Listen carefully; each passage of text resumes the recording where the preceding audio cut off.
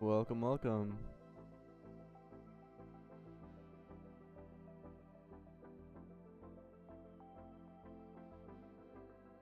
Hey, Stefan. Hey, Wendigo. Welcome, welcome. Classic. Chat not showing up. This always happens. And then I like do nothing, and then it fixes itself after like a minute. Hey, Danyo.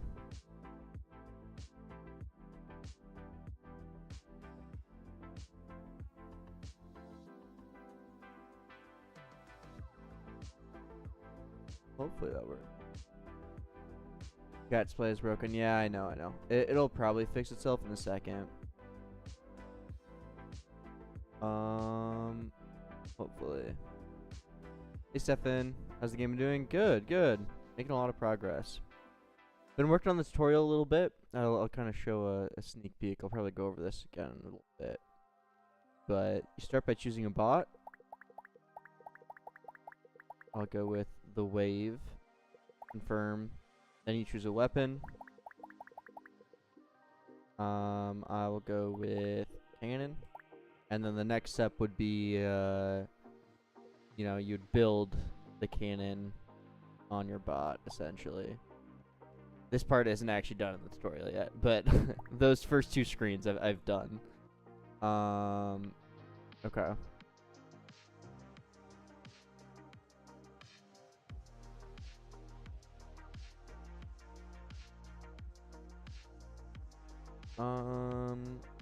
Yeah, chat still doesn't work, bruh. So annoying. This always happens.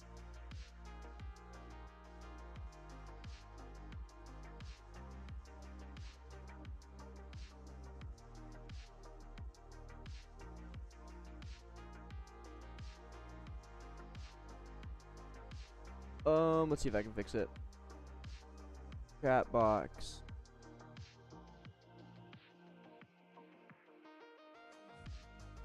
And it works. Okay. I signed into Streamlabs. That's all I did. Amazing.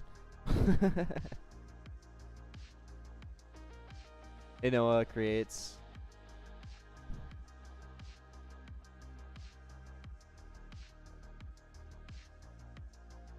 I don't think I've played Steep Steps, so I can't really give any good feedback on that.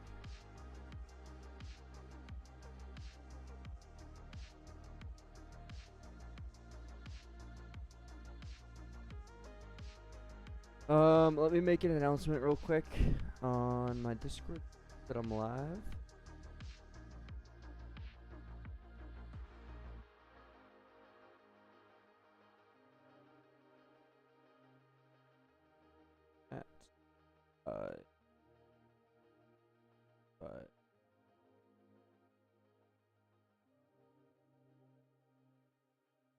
Crash.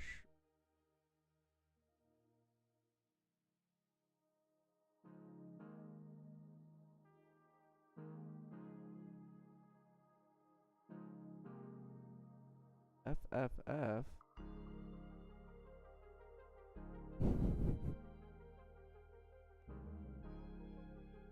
Okay.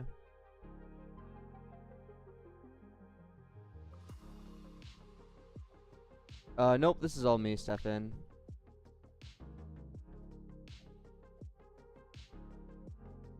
I don't know, Wendigo. VS Code is like blazing fast for me. I've never had any issues with performance.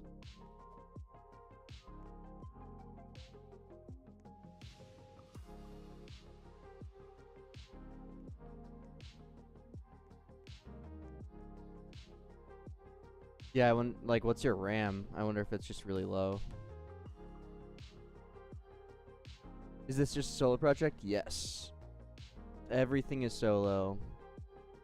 Builds, UI, code, obviously. What's the tutorial going to be about? It's just like, teaching you how to play. Nothing crazy.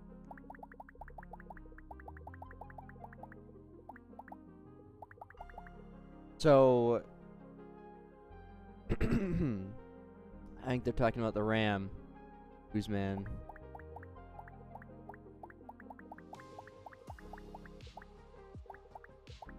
Unless you have 670 gigabytes of RAM.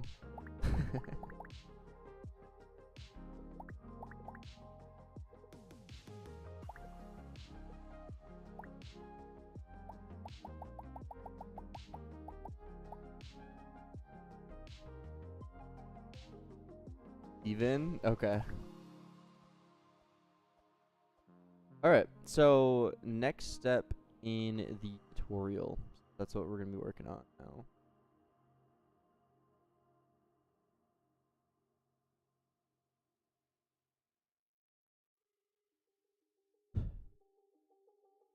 So we have this Redux store, or slice, essentially, of the tutorial. I ended up refactoring a lot of my UI code. I like how I have it set up now. No, Scion. I use React for UI. Don't use. Hey, Ronick. Okay. So essentially what we need to do is, based off of some state being what step the tutorial you're on, we want a pointer to be pointing at something. And then given the state changes, the pointer would then point at some other thing.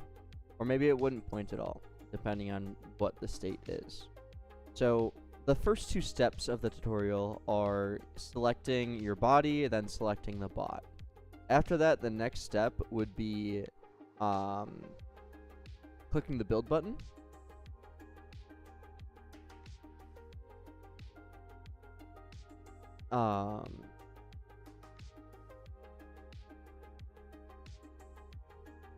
And then actually building the part. So maybe let's write out the steps.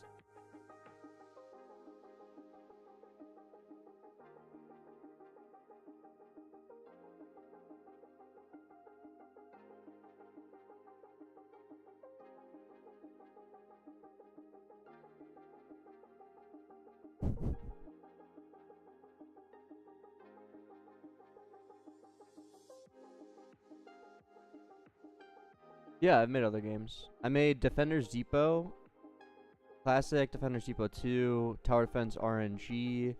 I was the lead developer on Jaws game. I was partnered with Jaws. That was a fun experience. And some other stuff too. Those are the main ones. Was better, Sift or Cryo? I use Sift. I don't have any experience with the Cryo, but Sift does everything that I ever need it to, so I like it. Whatever works, I guess.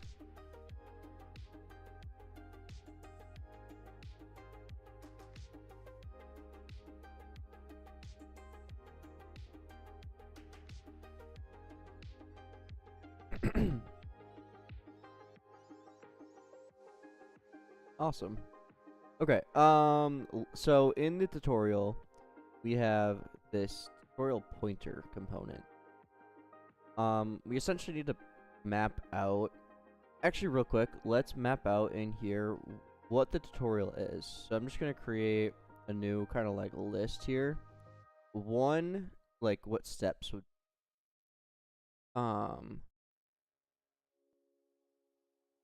yes, exactly, ironic. That's kind of why I'm doing this tutorial thing, because I want to do like, I like when I'm designing a game to be able to see the progression.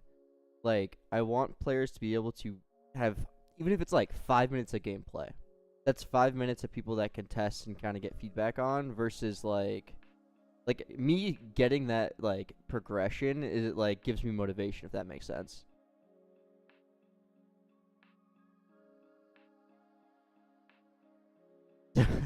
Yeah, Copilot just be making up insane stuff sometimes. We plan to make the tutorial UI like graying out except a certain area, i.e. button or buttons. I think it'll be like a pointer arrow. I have this like little GIF set up already. We just need to kind of like essentially parent it or position it.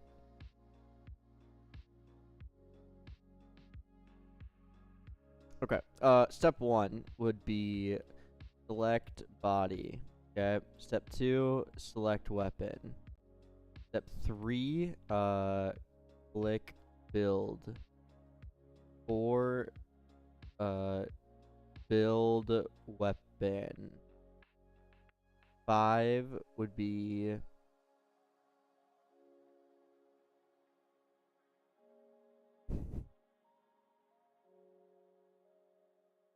5 would be probably battle. Click battle.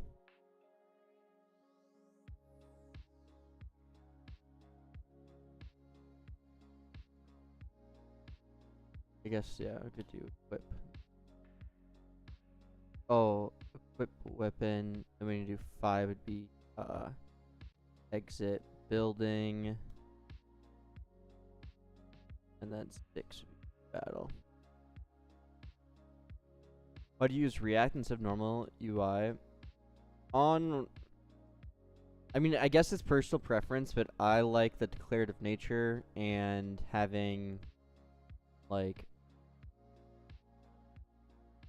kind of a big topic to get into. But essentially, it's like this is kind of how it's done in the real world. You know, you go to any website, inspect the HTML, see, you know, the UI being built through code. That's normal. Hey, Derp. How do you set up my project JSON like yours? Go to my GitHub in the description, and I have a repository called Gen Roho Tree, and that's exactly how I have my my default project JSON. Is like it auto maps all this. Is yeah.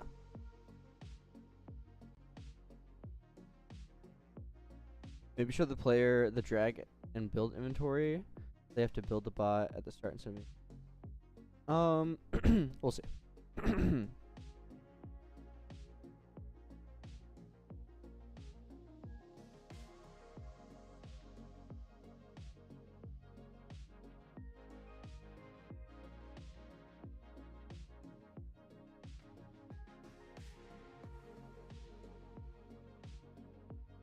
What?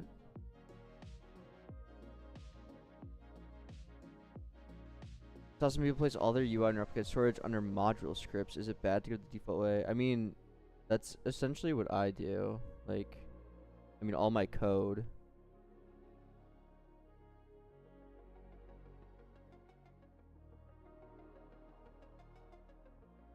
What did I message? Oh. Shut up.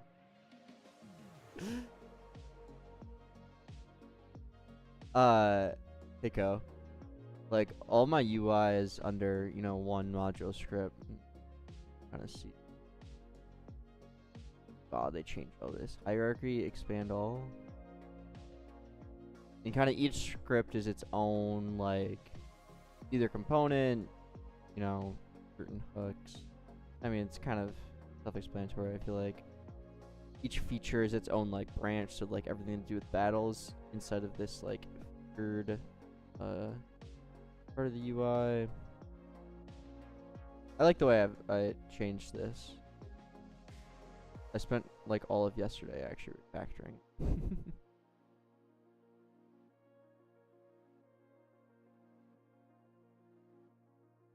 Okay. Select body, select weapon, or I guess select bot, select weapon, click build, equip weapon, exit build.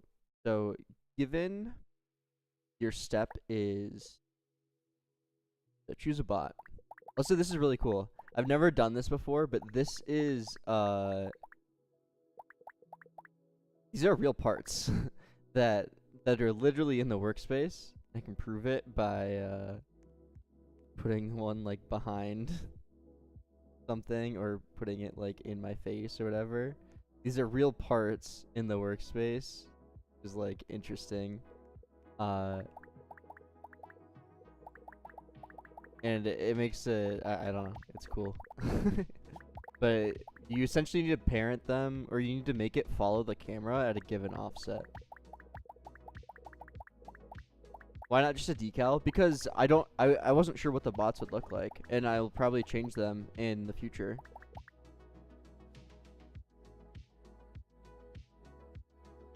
Why don't you use viewports? It'd be easy to change the light direction. Because viewports, the fidelity is really small and highlights don't work. I wanted the highlights, yeah. And the fidelity just kind of sucks in viewports. And this is like the very first screen people would see, so yeah. And I just want to try something new. I like how this turned out. So how is it displaying? These are literal models. Like literal models. Here, I'll do it in HorseCat. Like if I go to plugins, HorseCat, here, start this. I can click on these. These are literal models in the workspace. If I move my camera, they'll move with me.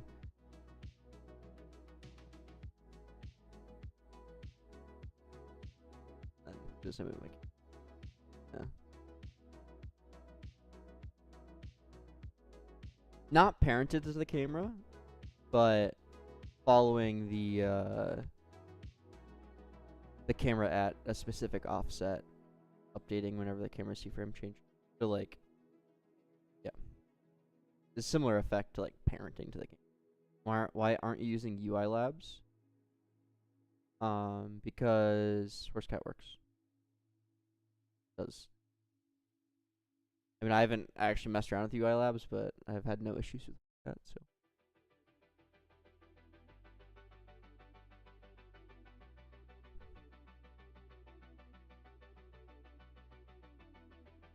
Okay, so on step 3, we essentially want...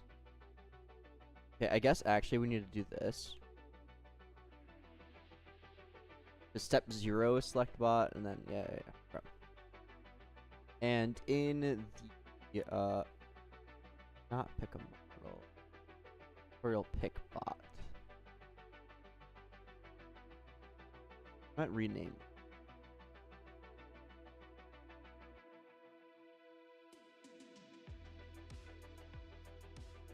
I'm gonna rename this to pick model.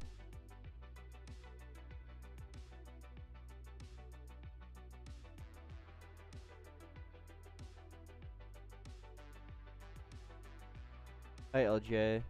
I really like Visual Studio. I don't think I could ever go back personally. I think it's increased my workflow so much. Actually insane. But, and I'm obviously pretty biased because like I made a whole video on it, but I personally recommend it. But I don't hold it against people that don't like it. I think I do dislike people that form an opinion without actually trying or understanding.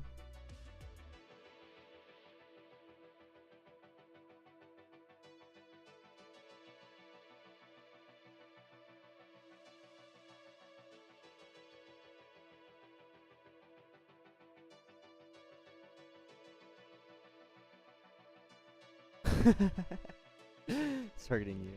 Yeah, I mean, the thing is, like, I understand the hesitancy. Because, like, I mean, I go back 2 years, and I kind of was thinking the same thing. Like, what's the point? You have everything you need in Roblox Studio already. Like,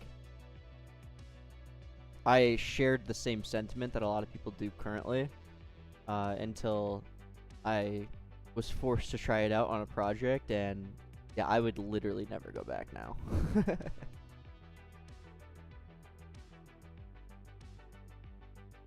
But I mean, I think it also depends on like the scope of your project and you know what your goals are in Roblox development.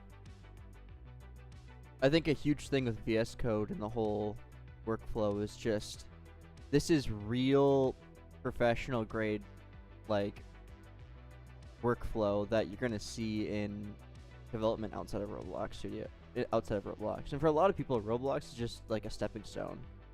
So learning this stuff now and early, like learning the basics of Git, version control, being able to, you know, be comfortable using VS Code and tooling like that, command prompt, terminal stuff, whatever. Just being comfortable with those concepts is an extremely valuable skill.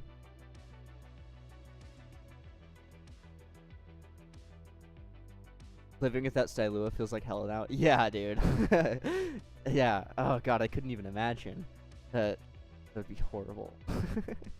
Luckily, I haven't had to. I mean, I work solo now, but I haven't had to touch any studio code in a long time. Hey, Target.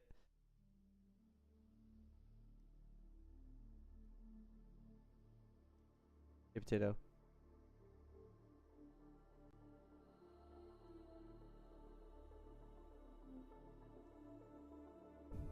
Hey, Mar. Welcome, welcome. Welcome, everyone. Okay. So, inside of...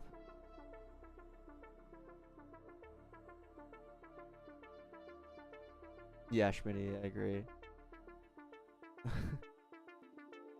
And I realized something the other day. Maybe this is, like, so obvious to people that are familiar with React, but this is not normal, in the terms of Roblox development. If I go ahead and click play right now, and I look inside of my player GUI, you'll notice there's only 3 frames in here, okay? And as I interact with things, the frames that are actually mounted or created or exist are the only ones that are actually in use. And this is like, see how when I start building, all of these frames are now created, and I stop building, they don't exist?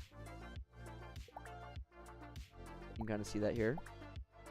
This is extremely normal outside of Roblox development, but in Roblox, this is not something that's normal at all. So then when I start, oh, I need to get out of tutorial. And I guess I didn't really understand this concept very well until recently.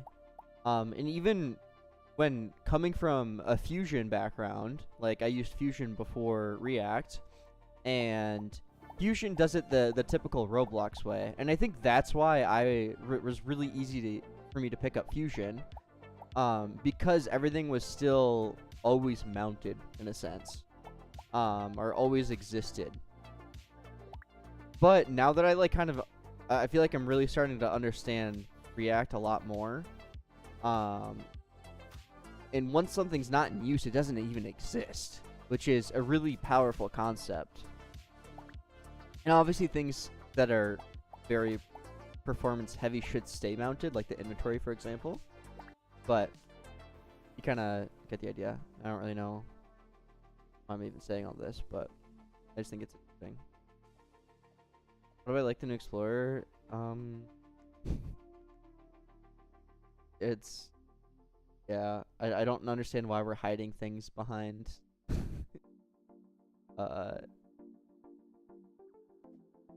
menus.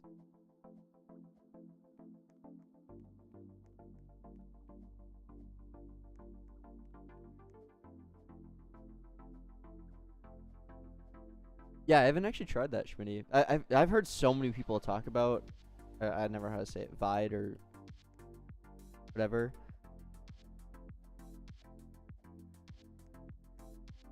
How is the pet able to detect the table? Yeah, it's using raycasts. So it basically has a point up here, and it's down, and the first spot it hits is essentially the Y level.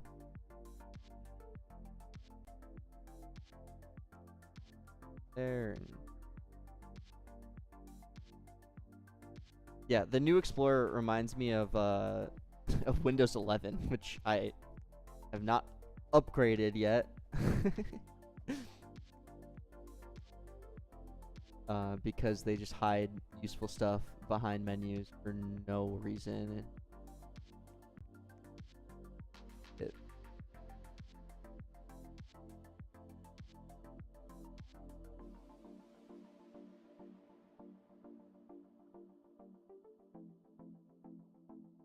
That's just the entire hierarchy.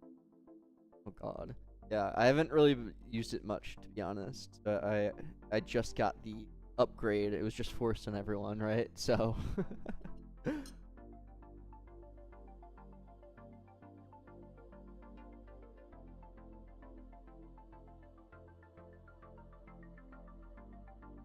oh really?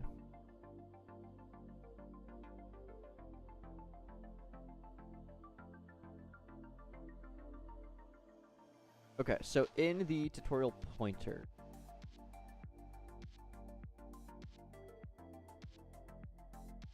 yeah, Derp, I agree.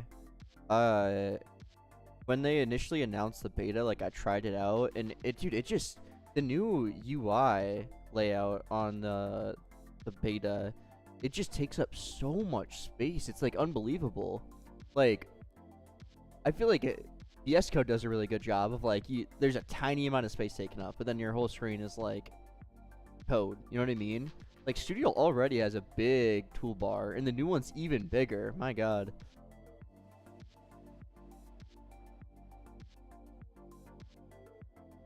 Yeah, Sect. The whole declarative programming like thought process is definitely like something that has a learning curve to it. But once it clicks, like everything's just beautiful because everything just like functionally works because everything is based off of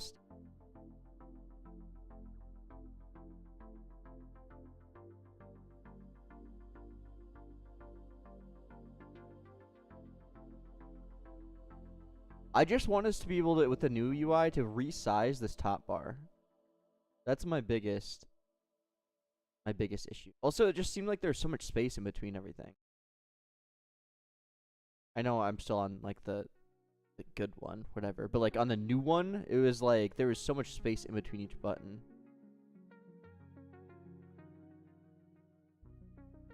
Yeah, Schmitty. I agree. Hey, Snow.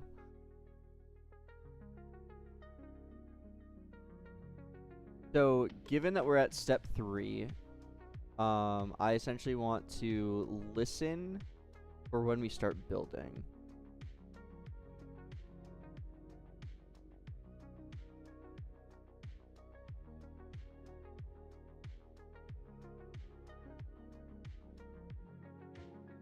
Maybe in a bit, Sect. I'm gonna try and get some stuff done, and then I can probably talk about my networker in like a while later.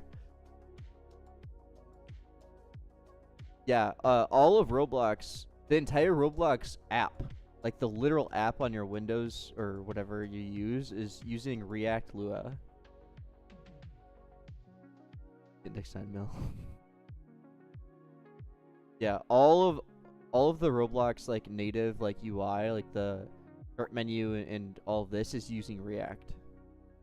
So like Roblox, the company is invested in it as well, which is promising.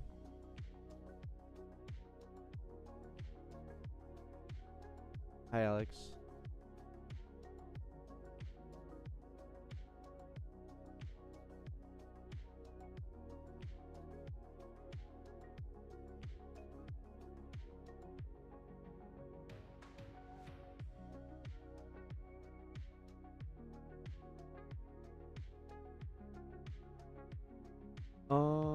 Okay.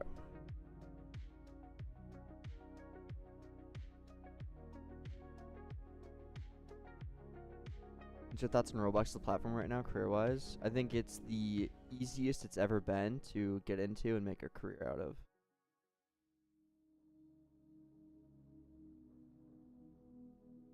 I think companies that come in off platform typically do a horrible job because they don't understand the ecosystem though, and they try to make like a AAA game.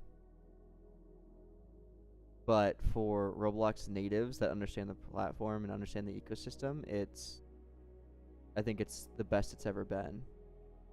Also, is the audio good? Or volumes and all that fun? Hey, Earth.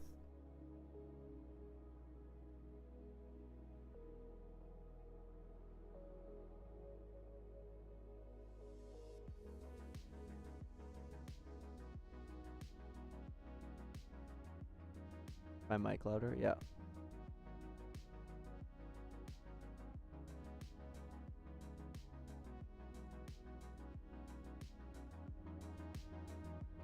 Test. Is that better? Test.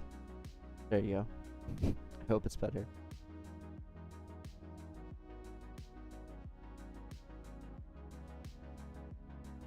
Yeah, that's why you see companies like Twin Atlas or Splitting Point is Jandel's company. Those ones are created and owned by and developed by Roblox natives, and those are the only ones that are actually doing good.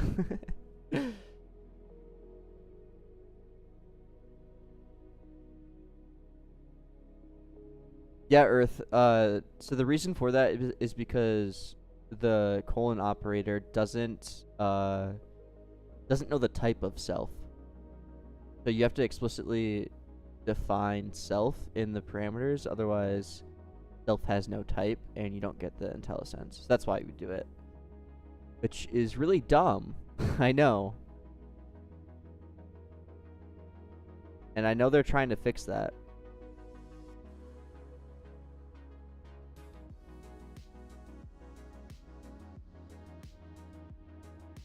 That's not, need a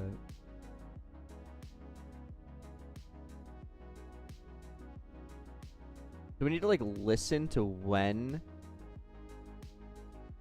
So instead of click build, we need to listen for build.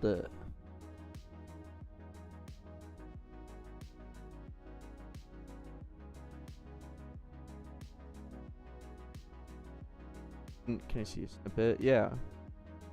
For any class.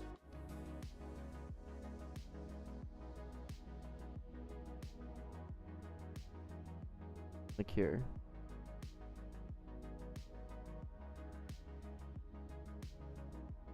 Instead of using the colon operator for self, we pass self as the first argument.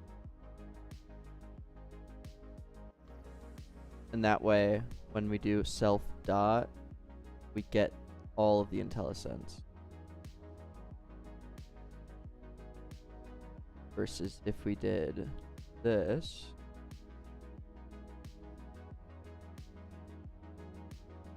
But now when I do self dot, we only have the things that I happen to write down here.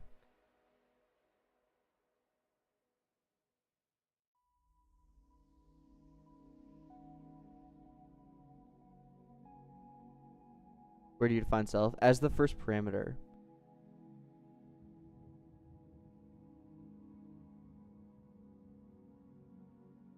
In service server scripts, why do you use init instead of new? So new is what you use as a constructor for objects of some class. You're creating new. You're creating. Can you still call a function with the colon? Yep, and you should. The new, you're creating a new object of the class battle in this case. The init function isn't creating a new object. It's not creating anything. It's just initializing. Because services are singletons. Meaning there's only one instance of them. And that's kind of the main thing. New returns something that is of type battle. It's constructing the object. Your battle type. Yeah, right here.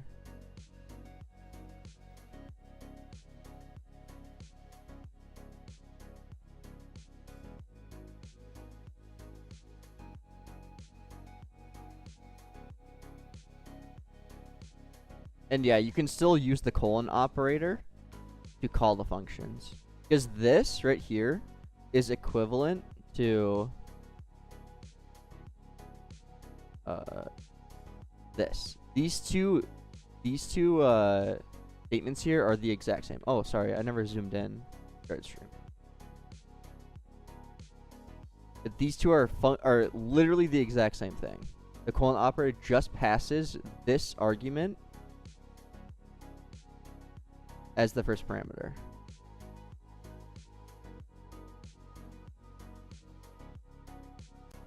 Why don't you just do type of battle, and we essentially are doing that, but we also need the meta table. We also need essentially the if you do that type of battle and yada yada yada,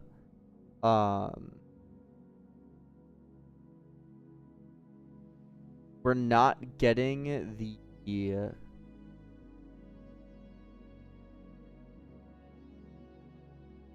I guess that's not actually what the type of self is. I think is the main thing, right?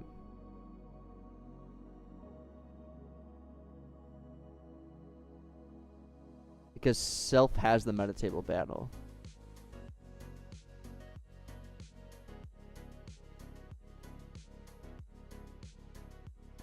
I think.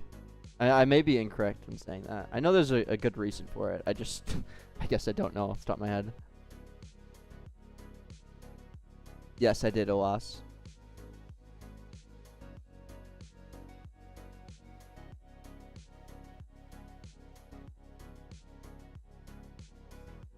Hey, Louis.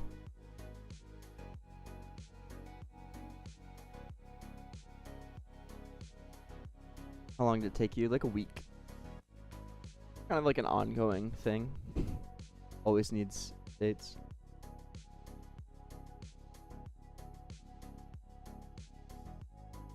Do you program using inheritance or composition? I don't particularly like how inheritance works in Luau, so I think I'll learn more about composition. Yes. And you should. Composition essentially everywhere. A good example of that, composition literally everywhere. A good example of that is, let's say, bot builder.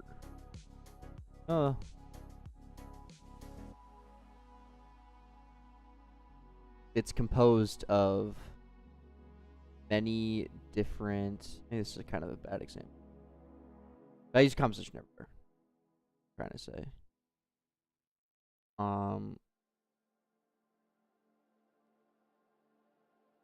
The only place that I do use inheritance, and it's inheritance with an asterisk. It's actually not like the bad inheritance. You shouldn't chain metatables. That's the main thing. Don't chain metatables like ever. That sucks. But for something like this, my polygon class of my physics engine, or actually let's do circle. Everything in the physics engine is an object. Okay, so the circle class and the polygon class inherit object. Like they both are objects, right? So I define self as object new, but object isn't actually a metatable of anything. Okay, it's just a pure table.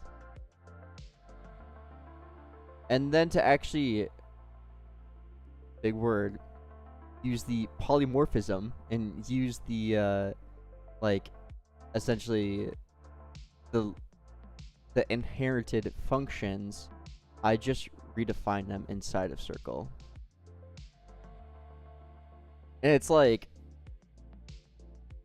this is kind of the best way I find to do inheritance, and I think this is the only way, or this is the only place I even do use inheritance on the entire project. And like another way you could do it is to say like circle and polygon both would have like let's just say local self equals this, and I could say self object equals object dot new, right? And then object would be here, and then you could do like circle dot object, and that would still be composition, and then you could just access things that way.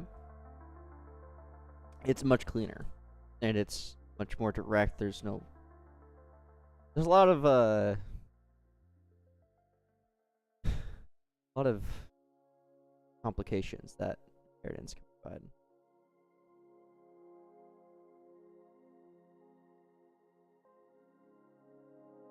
But sometimes it does make sense. You just need to think about the trade-offs.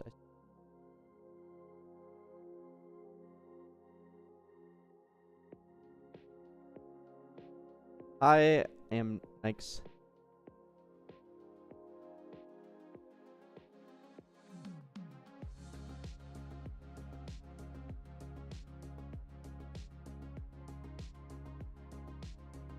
Do you know how to turn off the warning when you don't use variable in reverse scripts? So like if you have a variable like this,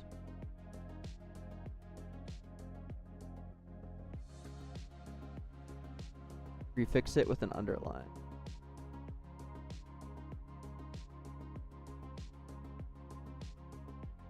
Or just use the variable. Unused variables are typically bad.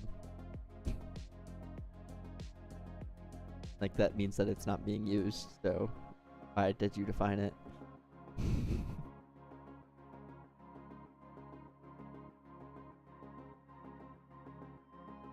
Yeah. Also, like, there are different things you can do inside of your sleep toml. Or maybe not in sleep toml. I honestly don't know. I could just... Well. But Selene has documentation on all of their linting. WDS.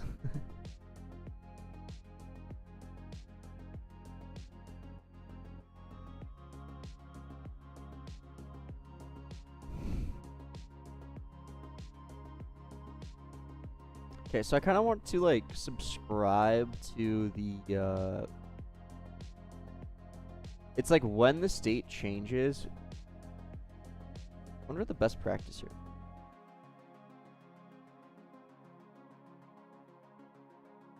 I guess we can just do this in tutorial service.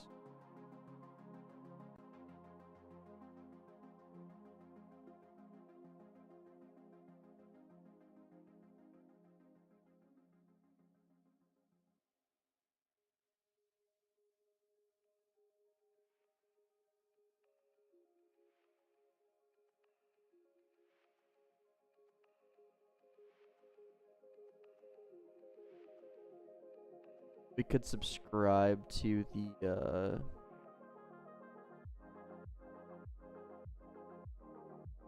essentially when we start building and your step is step 3.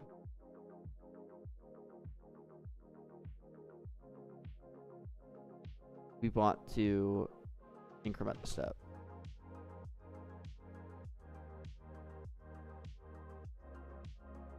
That's a big... Oh, their offers are always trash. The offers are based off of like 2 to 3 months of income. When it's like, you could literally do nothing for 2 to 3 months and make...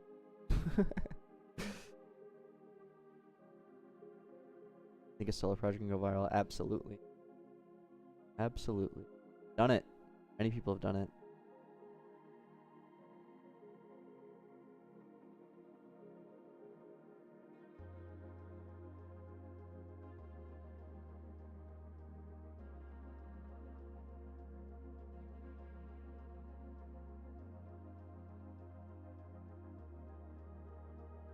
I don't like I could do like I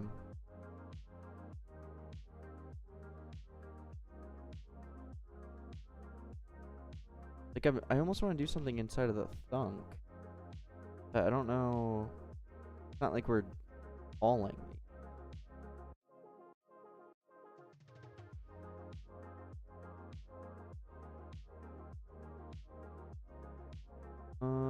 Let me actually...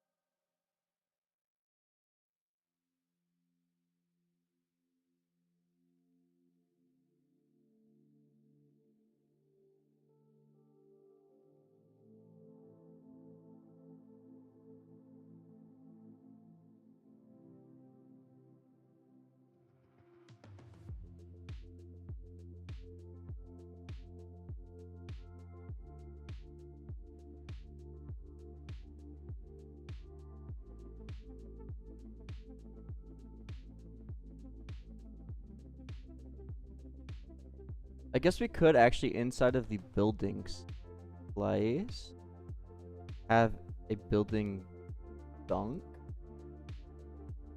that when we start building, like we have a start building, and instead of doing that here, do that instead of the thunk, and the thunk can do. I'm thinking.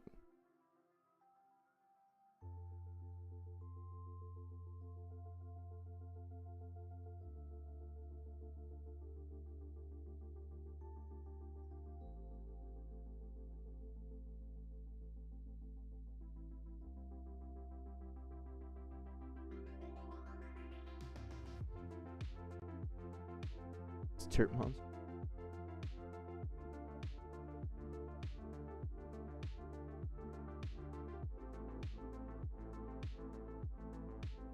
I just wing it, James. Everything's just in my head.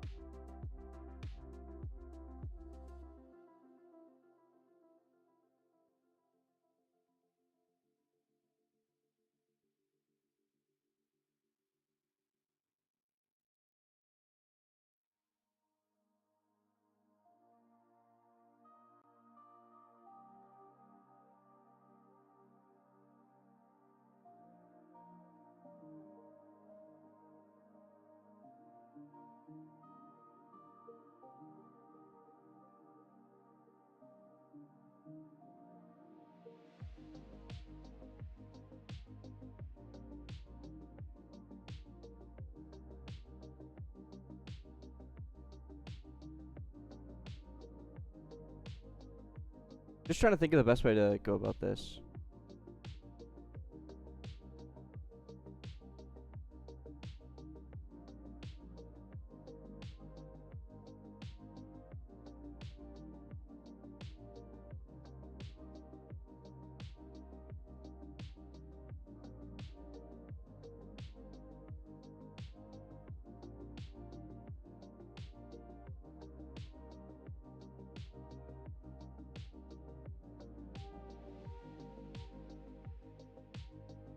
Because I don't want to like scatter my tutorial logic all across like a bajillion different scripts. State section, folder view up.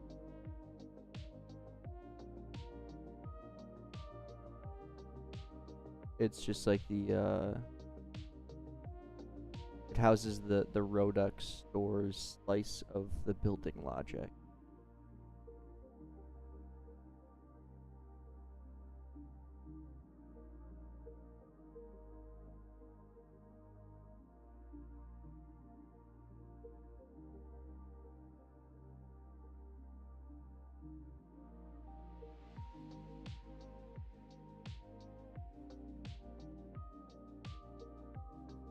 Like when we start building,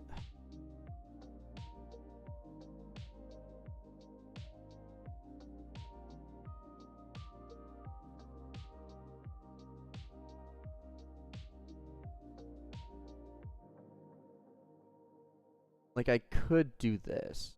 I don't really like it, but I could do this. I could say watch state of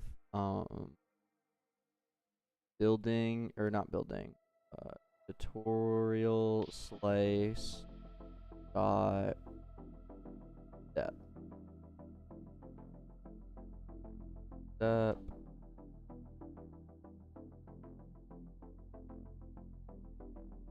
Like I could do this, and then I could say, like, if step.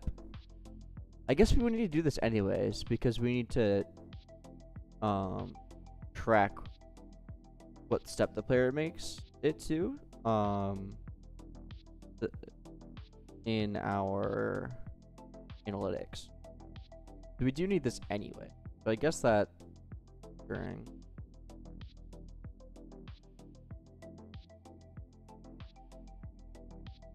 are these slices part of React? They're Redux. Yeah, Wendigo. Got it.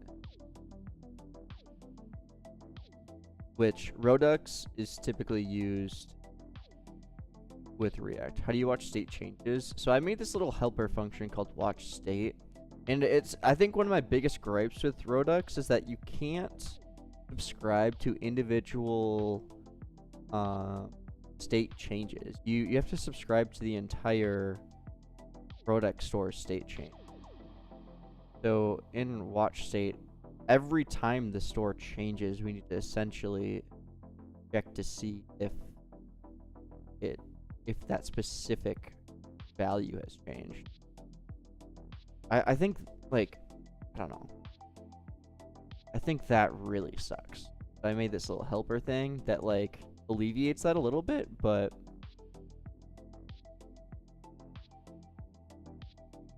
is Networker an open source module, or did you make it yourself? Both. I made it and it's open source on my GitHub.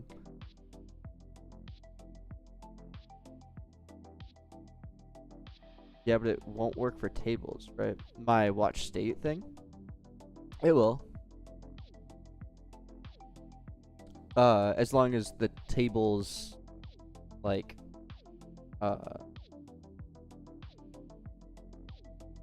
like, memory address, like, it's a new table, which if you're using Redux, typically that's what you want anyways. And Sift does that, which I really like. Reference, thank you. Like, when I call Sift dictionary join or Sift dictionary set, this is returning a new table.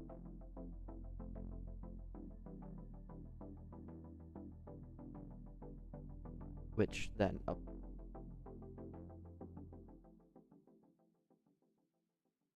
which, like, you could think is inefficient, but that's actually what you want when it comes to, like, state management of tables. Like, and it's like, unless your table is absolutely massive, that typically should never be an issue. If your table is that big, you probably should read how your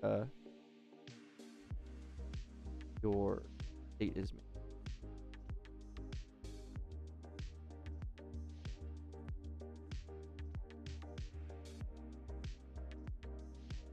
Okay, we watched the step. So if, like, logically, we could say if step equals 2 and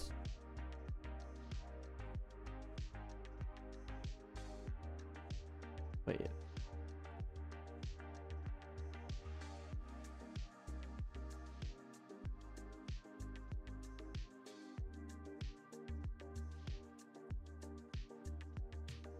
Why is this, like, actually so annoying to do?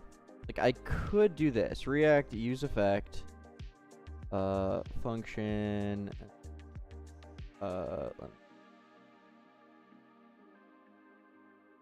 building Redux local step, and I could say step building if step equals 2 and building then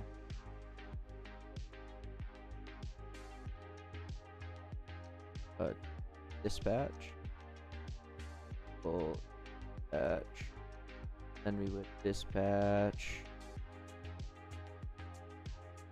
tutorial thunk next step else if step equals 4 and not building.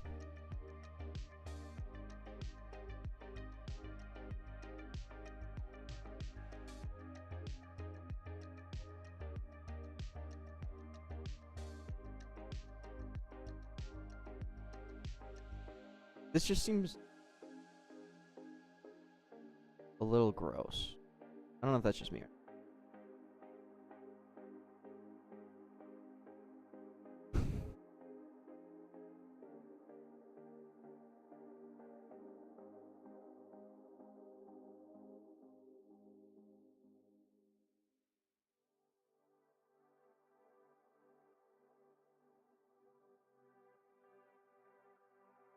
No, this isn't a function. It's just a true or false. It's like if is building. Maybe it's a bad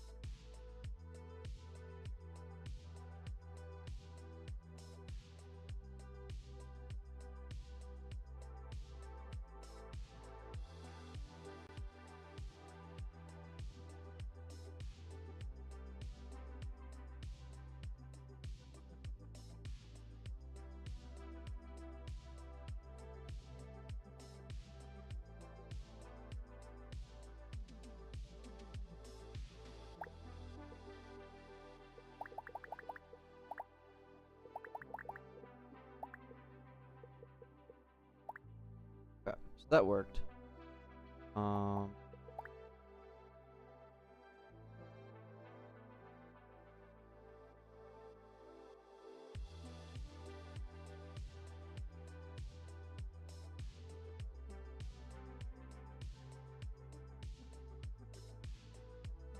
I agree, Wendigo. I remember trying to look that up once, and I was baffled when there wasn't an easy way to do that.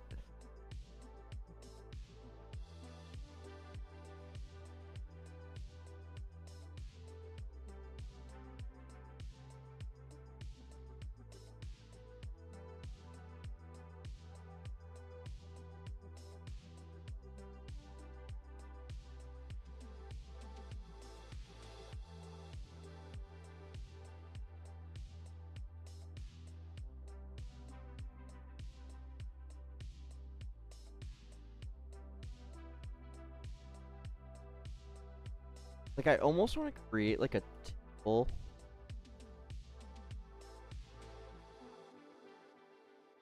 and each step like has some data in it. Like, I don't like having to do all this. Like, it just seems so unorganized. Like, I just want all my tutorial logic, all my steps, boom, right here.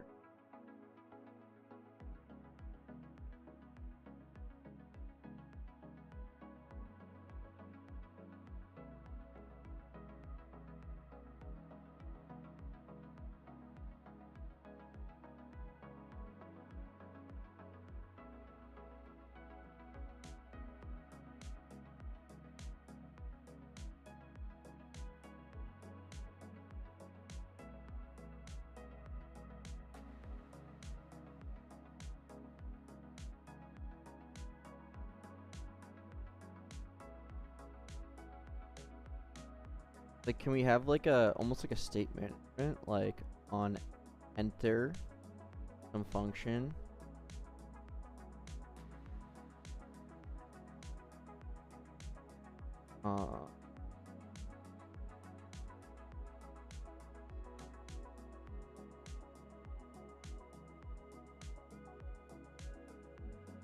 We enter the step, we do something.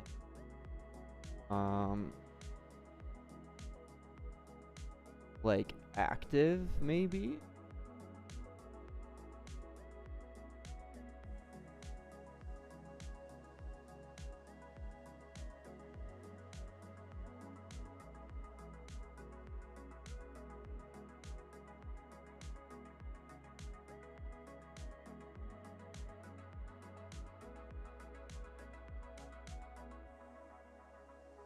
Inside of tutorial service, let's make a new file. Tutorial step. I just want like one central file. Full step.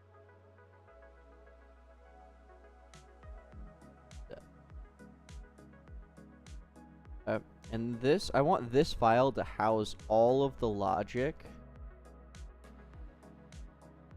in a logical way. So let's say, let's actually, instead of using indices, numbers, let's do, the first key could be select bot. And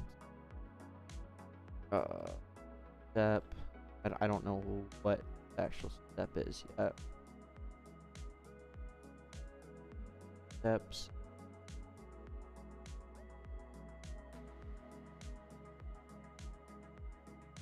Up.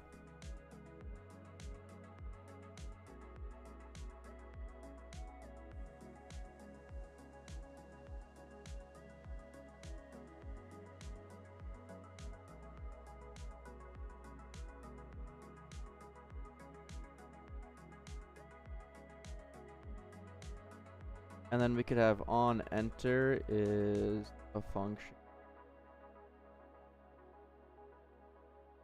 Like, not everything needs an on enter. It's almost like a state machine.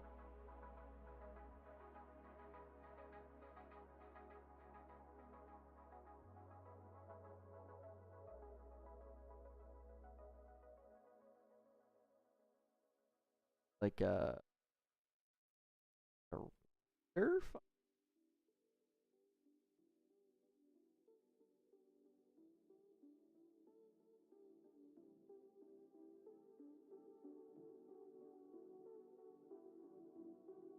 Like everything needs a render.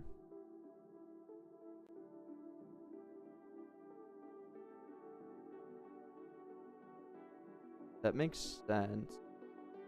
Then we probably need a next step.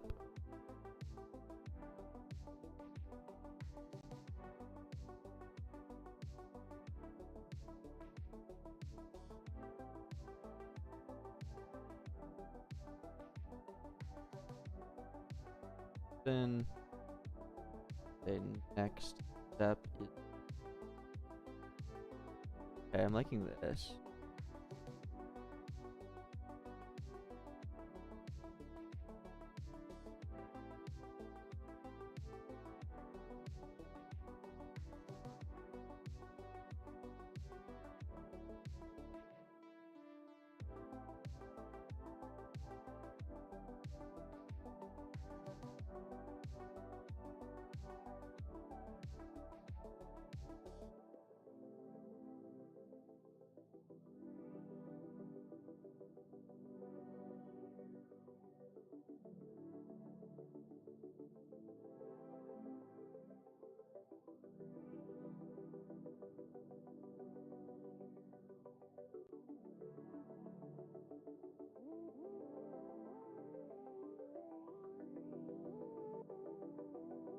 So for the select bot, you could simply have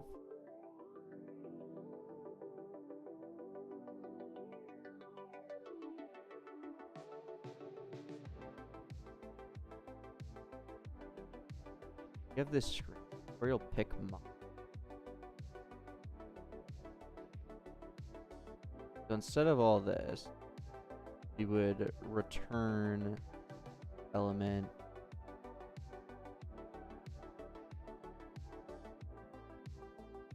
Okay, let's split this up into two separate screens. I would say tutorial pick bot, tutorial pick web. Okay. Tutorial bot.luau. And then didn't I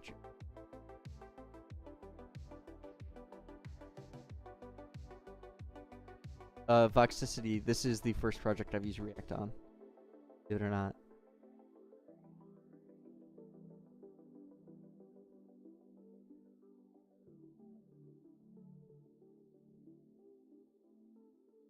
Then I will just return it function. Okay.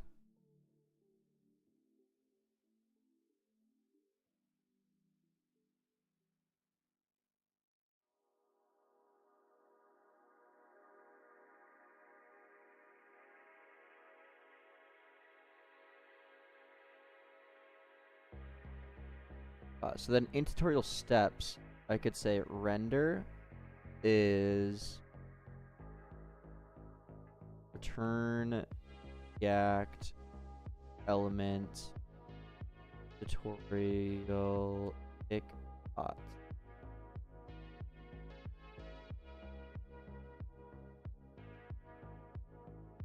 Okay.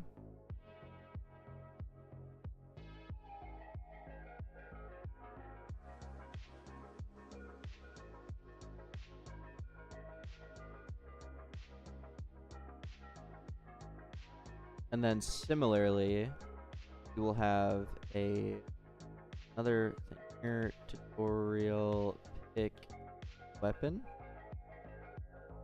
separate screen. This one was kind of housing both of them, which I didn't. But separate them.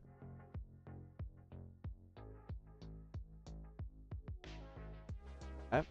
And then we can say turn React int go pick weapon.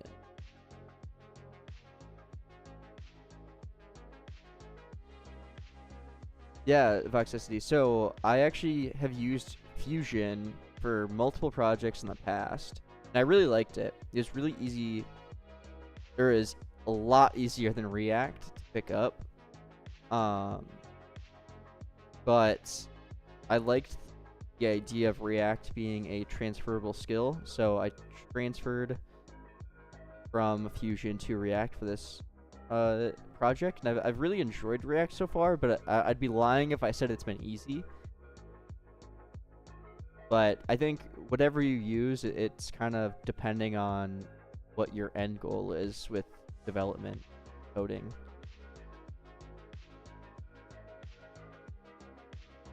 Okay, and then we can get rid of tutorial pick bot.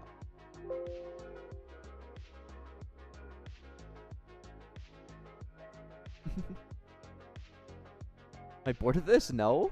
Oh, a good time. Love this kind of stuff.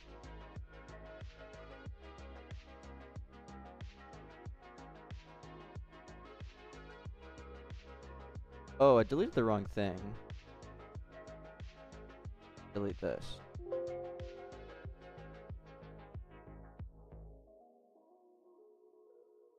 Heavy.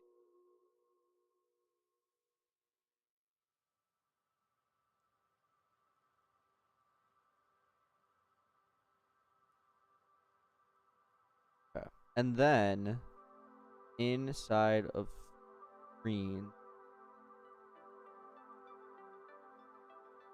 Yeah, Voxicity. Like I used Fusion on production games. Like Tower Defense RNG, everything is coded using Fusion.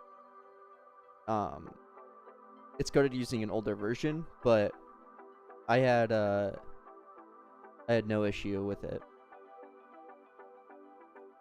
in a production game with, I think that game has over 30 million plays now. I actually haven't checked in a while. How much longer to be live for? Quite a while. Your brothers.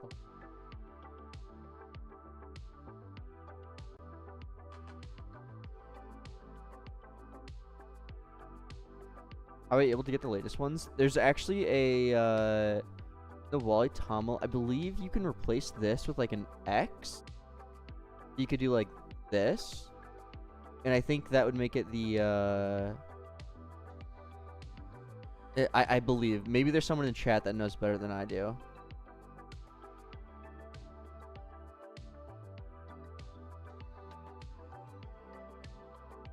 But I think that's what you can do. Vex, hi.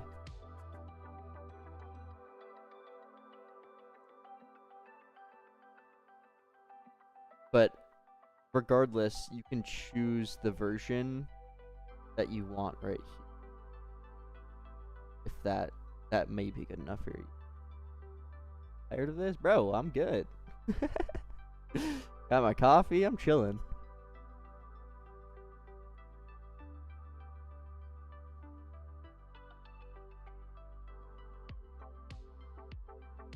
Okay, so we created the tutorial steps.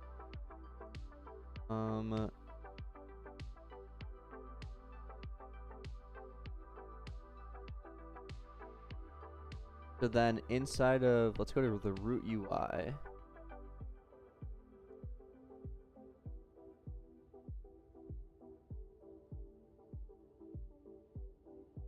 And then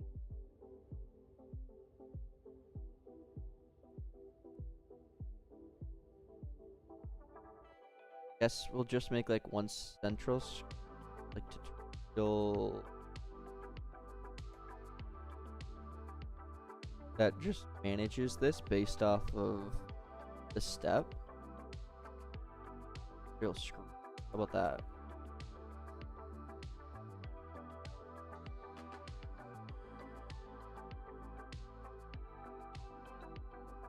How are you making a sustainable income from developing where you, making games that make good money, I guess. I don't know. I mean, I do quite well. I will say. I'm chilling. I am.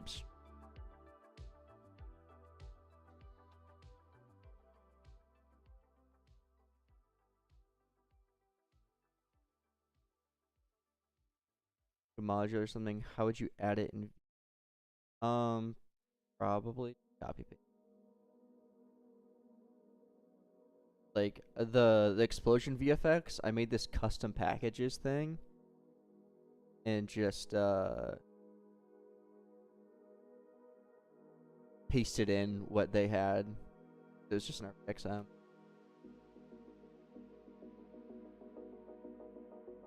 But obviously, like, depending on how many files you have, that's more annoying.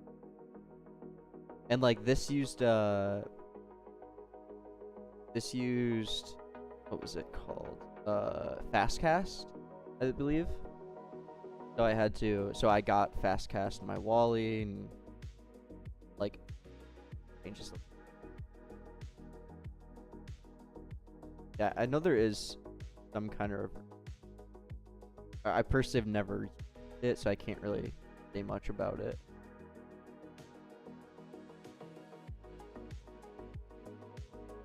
Or does not have one? Really?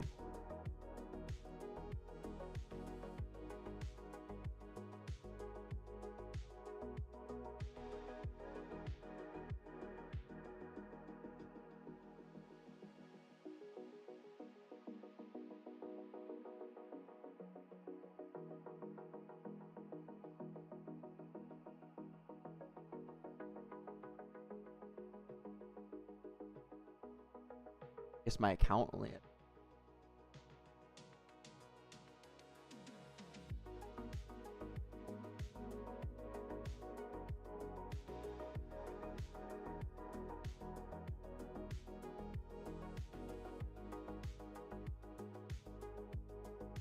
But a DevX not that long.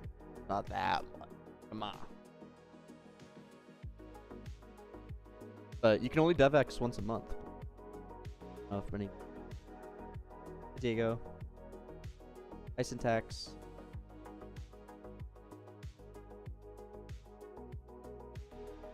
Now, depending on the step.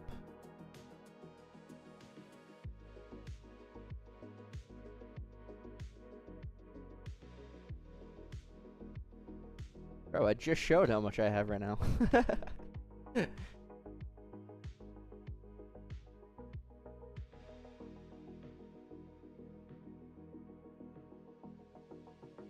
Go back like 30 seconds.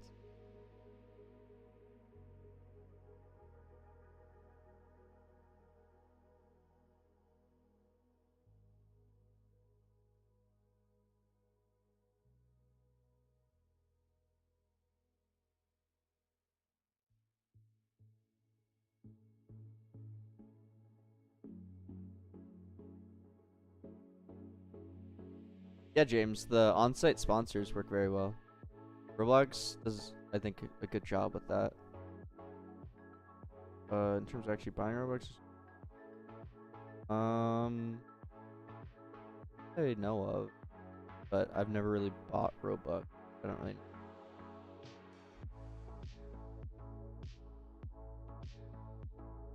I don't think you can buy Robux offsite. I'm pretty sure that would get you banned. I know a lot of people say, or a lot of people will like earn their first like 100k Robux or something like that based off of like commissions. That.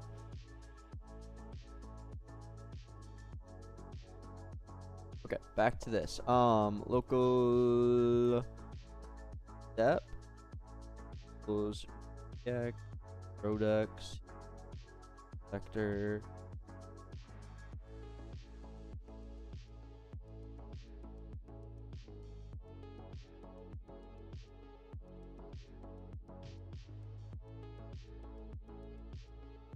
And then I will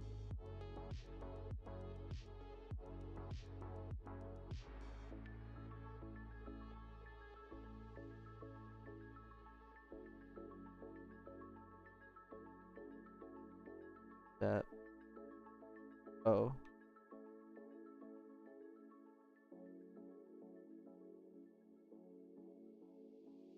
Steps. Step. If not tutorial step, return nil.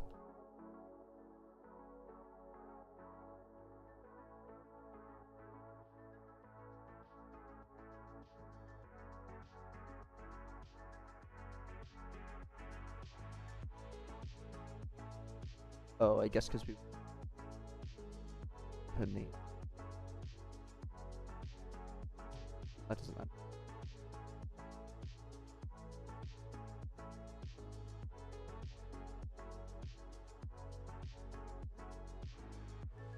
I do plan on it, syntax. Plugins do I have in VS Code? Just all the basic ones I showed in my video. No language server. Copilot, I guess, is the only one that I didn't show in my video. Rojo, obviously, Selene. That's it.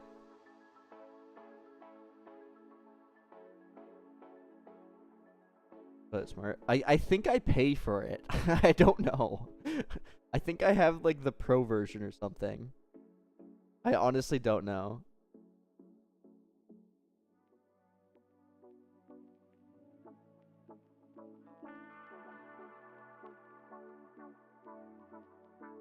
No, I haven't, pizza. I've asked you pick up Fusion. You need to learn in a couple days. Major pressure. I would say the best way to learn is to just do it. Like, go for it. Like, this is a major project that I'm working on right now, and I'm using React. And this is the first time I've ever used React. Yeah, I've had to refactor a bunch of stuff, but that's just a part of the learning process. You're gonna have to do that anyways. Best way to learn is to do. So I say go for it.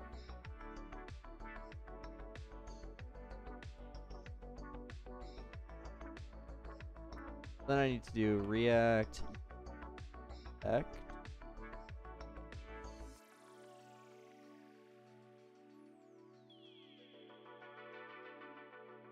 So when the step changes, that's what this.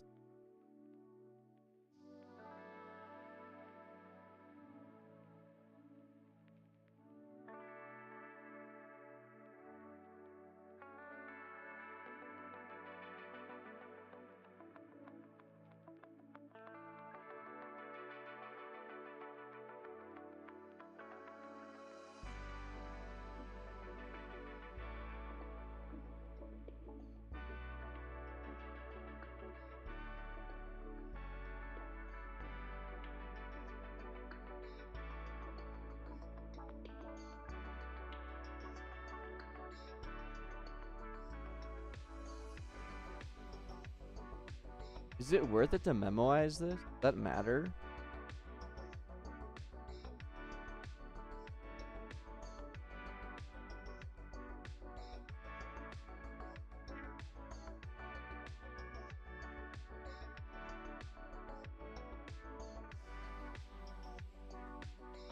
See, this is the kind of stuff that like I'm still not fully comfortable with.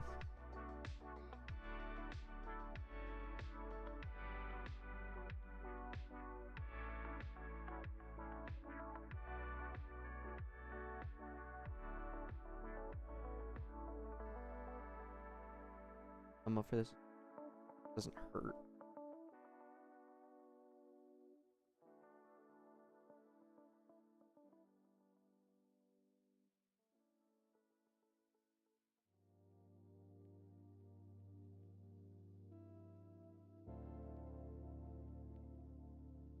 Guess we need like the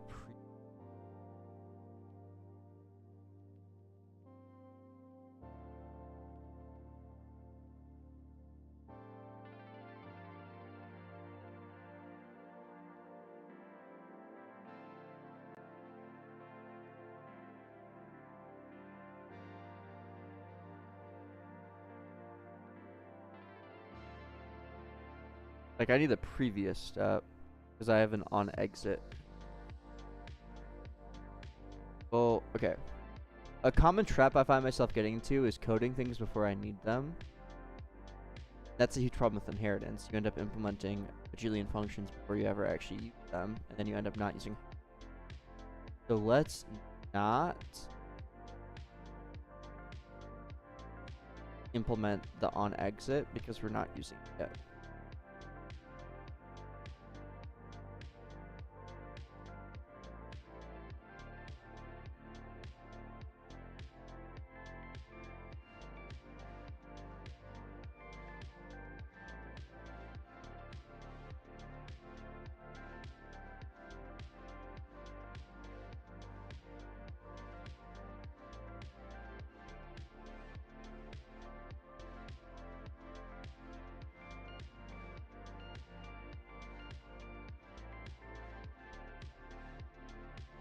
This will call the render function of whatever step I'm on, which is this, and if it has a on enter, it will also call the on enter.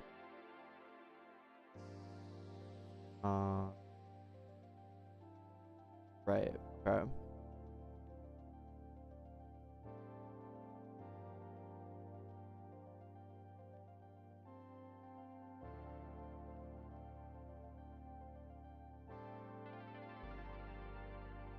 Oh, okay, wait. So step is an integer. The mic seems to randomly cut out. Oh, I think it's fine. Okay. Step is an integer. But it doesn't necessarily need to be.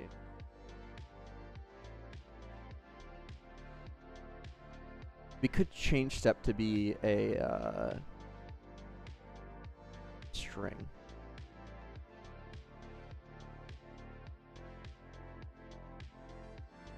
And we could just say step. Yeah, let's change step to be a string.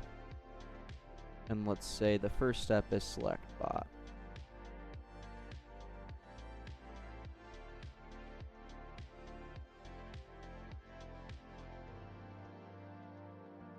But then when I call next step, this whole stuff I don't like. I don't like this. I don't like this. Let's just hold off on the thunk now.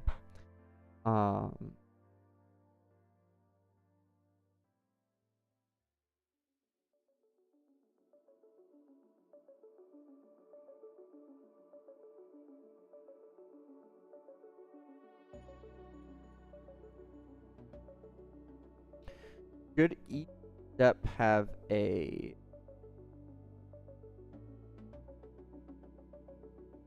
I guess like a completion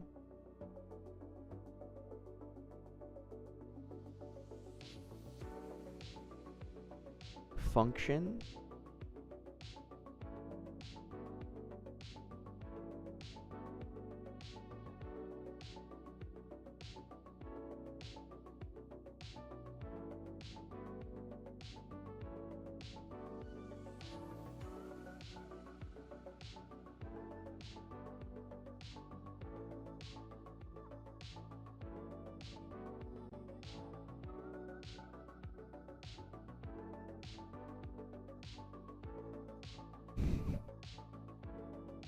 I like to make things harder for myself in the path to readability.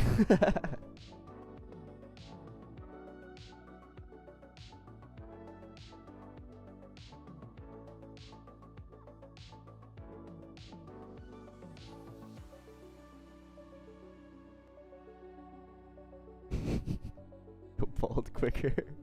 That's a hilarious response.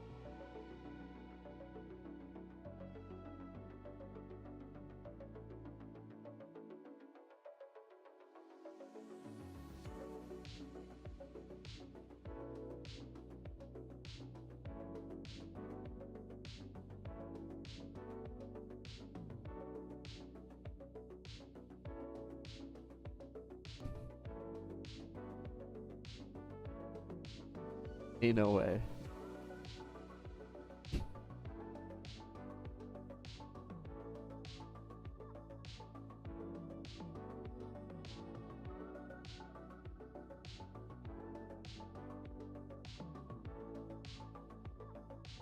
Let's go.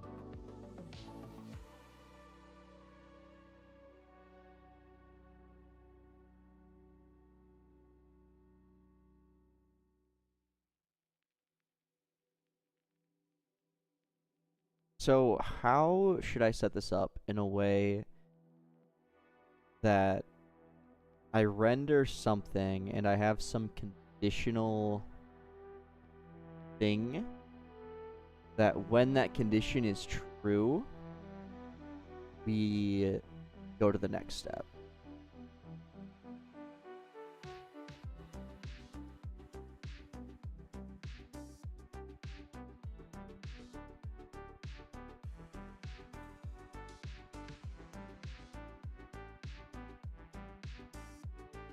Like, if this had some condition, and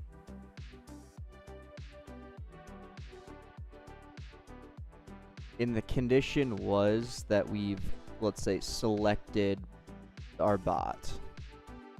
Once that condition is true, we would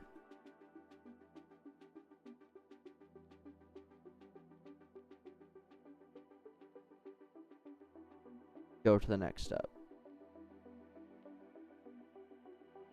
Why don't you just change the step inside of the render, like inside of this function?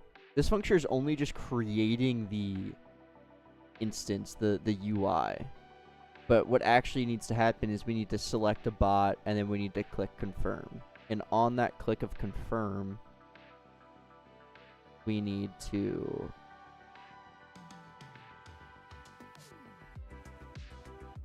do something.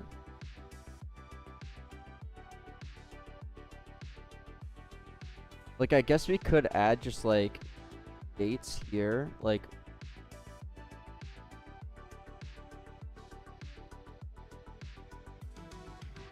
how do I don't even use this anymore. Oh, this is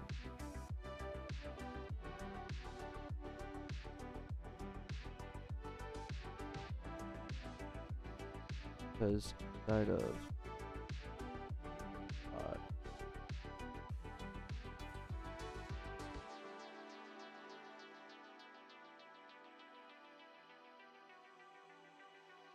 hello Caesar. We're working on the tutorial right now, trying to set it up in the most complicated, convoluted way possible, but it'll be great.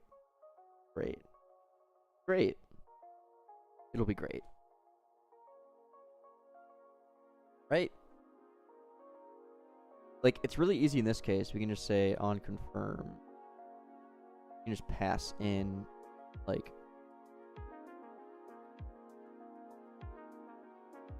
getting a lot of bugs. No, just trying to set it up in a way that makes the most sense, like the most modular sense, I should say. Would it be simple to just update state on confirm press? No. Yeah, exactly, James. You're exactly correct. But what I don't want to do is scatter my tutorial logic across a bajillion different scripts. I want all of my tutorial logic to be contained in one, like, the renderer and the steps. Who cares about solar? Okay. Bad take.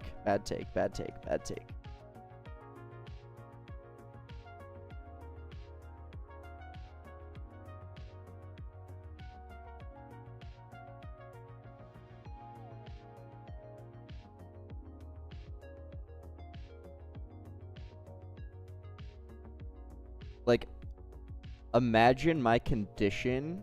Let's just do the third.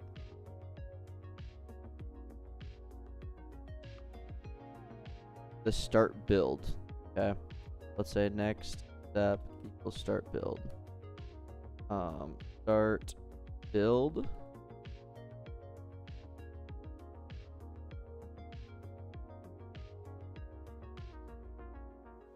Let's say the condition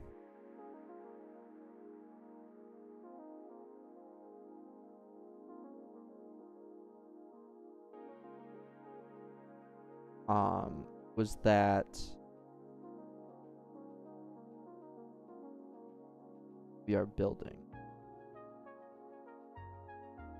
So it'd be actually really simple. It'd be local building equals React products selector, and then I could just return building.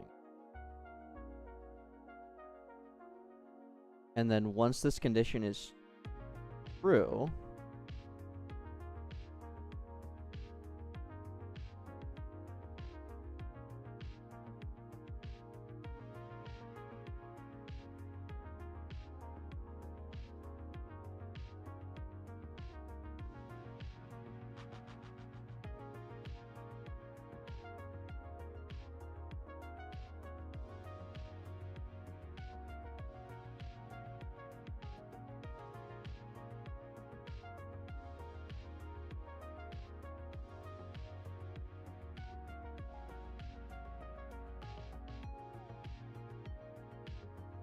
so I guess condition will auto update and will always return a boolean.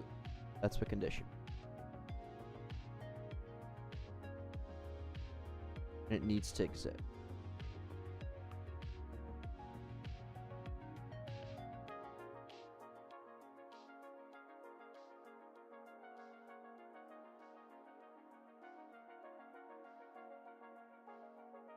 Okay, cool.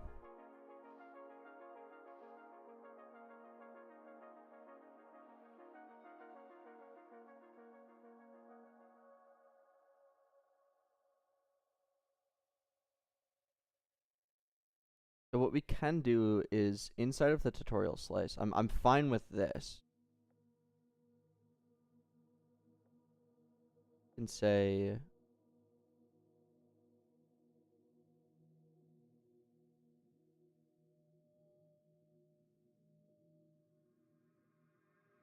bot selected false web. Okay. And our condition would be that. Just return.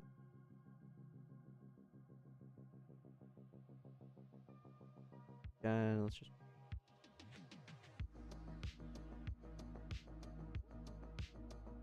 and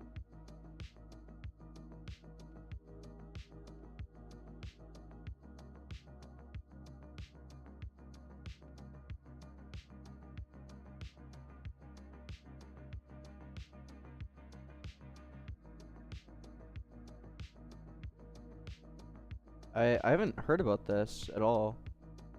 Do I need to check the dev form? That sounds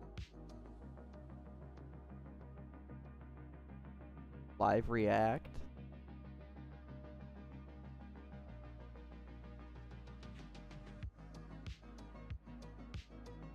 An announcement?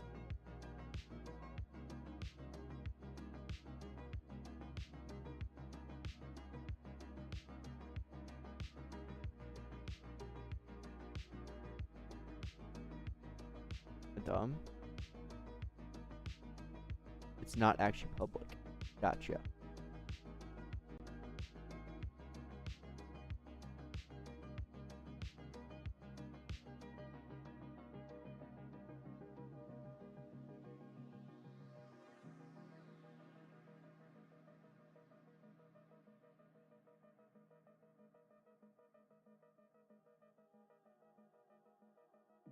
Why did they call it that? Aurora, sir?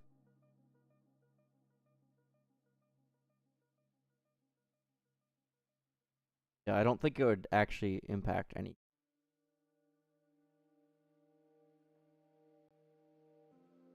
Have to.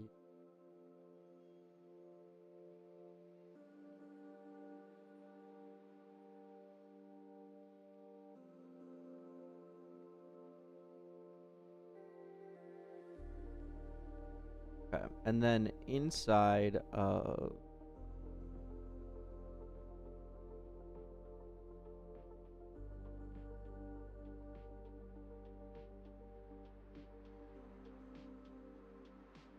those, and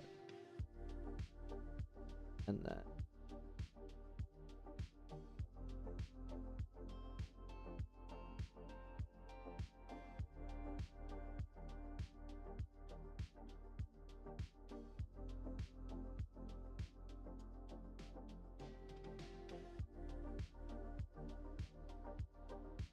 oh,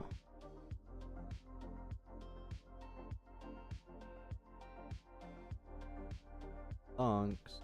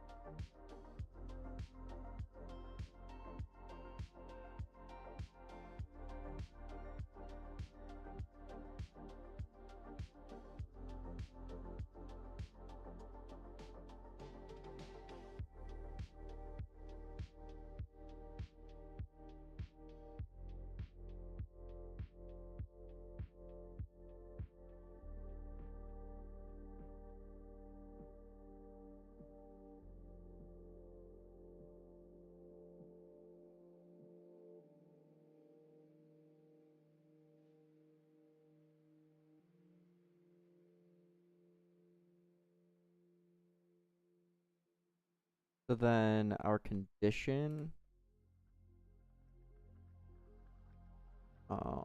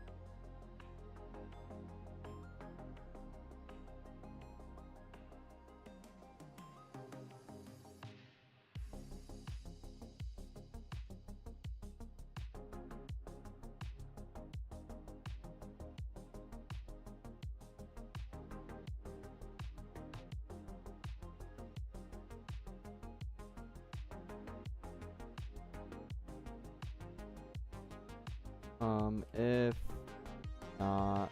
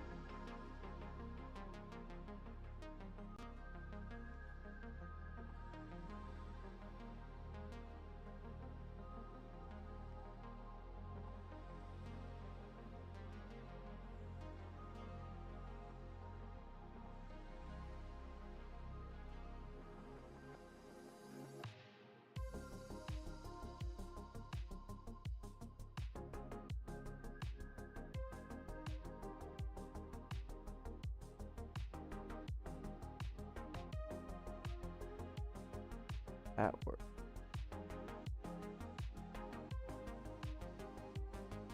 Bug. Like always need a bug. That's what I'm not understanding.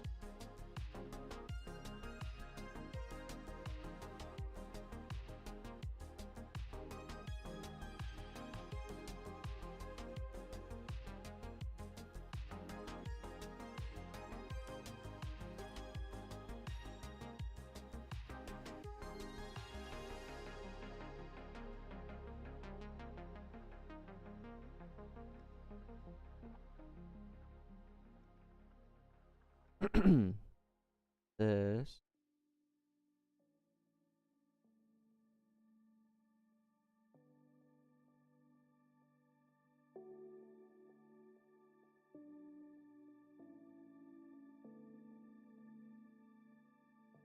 If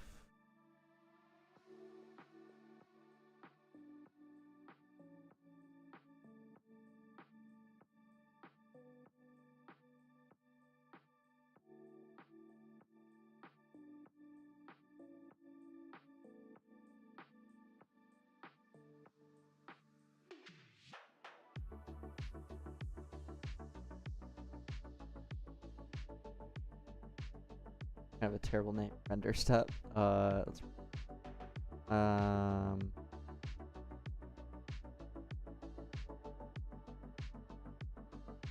render.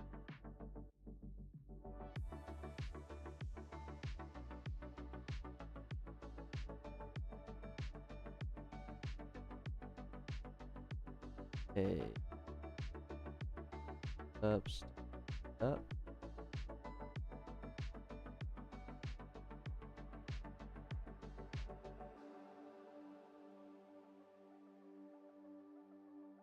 Now this is only ran if tutorial step exists. Okay.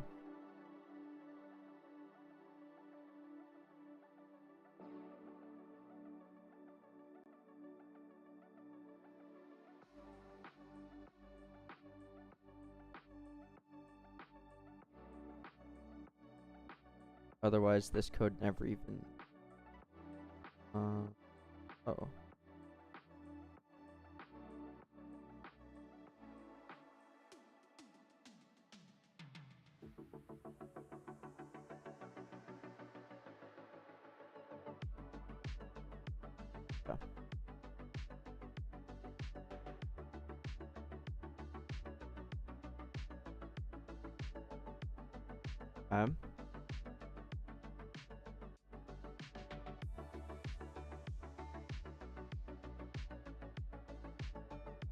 This would always be true.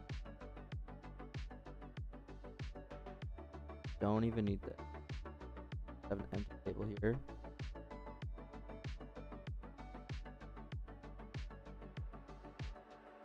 The local condition.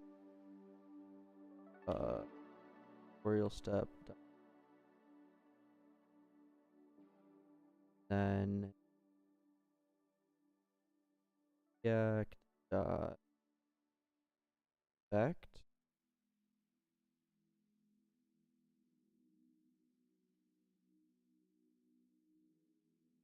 When the condition changes,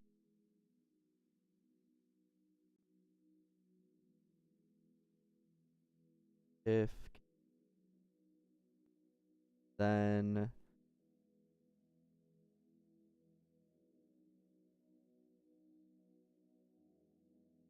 if condition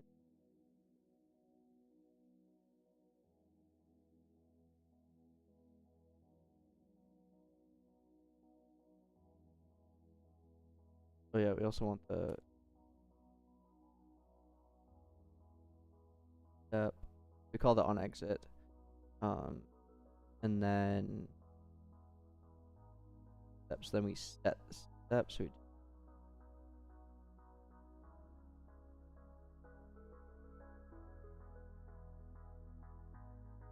if next path.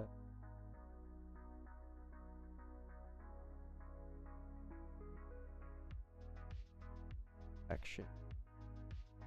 Step. Okay.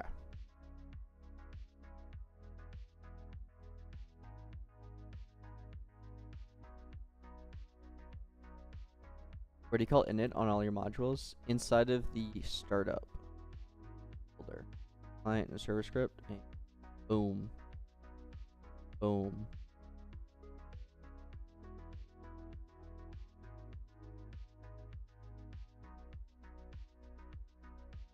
Okay.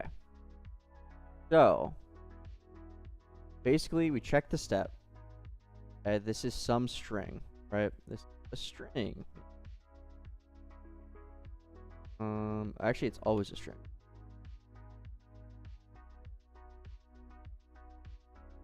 Tutorial step, yada yada yada. Okay.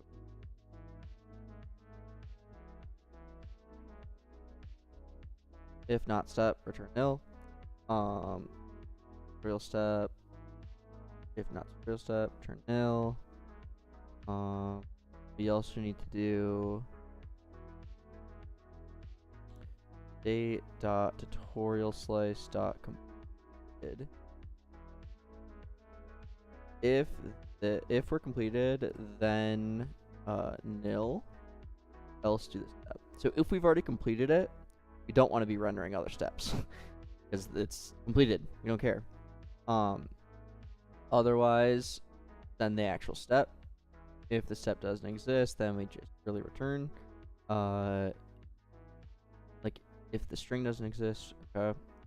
If not tutorial step, if we have our step, we search this table, there isn't an actual step that here, we should probably actually just assert that there is one. That seems like a programming error.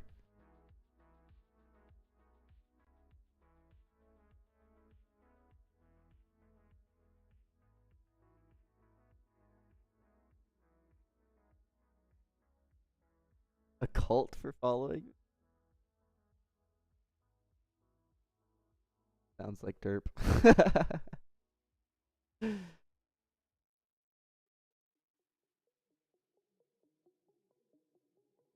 A doctor. The requiring module calling a lot of inits. Why don't you just loop script? Because some inits take parameters. So like for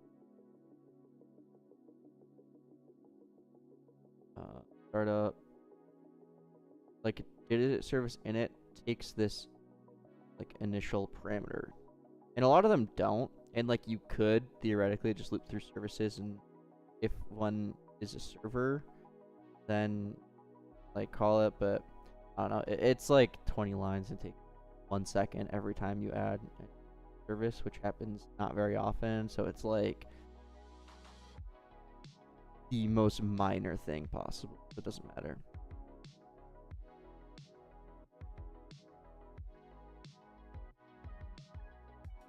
Hi, Stylish.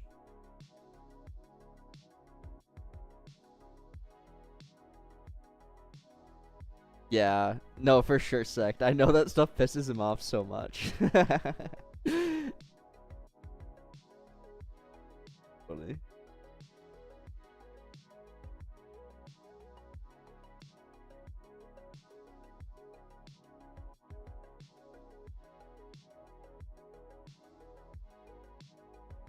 Okay, so like theoretically everything works, right? What are the odds this actually does work? I would say probably like 0%. But hey, you never know. Great.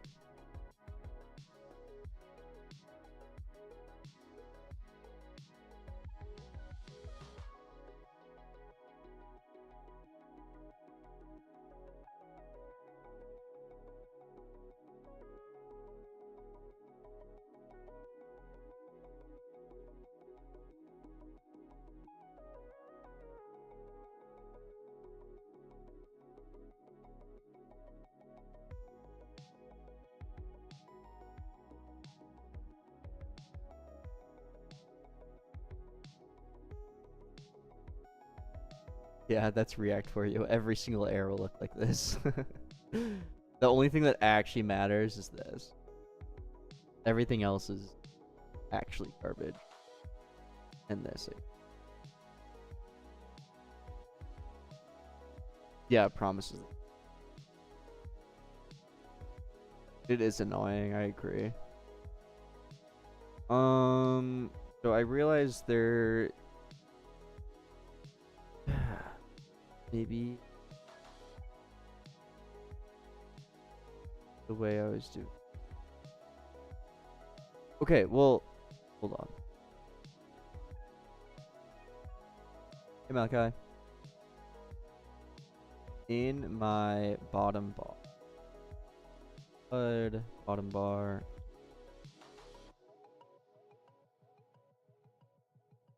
this whole. I'm just gonna remove all of the logic here. Like, just remove tutorial slice from this.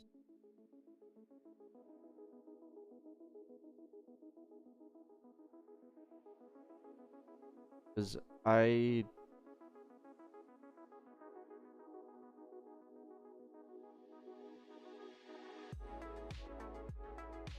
like, this is what I was saying that I didn't want to do. I didn't want to be putting tutorial whatever into every single script.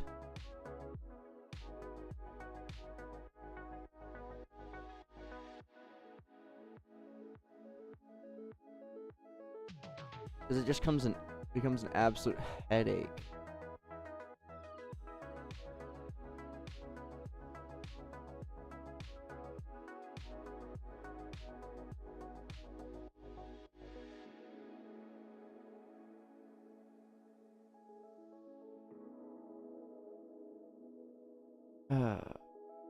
Okay.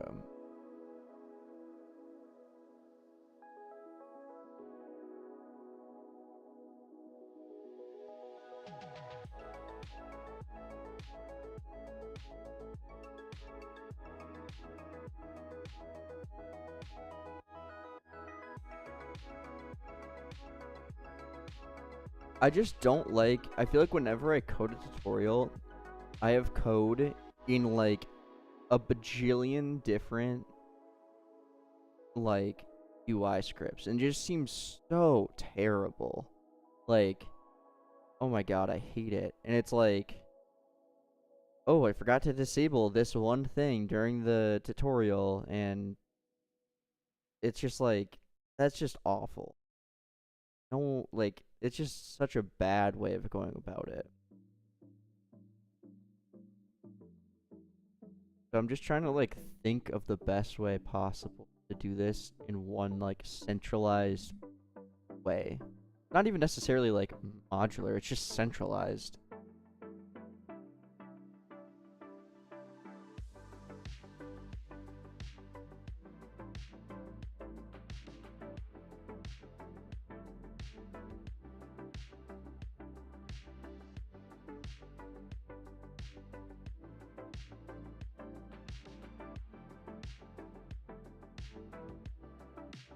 But then it's like, how do you even do that?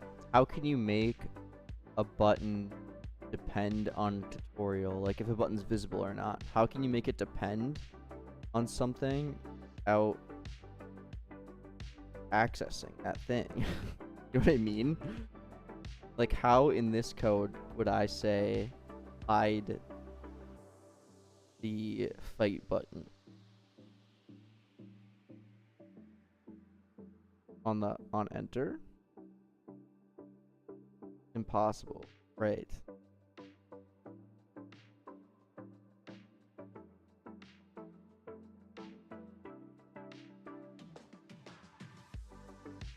I fish.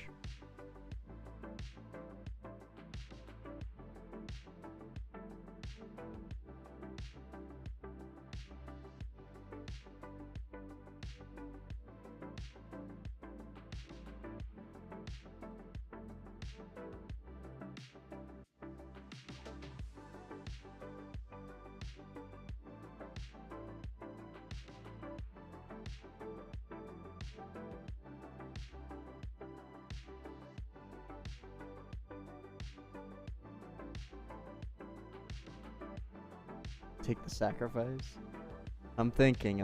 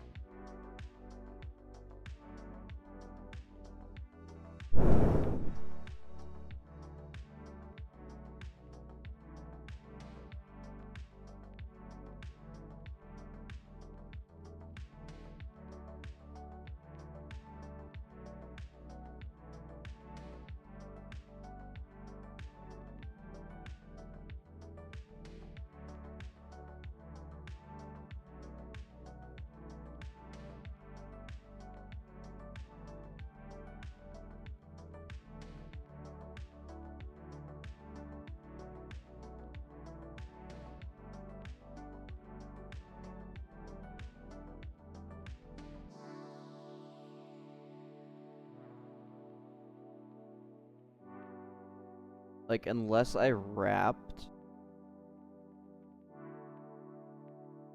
element.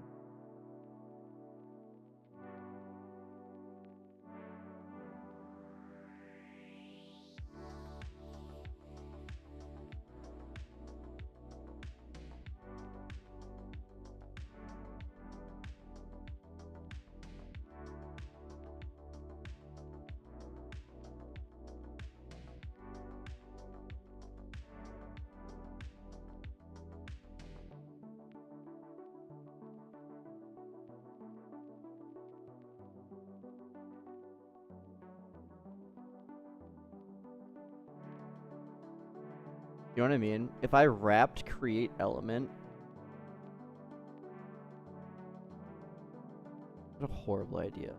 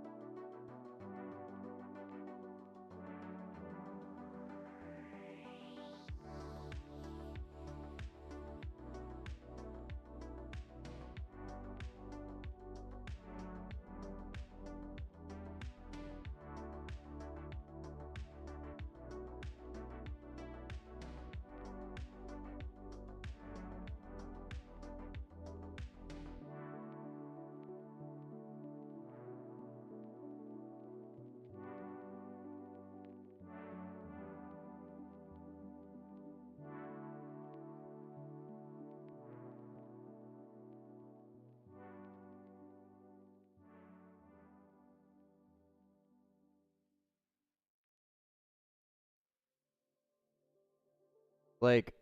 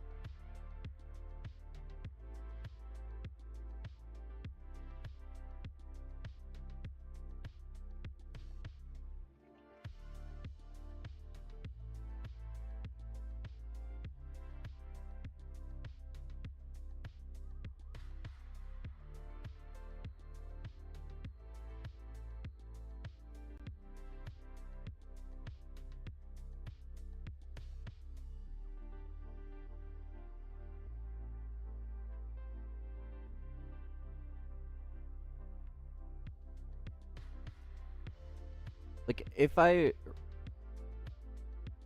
created a,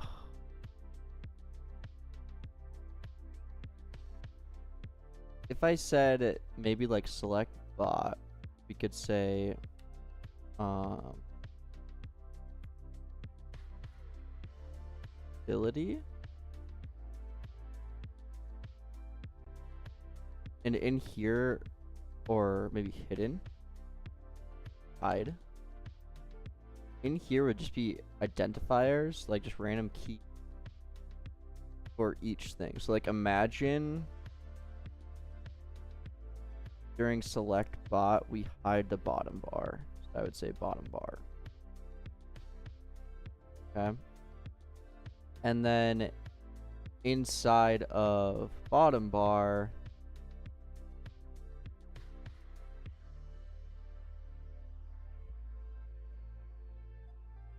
instead of saying like if storage is completed or this is greater than that, whatever, we just use a hook. That's like a little bit better. And the hook would be based off of if tag is in the hide or not. Does that make sense?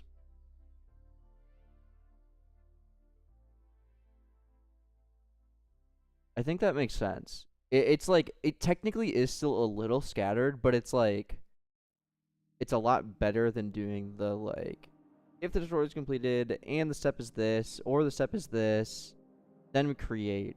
It's like, yeah, I think I like that. So then we would create a hook. I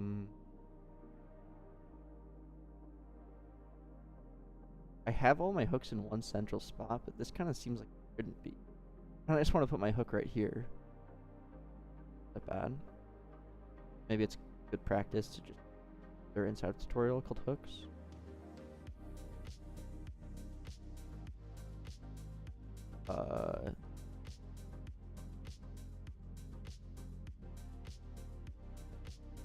So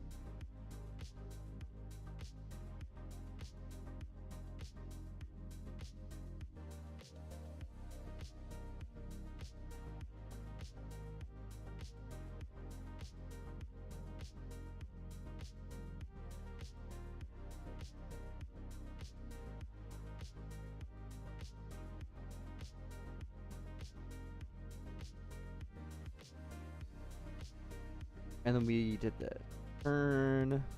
Oh.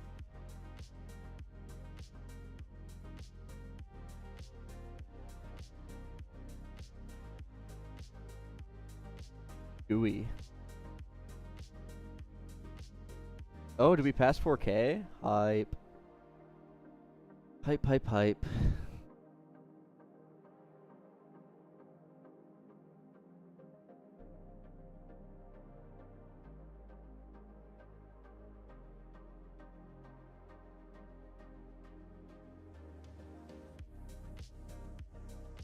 Then we do local visible equals react use state that this,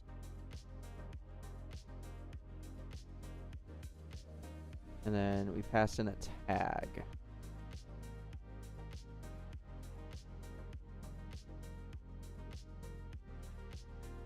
Get the current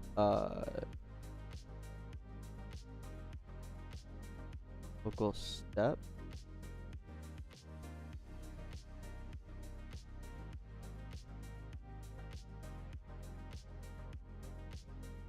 React products here, like this.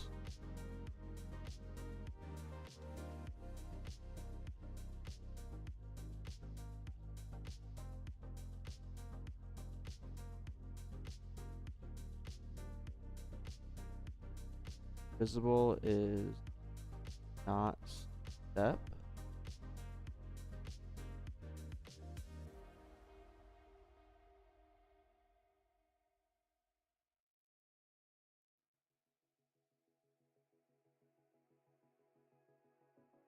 And then we do react effect.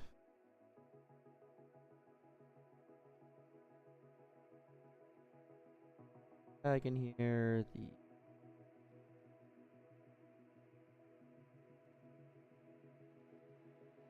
full step is still steps step but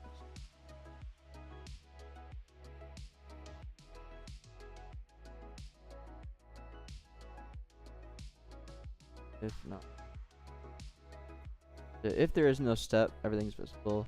If step info, everything's visible. That's fine. 4K use cherry coke 0 giveaway, bruh. That's hilarious. And then we return okay. Here we do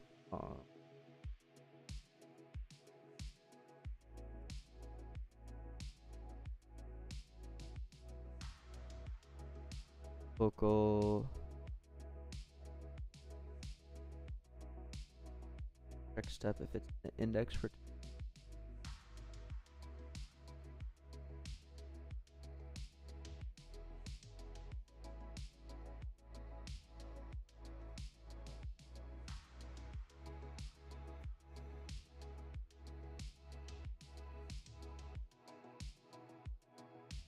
this step, it can be nil here. If the tutorial is completed, it can be nil.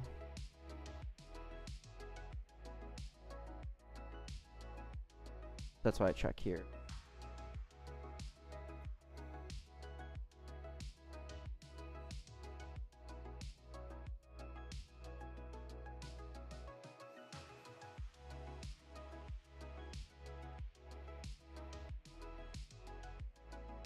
Okay, local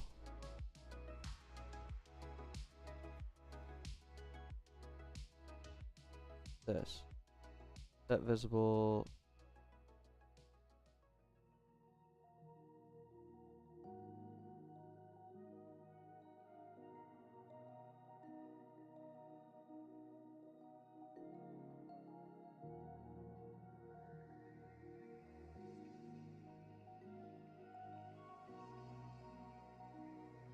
Tag step info dot in or hide, I mean.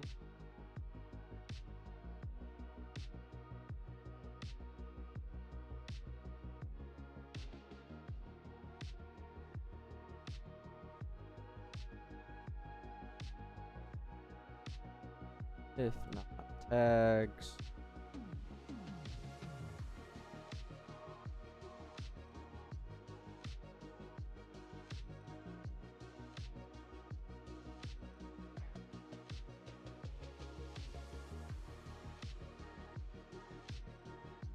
Okay.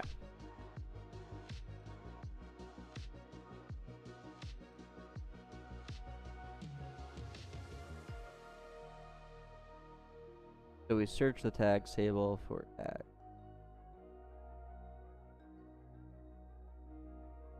And then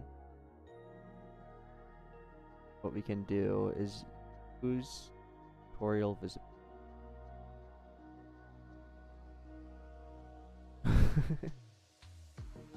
It is pretty decent some of the time. It's definitely pretty trash some other times. I find it like useful for like boilerplate stuff.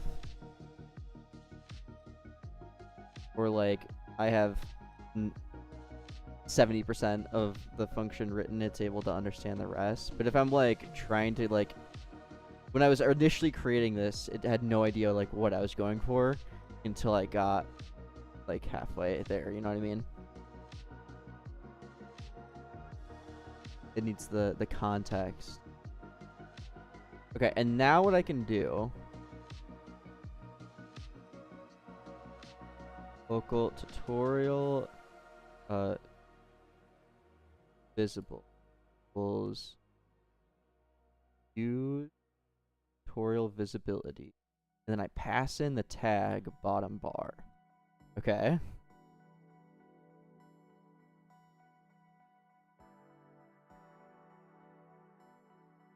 And we can say shown.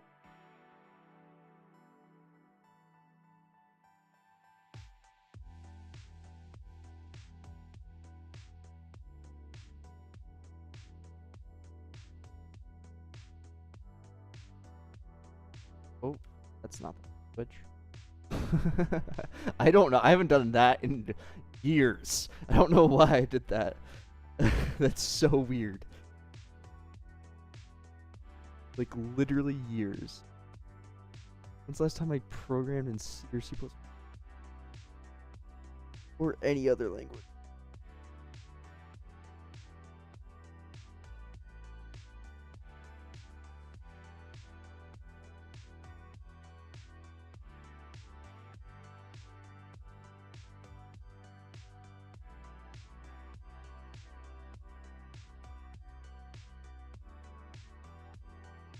Okay.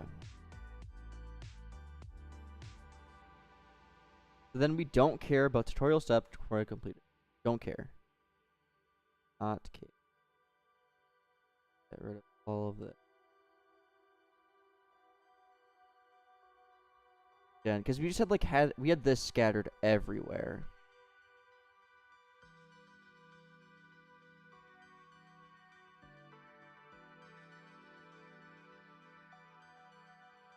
This. Here. Don't need to do all that. And inside of XP bar.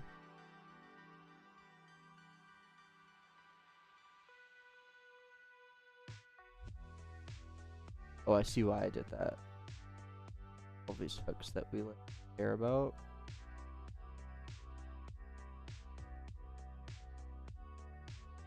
Simple fix is local.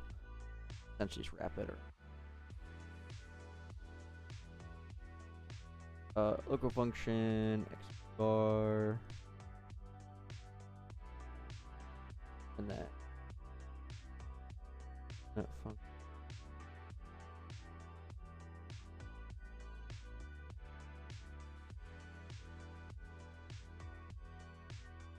Turn React create element. Props. Or wrapper. Then we need to do local don't close. Or I guess just full tutorial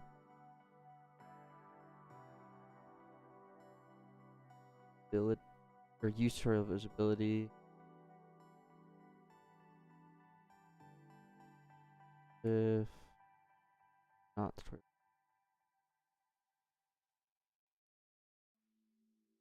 React make custom properties like that drop shadow you got.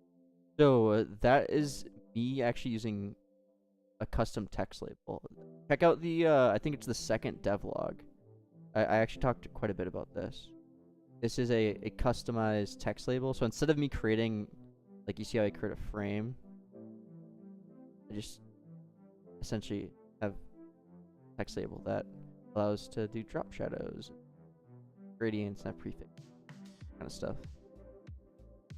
I recommend doing that for text labels especially, and buttons. Those are the two main ones. Yeah, it is actually extremely nice for text labels. You can add some more functionality too, like whatever thing, like you can set like a certain style that you want and have defaults and stuff like that. Because yeah, being able just to like have like a drop shadow, or being able to set the stroke property and it use UI strokes instead of having to automatically create them every single time. And like the new UI style editor thing. Kinda, I guess. I mean, React in any declarative UI library has always been able to very easily do that kind of stuff. So that's Roblox kind of just catching up.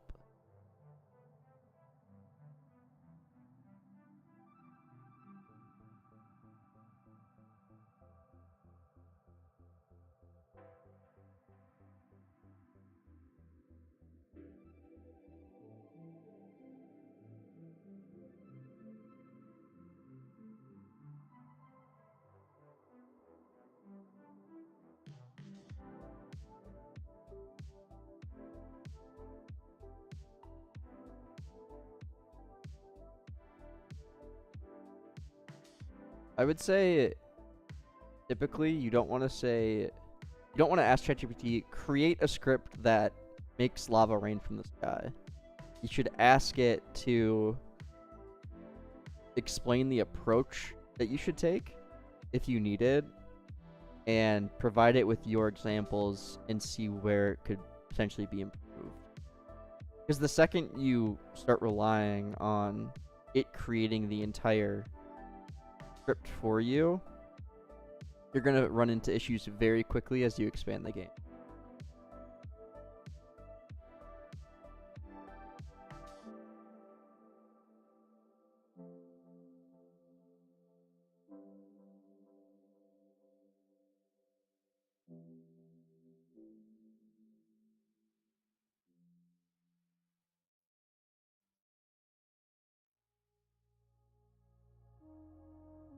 Yeah, it'll be monetized. I have no idea how. That's like typically the very last thing I do. Gotta focus on making the game fun first. How do you do the custom text label? It's like a component. Yeah, it's literally just Um,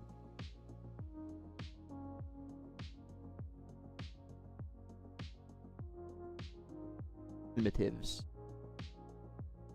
I have a GIF, a button, auto-scaled frame, text label, and essentially, you know, it is a text label at the end of the day, with some extra fluff added to it, depending on if it has drop shadow. Add the drop shadow, stuff like that.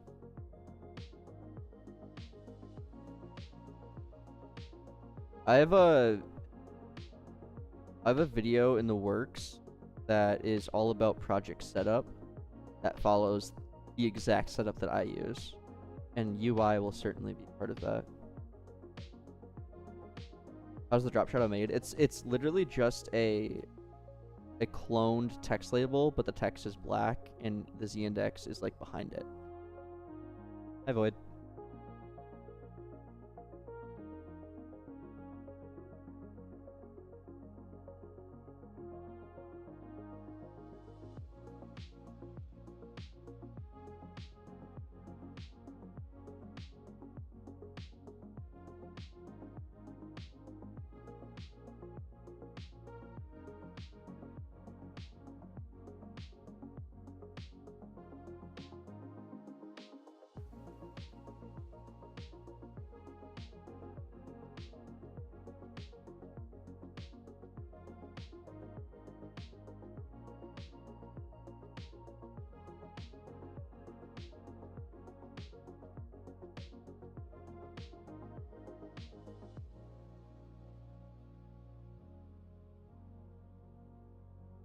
If I got back up.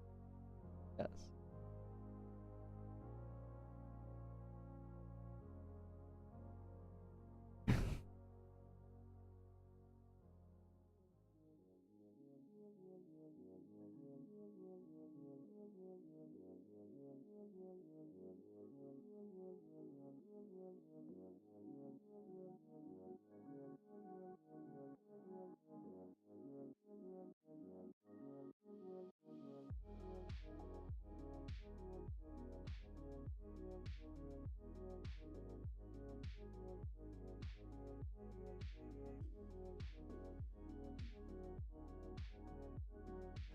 Okay. So now these are purely based off of instead of me defining specific steps, checking if the tutorial is completed, yada yada yada. And now it's super easy for me to just say, on this step, hide this. When you first released your game, did you spend anything on advertising? Yeah, of course. I'm sure you're not talking about this game, but like my previous games, yes. Gotta.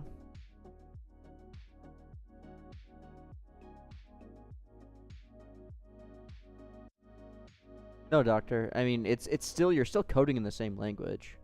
It's just a text editor at the end of the day.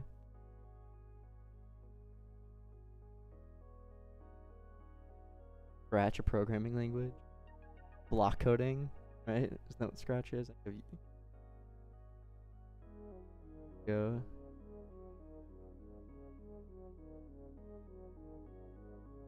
Yeah, that's a common issue. San Diego. I think that's what most people experience. I think the difference is like push through that. That's what like really matters. 'Cause always, like, everyone always has infinite motivation when they first start a project. Getting to the boring parts that it's like that's what actually matters when you're 90% of the way there, and just doing that final push. And I mean, that 90% can happen many at many different points. Like, as soon as it typically happens whenever you finish like a core system that like you're building up. That's normal.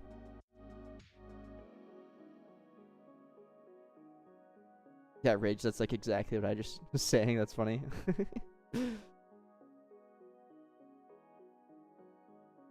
Yeah, doctor. Modularize when possible. when it makes sense. When possible. Every letter you wanted to, but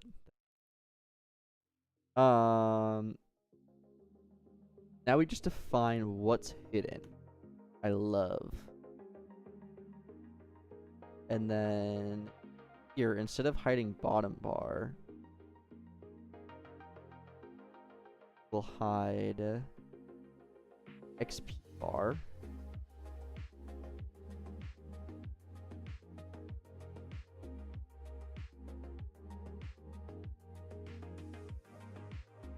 The one bad thing. Why did I name it like that? That's the worst way possible.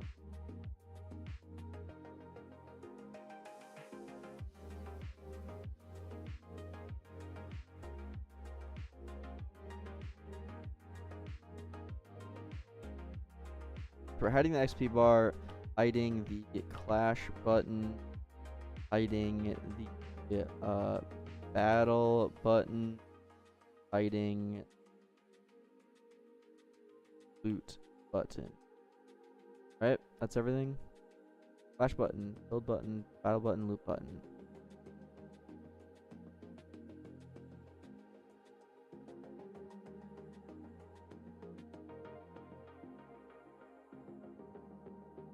Did I go to school for coding? I have a bachelor's degree in computer and electrical engineering. So, like, half of my degree is computer science. The other half is, like, the hardware, like, circuit, electronics, and that kind of stuff. So, yeah.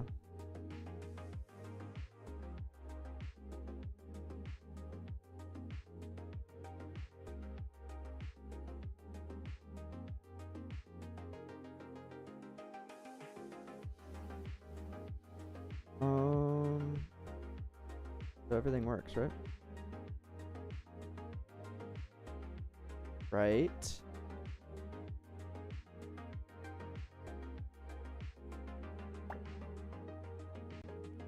Okay, so the bottom bar is hidden. Amazing. Confirm, it's still hidden. We choose steps. Confirm, and now the build button shows up. Yay.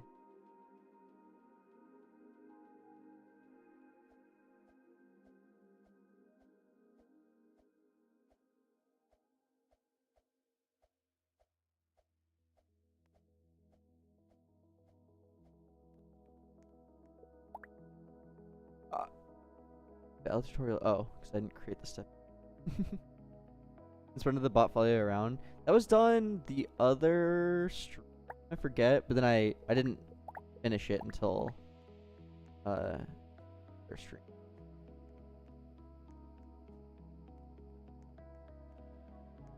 Yeah, your bot will follow you around. Be able to like see other bots.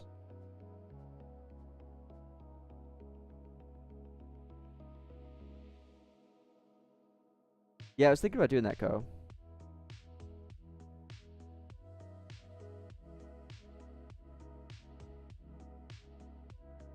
And you'll be able to like inspect other people's bots and that kind of stuff.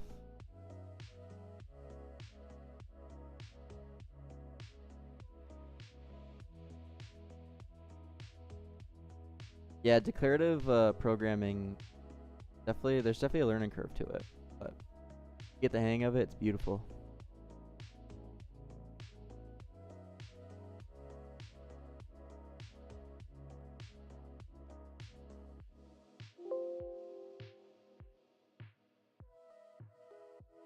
Another plays bot. That's hilarious. Yeah, Shmini, that's actually in the build menu. There is a save icon, and in the code already, it fully is functional. You have 5 different bot slots that you can save to. That will for sure be there.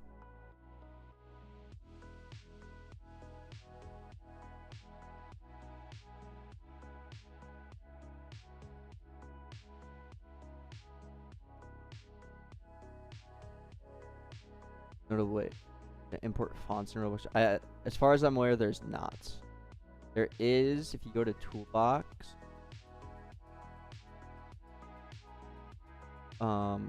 Other fonts you can download in here, but it's can't just upload your own fonts, unless you do unless you literally upload the images, which I have done for a specific effect on. That was only numbers. It wasn't their image. Made things a lot easier. But it was playing up here.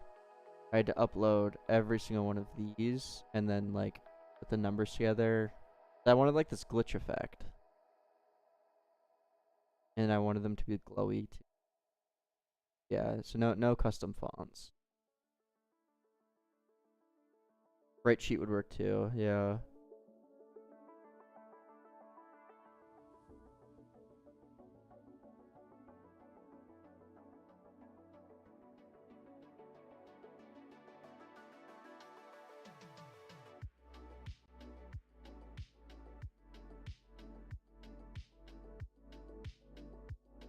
I mean, it depends on like the fidelity.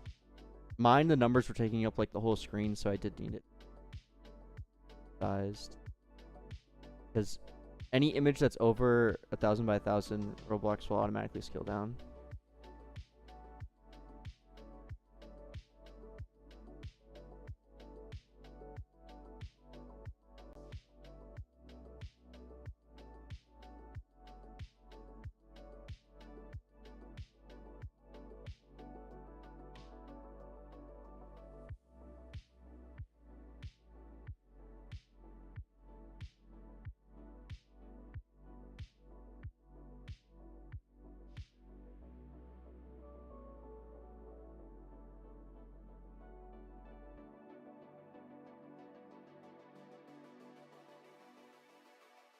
Okay, so now for the actual pointer.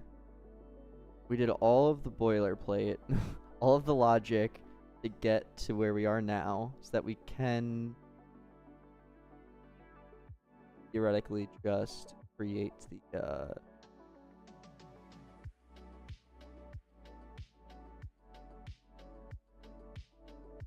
pointer object when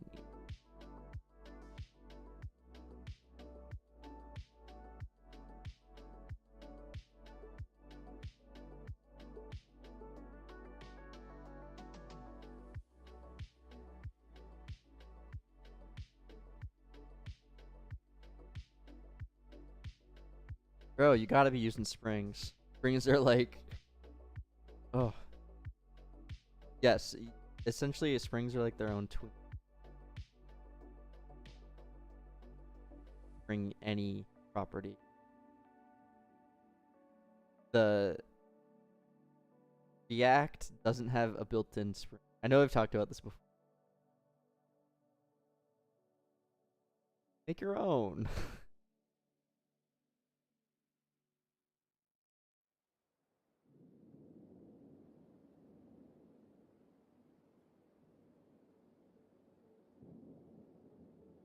Okay, so start pointer above buildup. Springs are better to me.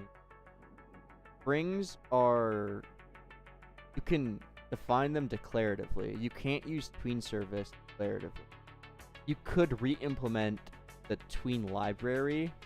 You'd have to like recode the entire thing, which Fusion does have tweens, but just by the way the tween service works, can't inherently declaratively create. And springs are a lot more controllable.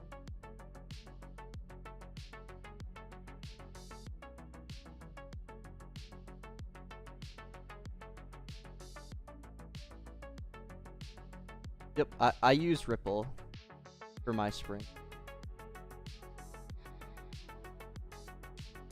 I have this, and I use Ripple outside of UI as well. Like, if I go in and here, how those bots just came in, that was using a spring. That was using a spring there. How these models, these aren't UI elements. I was explaining this earlier. These are models. How they pop in and out. I'm using a spring to scale the models by using the model scale 2. This is a spring.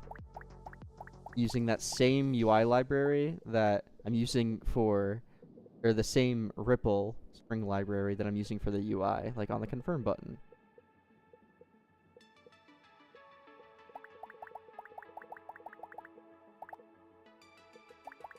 Everything you see here is springs.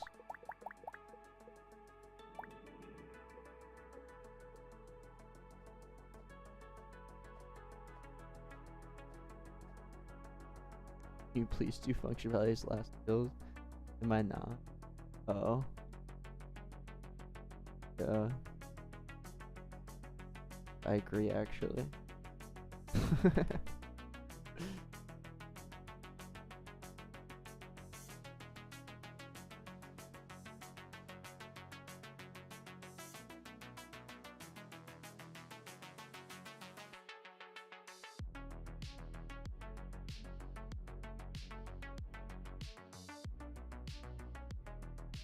Didn't that like slide down with other? What do you mean? Yeah, springs also work for any, like, or I guess not any, but like any useful object. Like, it's not just instance based.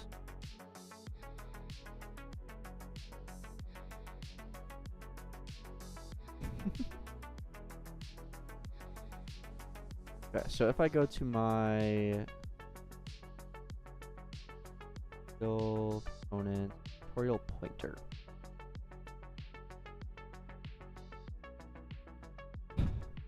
so I've been debating the best way to do this.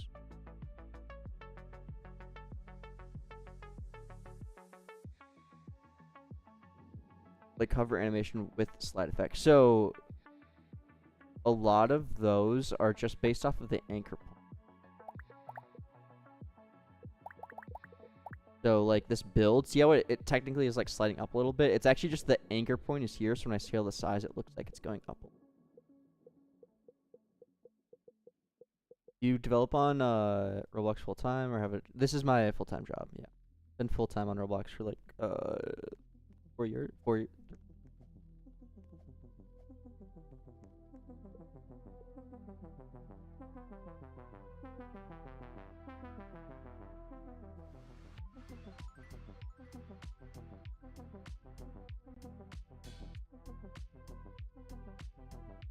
It keeps cutting out. That makes sense.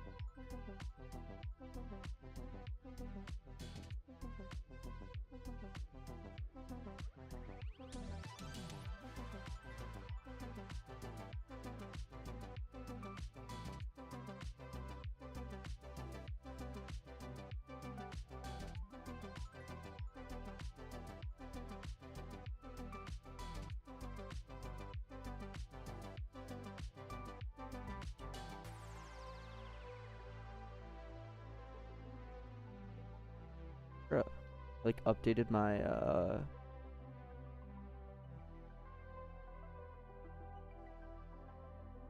my what's it OBS and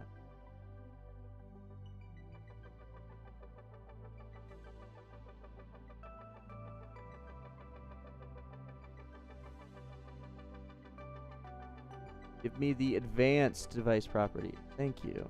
God, Windows makes it so hard to get to the actual things that matter.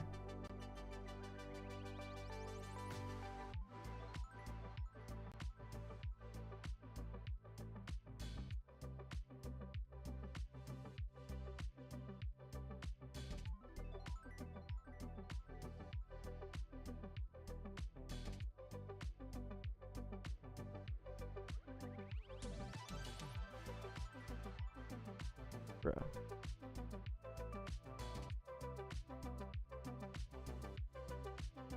Bro, am I dumb?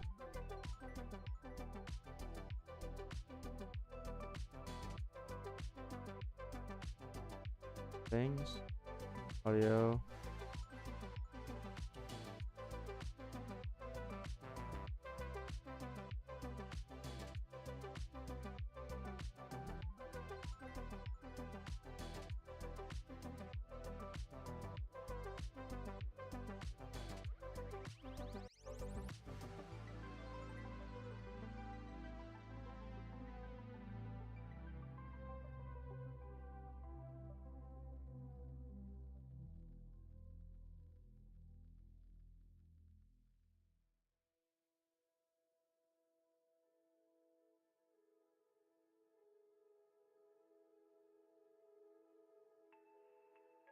Filtered.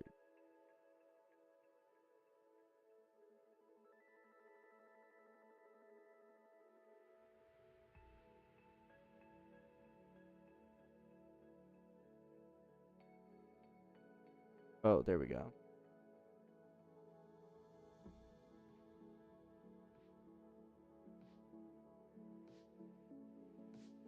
Test. Test. Test. Hello. Okay. I hope that's better.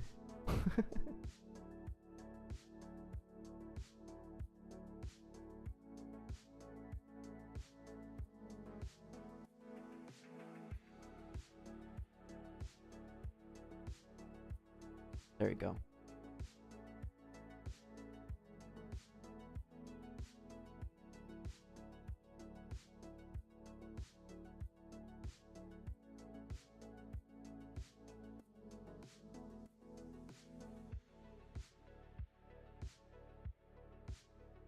Okay. So what I was saying with the tutorial pointer. So there's kind of two different ways.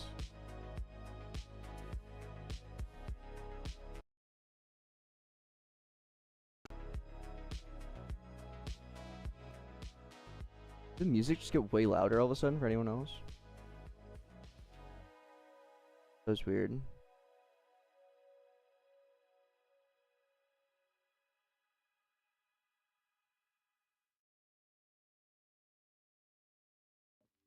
Hi, Star. No, I haven't seen Squid Games yet. Wait. Did a new season come out or something?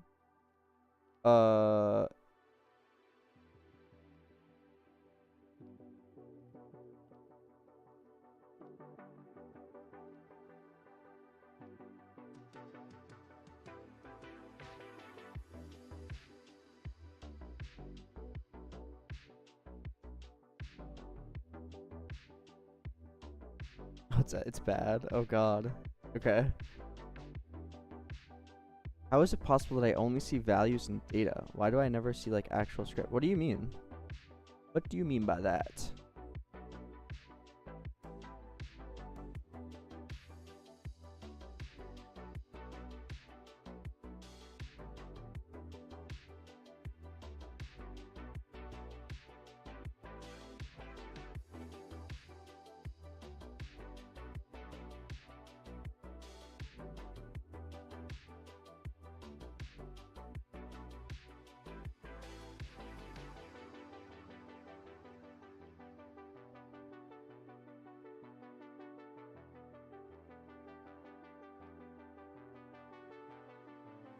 So I can define the pointer based off of position on screen or by a reference to the object.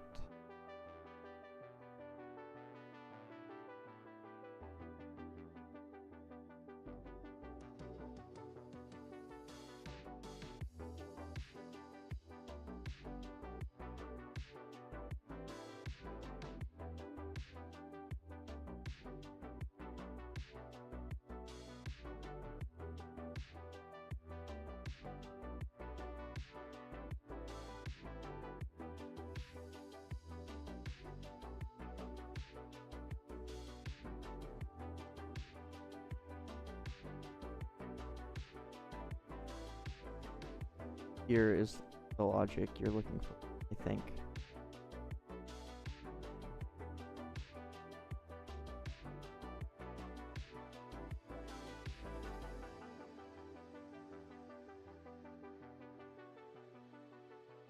How long you be streaming for? I don't know. We will see.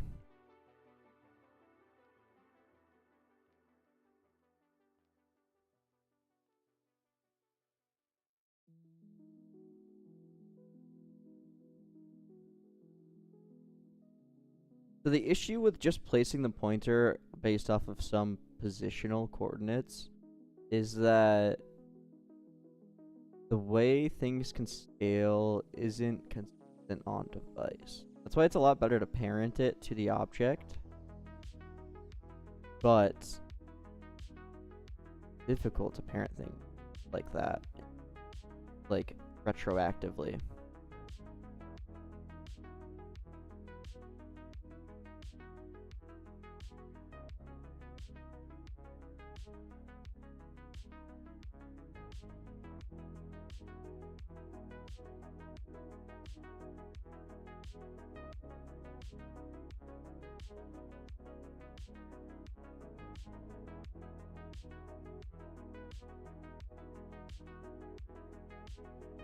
Like, I guess if I open up bottom bar,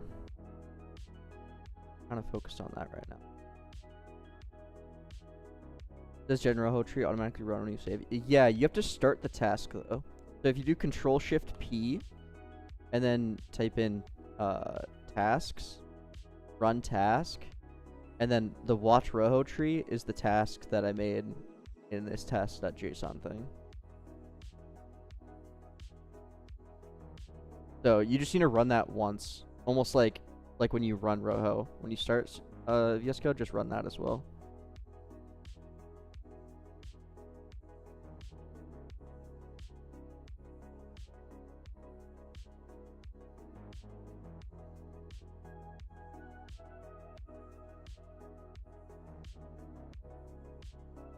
You're gonna riz up Carlos Star?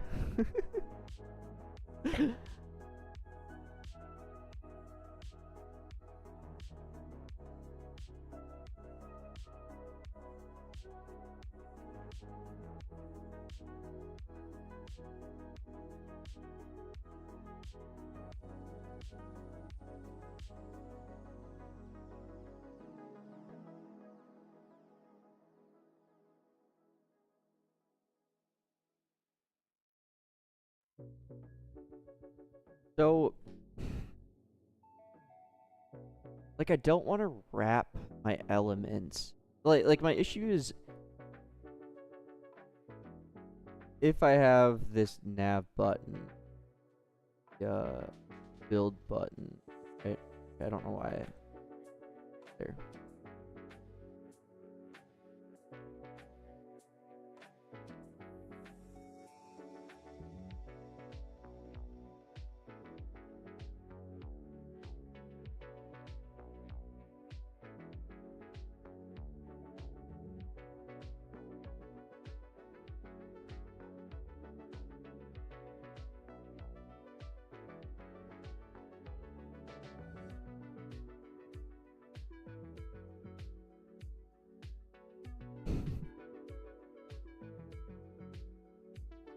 When do you think you'll release the file structure video?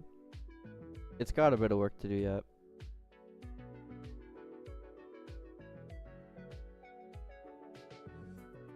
But I know it's needed.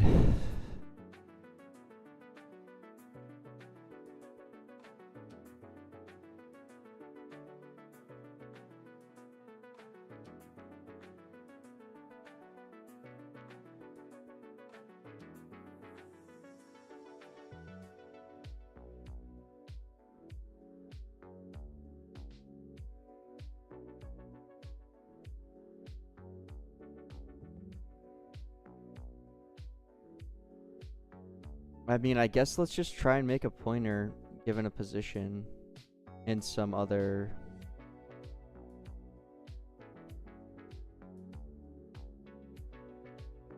Because it's kind of possible, or it's not impossible, but it's messy to go back and grab a reference to some random instance.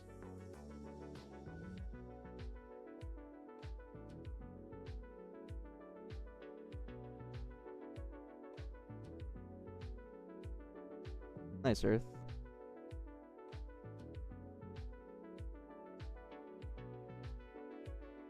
I don't know, Arn.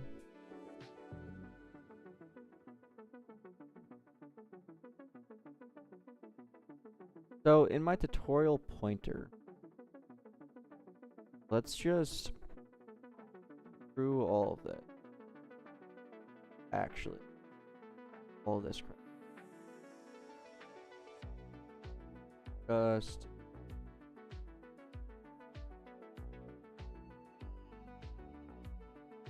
find some properties.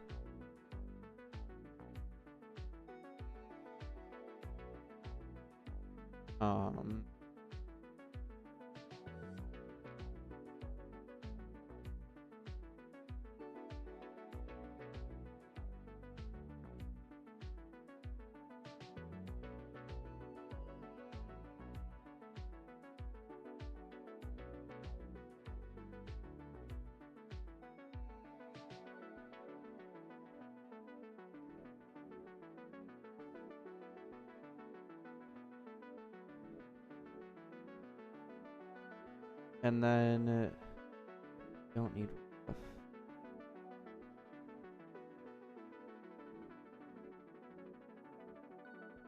We're literally just creating.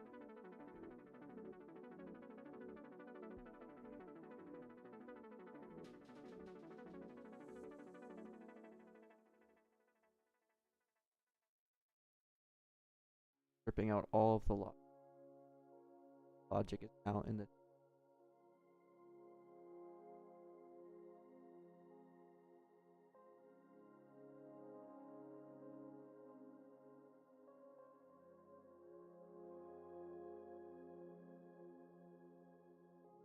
Okay.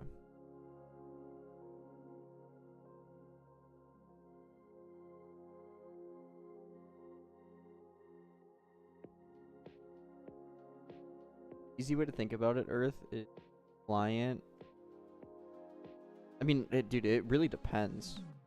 So, like, for your plots, you would be building things on the client, but then when something is built on the client, you send a request to the server. The server then would validate the request or decline it, depending on, like, if they have the item or if they have enough money or whatever needs to be validated.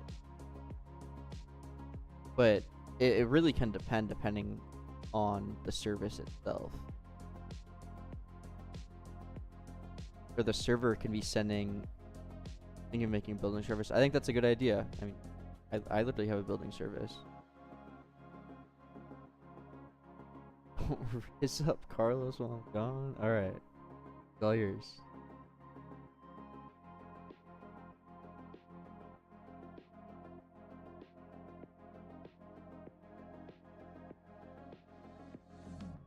So the render will be return react element tutorial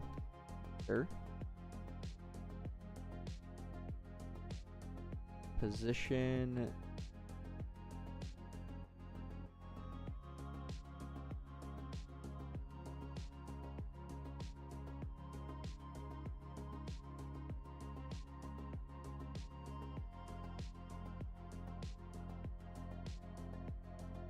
I think I'm 17 or 18. Turn 24. 3 days.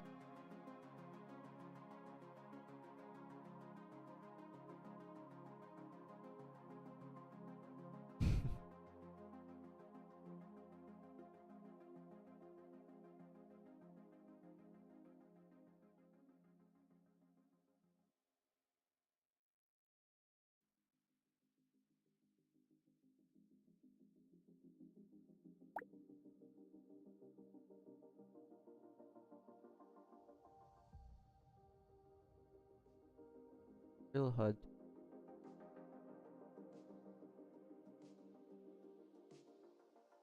Oh.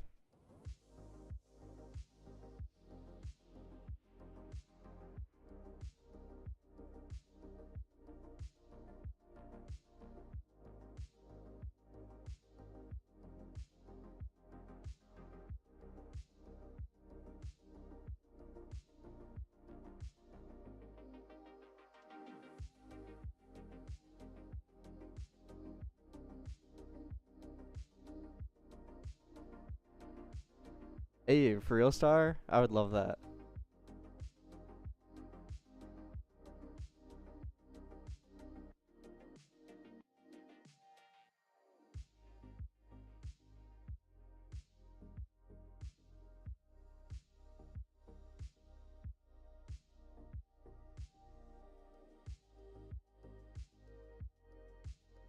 Oh yeah, we just don't need this. Tutorial HUD is gone. Build it.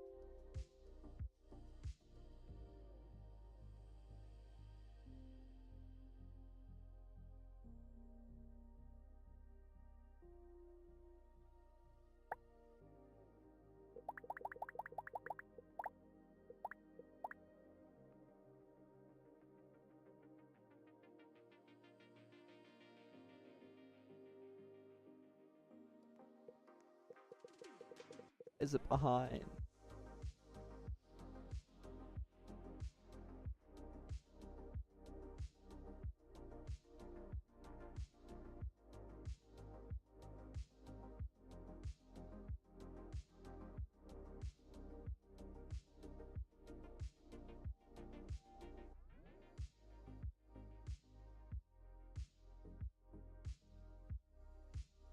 How big?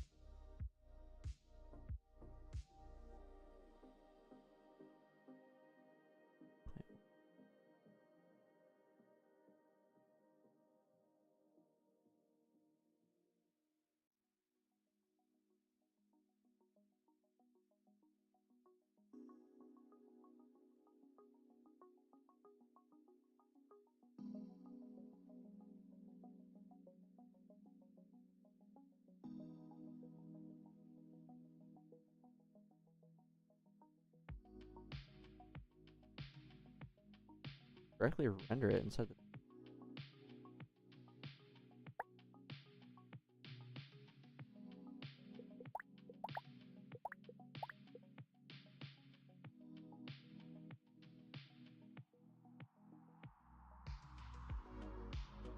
Oh. We have an overflow. Yeah, I've ran into this before actually. The index is 32-bit bound, which is actually annoying if you've ever made like a simulator game that the stats are like above bajillion and you want to sort by like how good the stats are, because you need to like come up with a better solution that like reduces numbers but still scales them, because everything needs to be integer based, so you can't have decimals. Yeah, it's 32-bit ints. Tutorial point.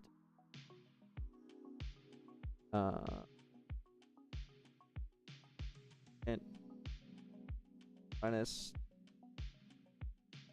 1. Right?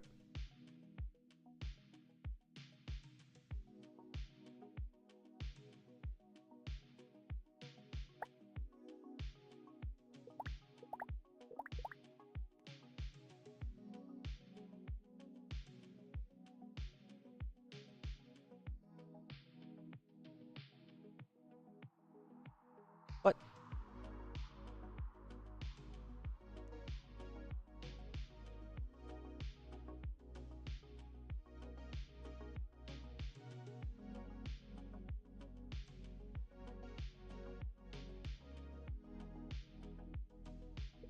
Oh, the first bit, it's signed.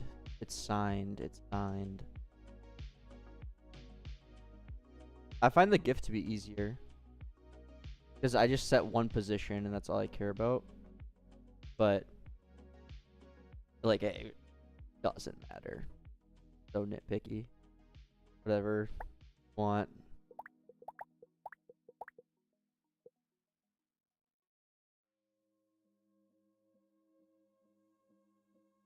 Okay, here's my issue. This won't scale correctly. Well, I guess I can make it scale.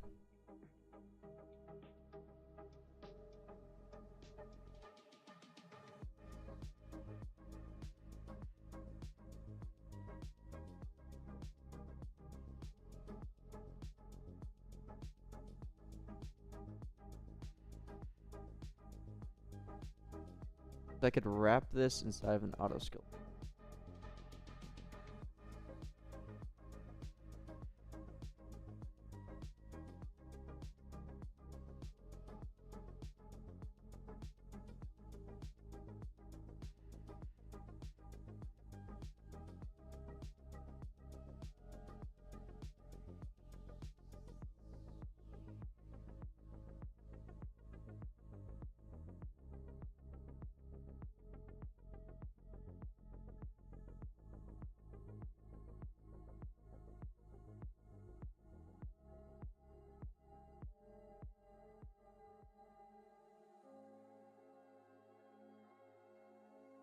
What?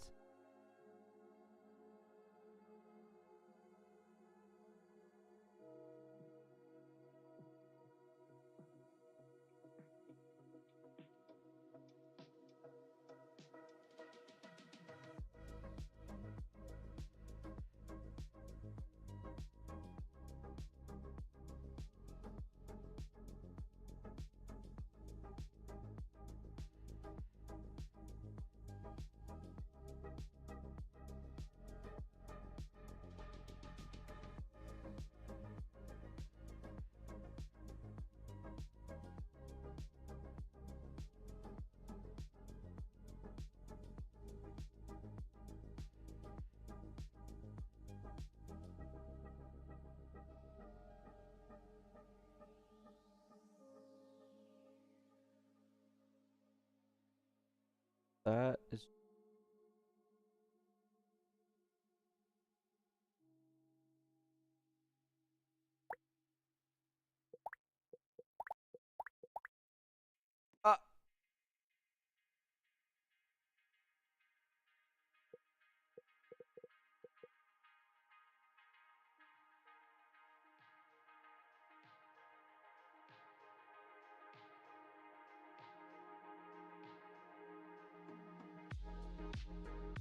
it that big of a deal?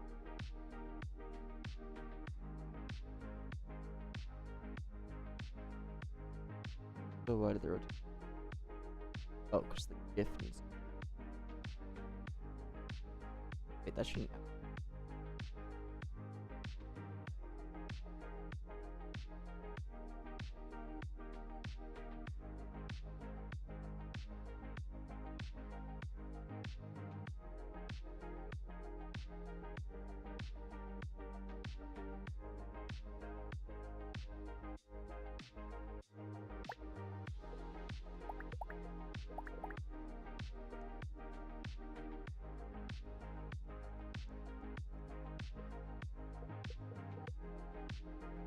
What does this look like?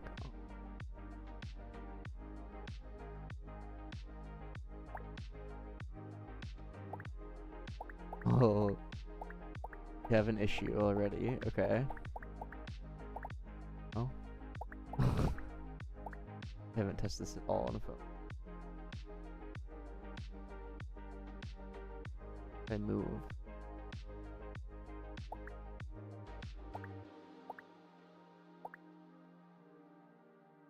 Why is this so small?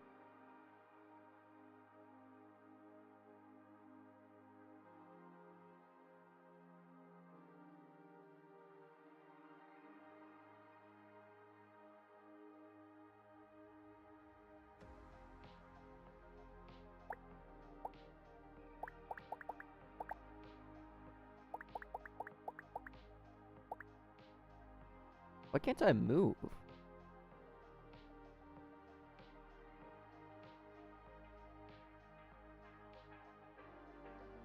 I don't know if that's like.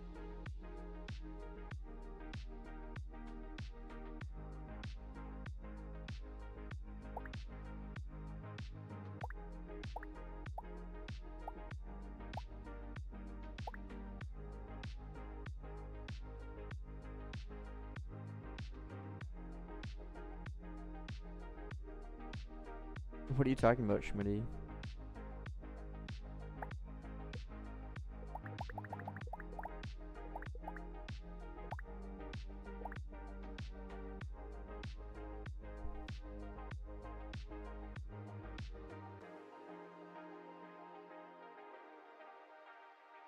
I mean, the bottom bar does need.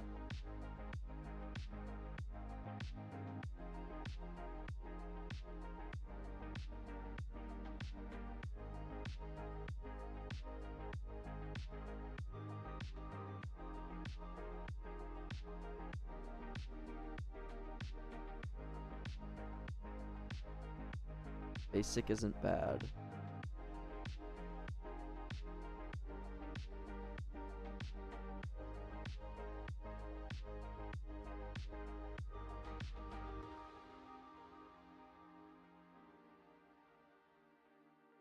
Add a min.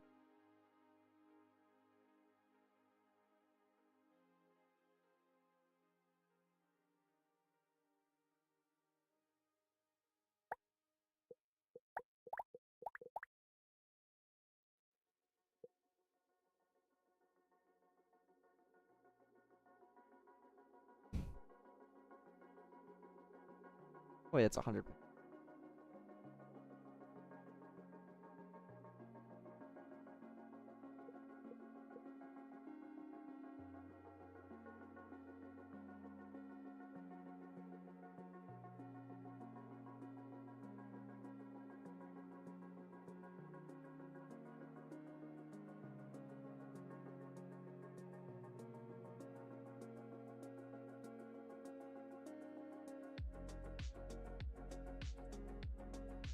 Oh, because we made this in scale.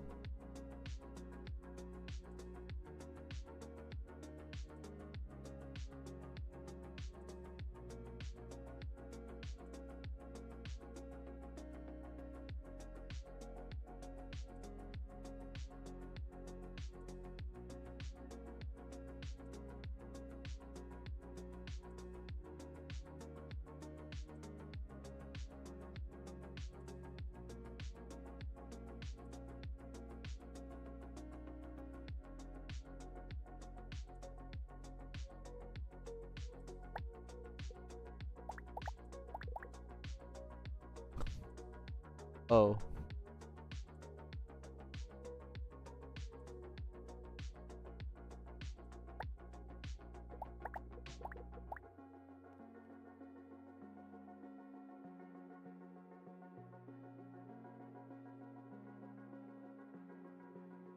Then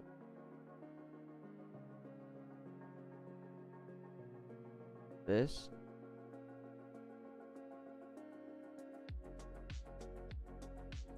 Real steps. Addition. Instead of doing it by scale, we do this. New.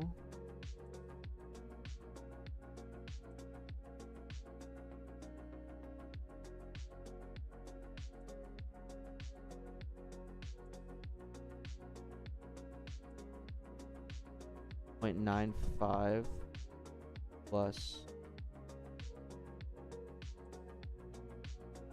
136. Is that what we need? Plus 100. I mean.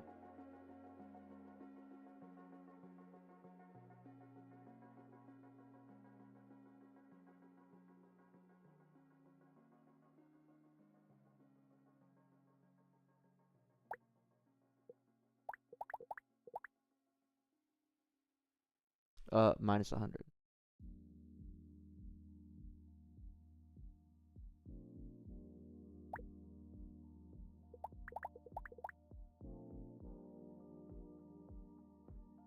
Boom.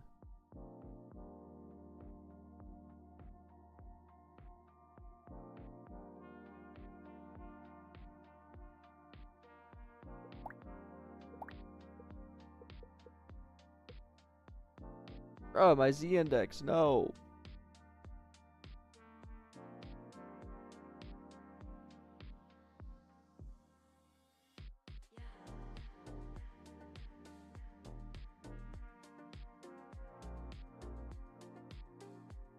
What is that small vehicle? It's mine. It's your bot. Your bot will follow you around in the lobby. This. You can like see other people's bots.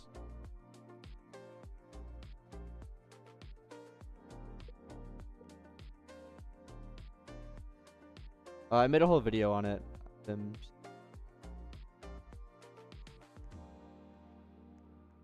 How big?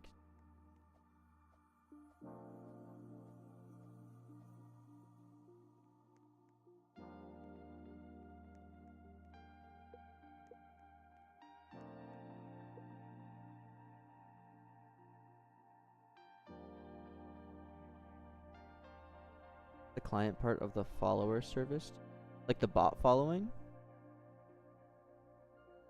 that what you're talking about?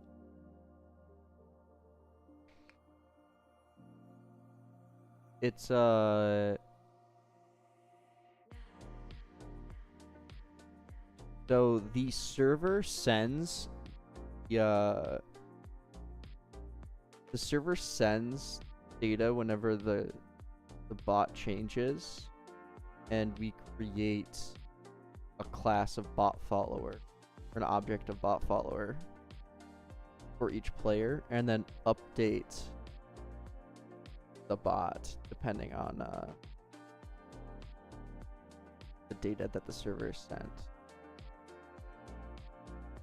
And the server listens for updates and sends updates to players when a bot is updated. And then the client is creating the actual bots.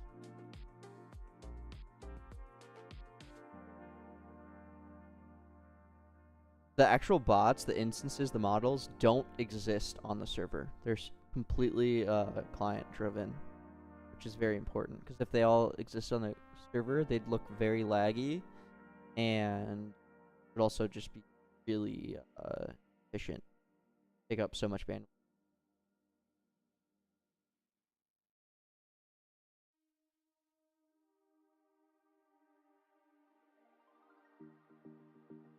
And how are you going to see other players' bots? Because the service is creating it. Like, I've never tested this ever. I don't know if it's gonna work, if something's gonna work or not. But if I run 2 clients, what will happen? No errors yet. Fine.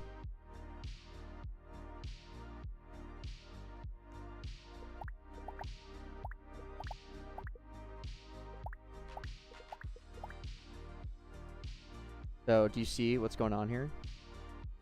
I'm moving around on this client. It's creating it on the other client, but then if I go to the server, neither one exists. So it's purely client driven. And then check this out. But that's a weird... If I get far away from that bot, it disappears. Because we're only loading nearby bots to save, to be like more efficient. Close. And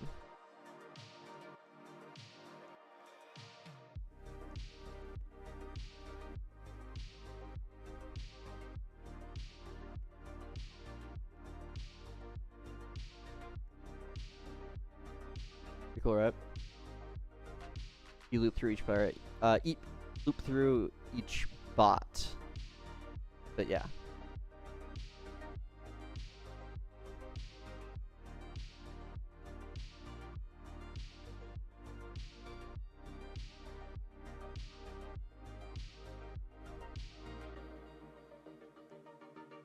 Reminds you of TDS? Yeah, that's like actually exactly what I based it off of.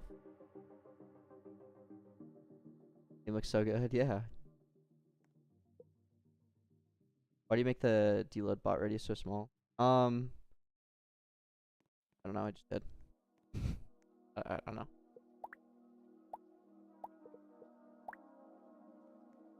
So that bot, I just built the hammer on this client and updated on this one. I could take it off and you'll see. Rotation doesn't actually work yet unless I like take it off, put it back on. That's something I've actually haven't gotten around to it.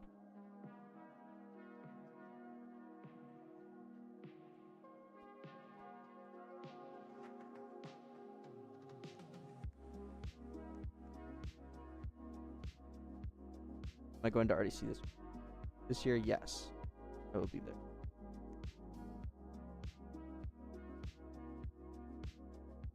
Everything on the server.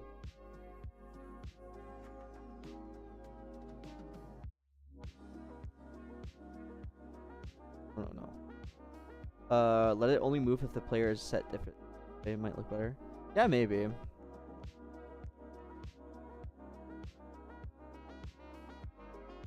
Well, this was a good test. I haven't done... I literally have never ran a multiplayer test before. So this is... good, it worked.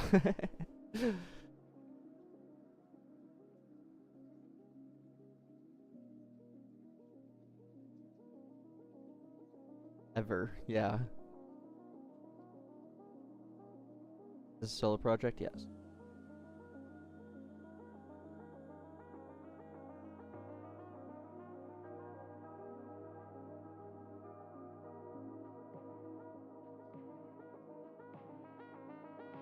Crowd Defense RNG solo. It was like a 90%, 95% solo. I did everything except some of the builds. Like the towers and stuff like that, I didn't do any of the towers. A lot of those are from a previous game and then community submissions. And then I did some of the maps, but not all of them. Missioned out the builds.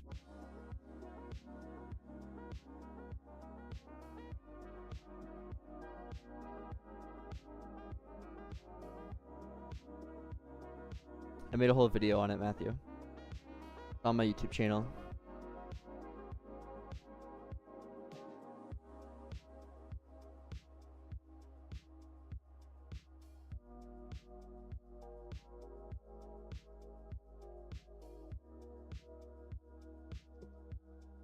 Okay, so this works, and now equipped weapon. This is actually going to be the hardest one, believe it or not.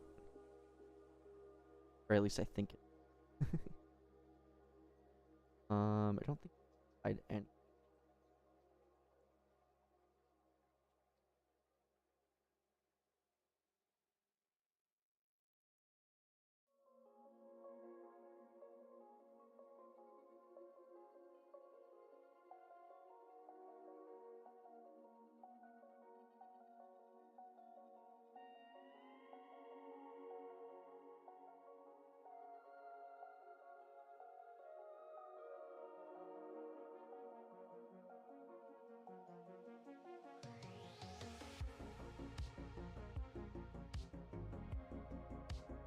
So essentially what needs to happen, this is why it's going to be kind of tricky, is we have a pointer, okay? Beautiful pointer. We need it to essentially rotate.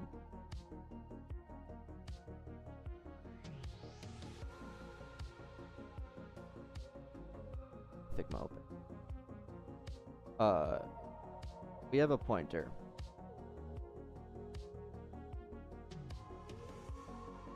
We have a triangle. Okay. We need it to make it look like it's tapping. So we go down, or not even tapping, look at like it's pressing. Then move over, still pressed, go to the weapon slot, and then release. Yeah, this is Figma.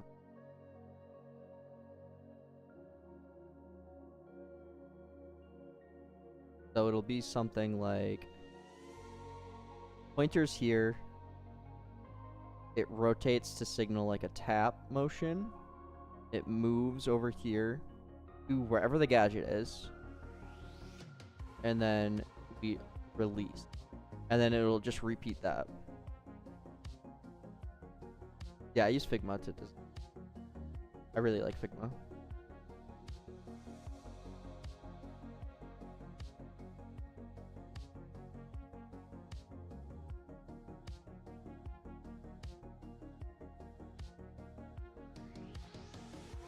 I wouldn't say metatables specifically, no. I would say maybe understanding the logic behind metatables, but there's nothing inherently about metatables that make things more scalable. You can do the exact same object-oriented programming without the use, and just use the base class or whatever and pass things the class or the module, almost like a struct. And actually that's a lot more performant because metatables are inherently lower, because metatables, the way they work, when you try, I guess the dot index, the way it works is when you've done something on a table and it doesn't see that it exists, it will then try doing the metatable stuff. So there's like an extra step of like, our table failed to find that thing that you're referencing, and now let's check the metadata. But if you just reference that thing immediately,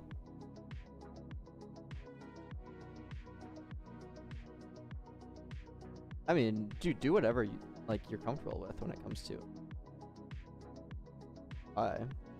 I use Figma and Photoshop depending on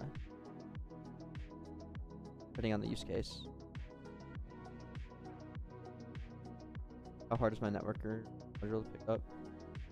If you're doing services this way and structuring your game like this, I would say it's really easy, and that's literally what it's made for.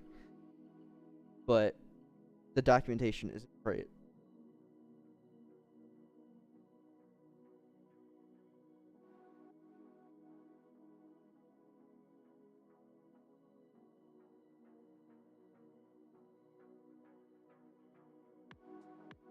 Yeah, that's kind of what I was just saying, Rage.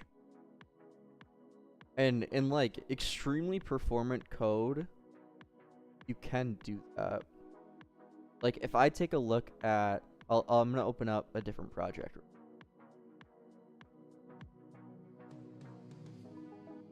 If I take a look at my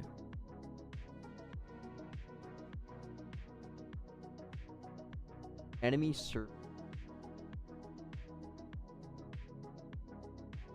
I mean, technically, I don't know. Who cares?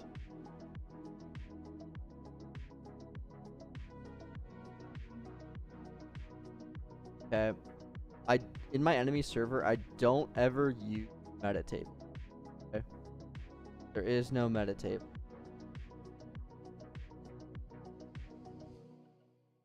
So then when I call functions on enemies, I need to say enemy server update pass self as the first argument.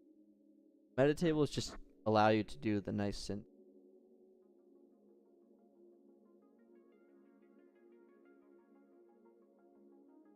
And like this is technically more performant, but like,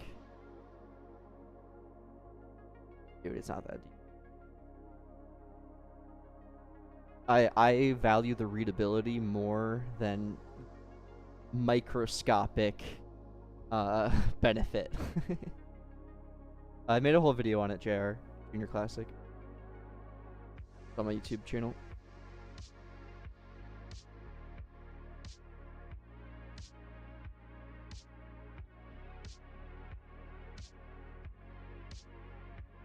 I prefer the readability of metatables and the ease.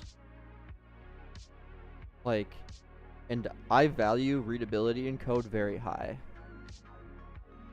But there are some purists that are very against any usage of metatables.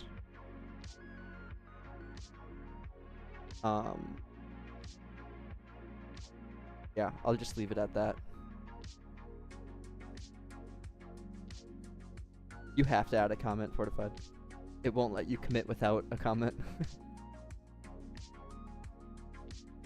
Metatables have more than just relaying the class's functions too. Like, as bad as it is, there are other meta methods. Like,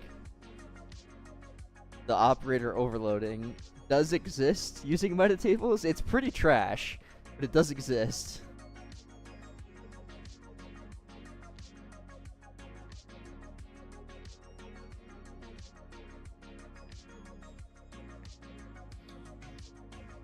I wish that the meta methods were more usable though, because in order to use meta methods, the parameters need to be both of the same class, which sucks.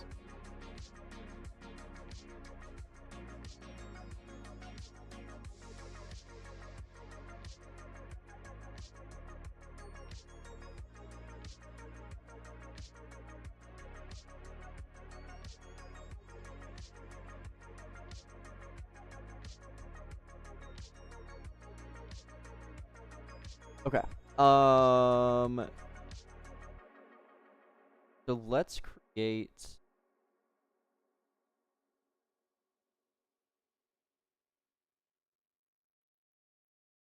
We have the tutorial point, and I think we just take the tutorial pointer like one step further.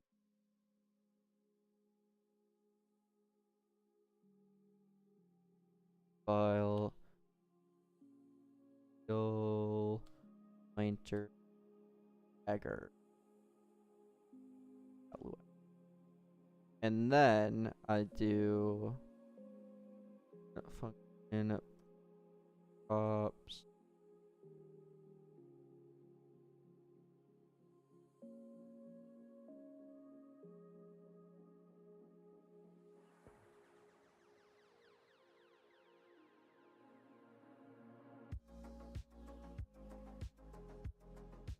We also don't want the GIF on the. So we're gonna have to actually not reuse our.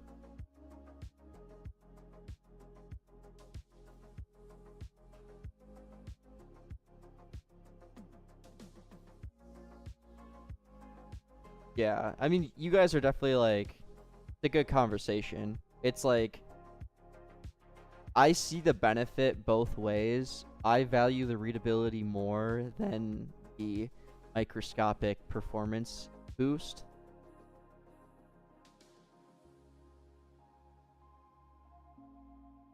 And I think just the ease of use is beneficial, but there also is benefits to not using them.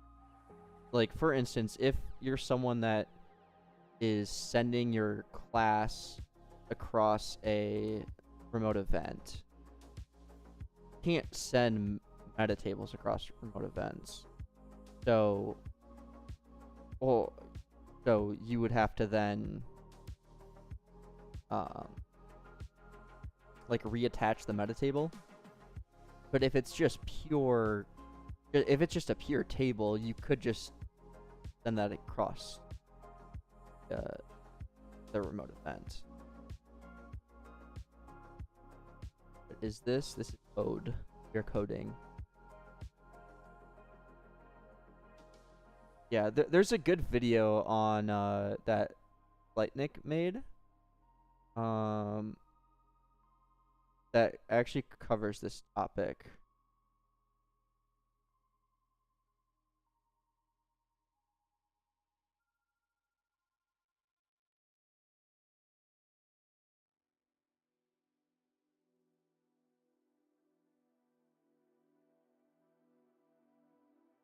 Boom. Boom. It's a good watch. There's definitely like, I mean, you can base your own opinion on it. I definitely have my own opinion, like I was just saying.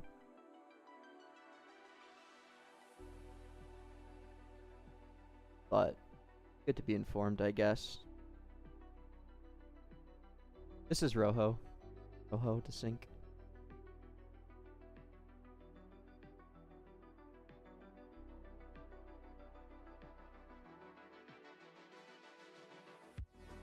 Yeah, I mean, just use the tools that make your life easier and cleaner. Yes, using React. Okay, create element. Actually, oh, frame. Little familiar here. Copy all.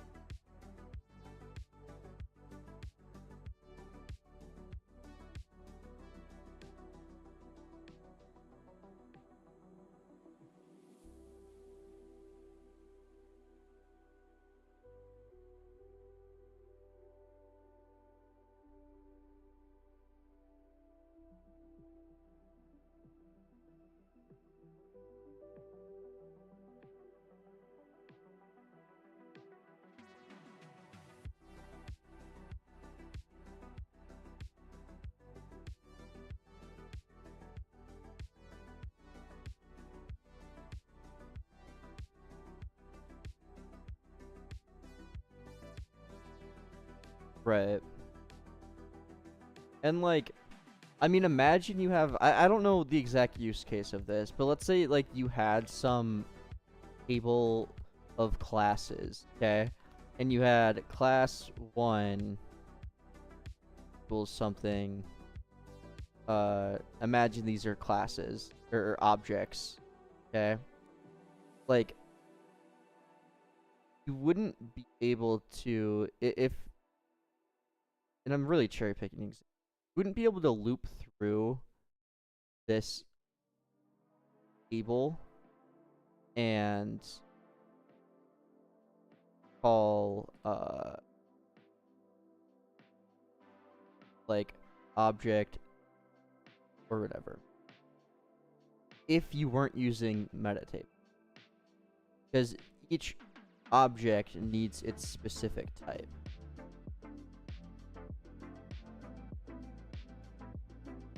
Like you would have to do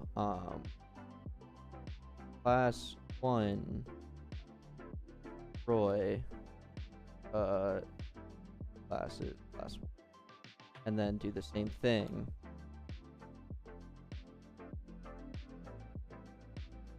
Like, I don't know.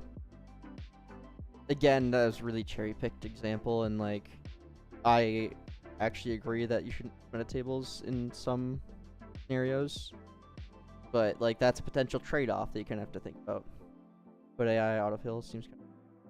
Yeah, I do just get used to it, but I agree it actually is hella annoying sometimes. But I've kind of just integrated it into my workflow.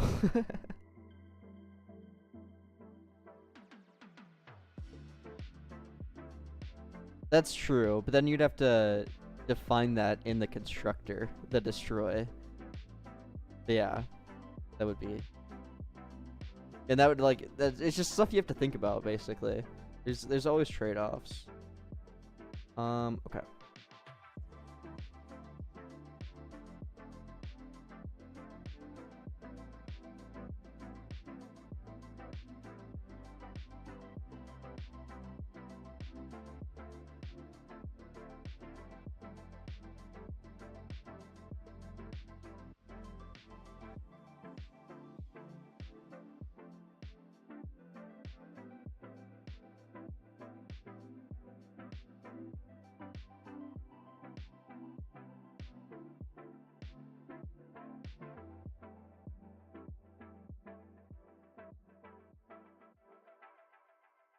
Yes, heavily.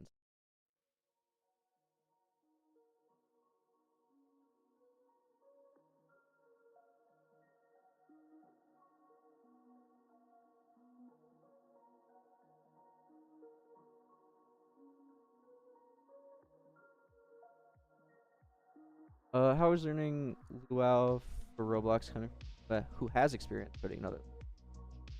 I think you'll find it pretty easy to pick up. Gotcha. Yeah, I think you'll find it pretty easy to pick up if you have experience.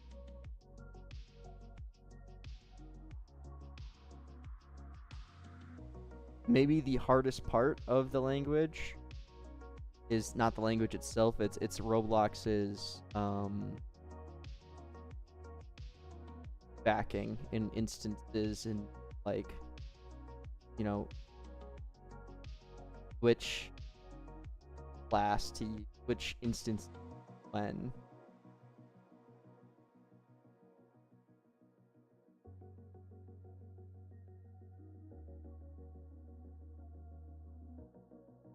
But as for the actual language, I don't think you'd struggle.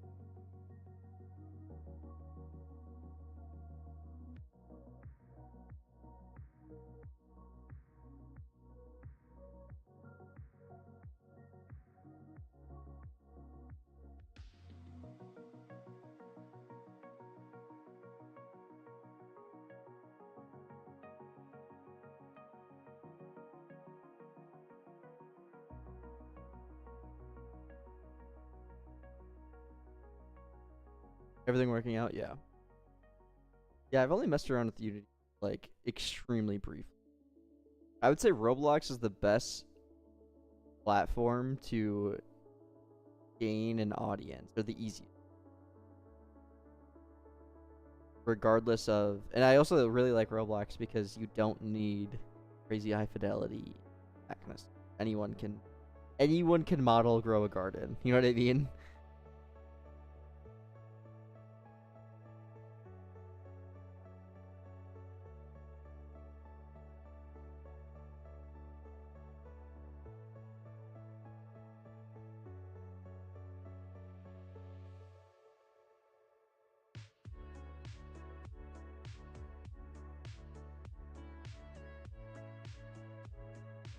All the studs. I mean, I clearly don't care very much about the studs lining up. I know some people do.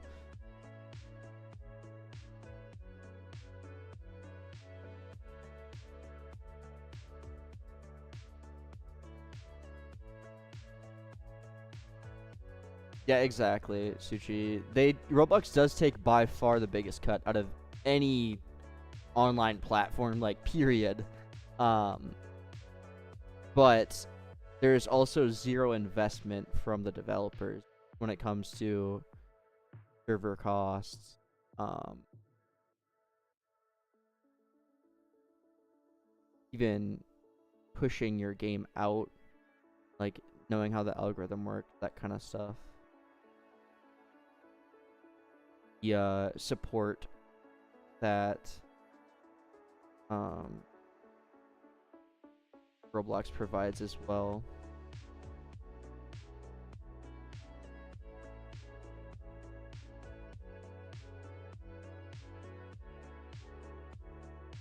Use Rojo Tree for Tower Energy, like the Gen Rojo Tree. No, I actually created that like 2 weeks ago for this project. I've loved it, actually. Love that I made that. Yeah, Tsuchi, I know.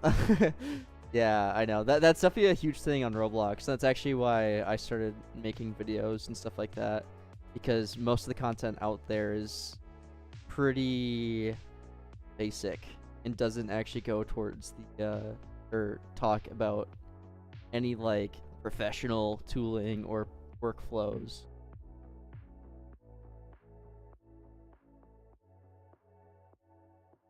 Which, I mean, it's definitely the target audience for Roblox, but I do think that's changing a lot.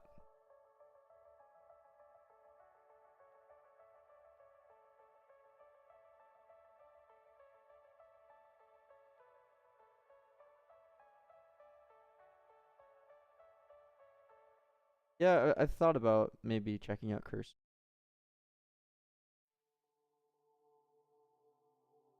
How do you structure Tower Energy? It's structured like the same way.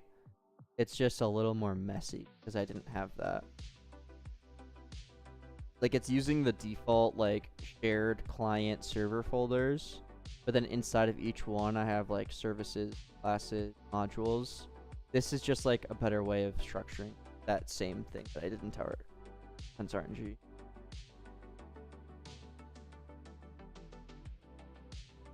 I mean, it's up to you, Tsuchi. You can. I made a video on it if you want more info. I think just having access to Git and version control is, that alone is enough to warrant the switch. And then I think VS Code is just so much better, so much better of an IED.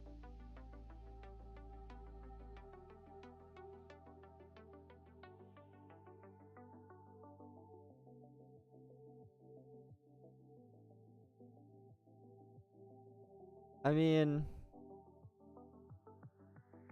I don't know if it's that absurd. I don't think it's. I don't think Roblox needs to create version control like that. Like, honestly.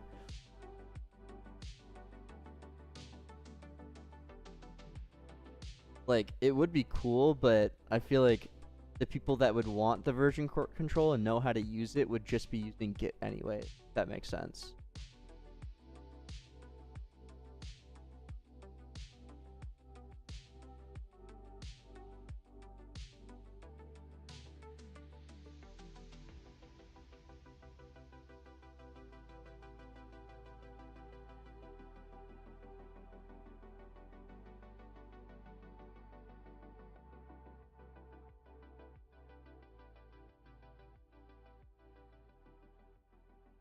Yeah.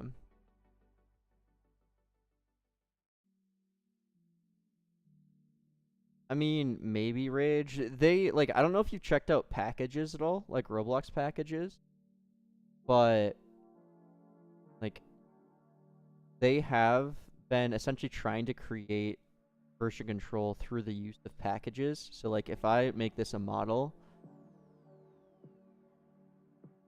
and then convert to package,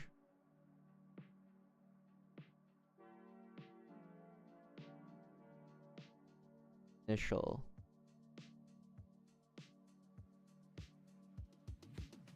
Okay. And then if I wanted to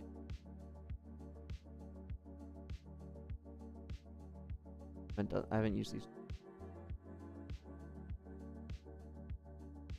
Edit it, okay.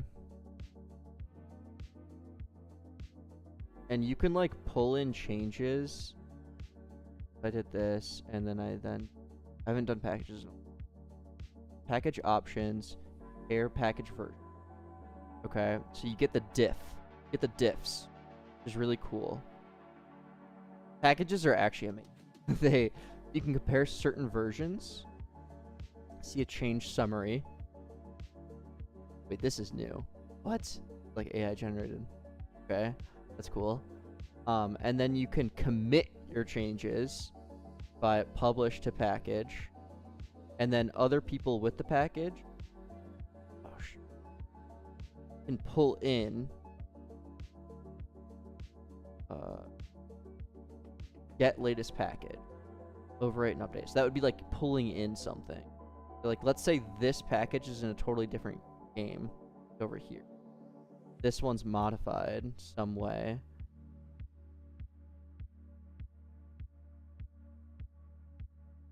I modify the stairs package. I can publish to package. But you could do like commits like that, like write a short message. And now my stairs one will say there's something available, and I can pull in the change, get latest. That.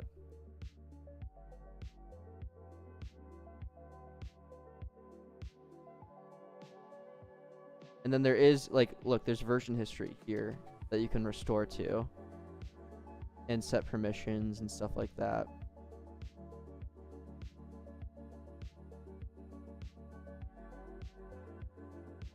Yeah, no, the packages, I don't think very many people know about them. I used them quite a bit. I was a huge push for them in this horror game I worked on for this big studio. Everything was a package, literally everything, and I followed like the exact like Git version control structure for packages. Like we had branches and like everything. It was really cool, but no one uses packages. It's kind of crazy.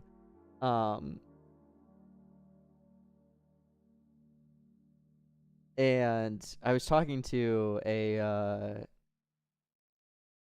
what's it called? Even compare properties.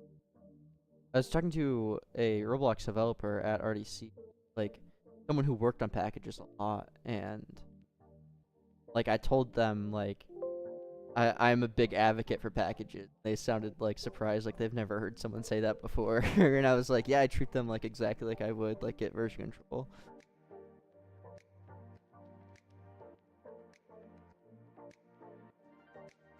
Would I recommend using packages? I think like only if you're literally on like a professional development team with multiple people in multiple places.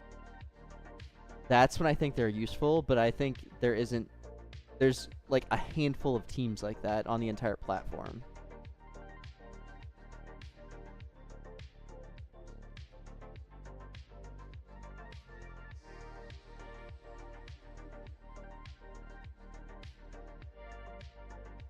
No problem, US Dev or US Dev.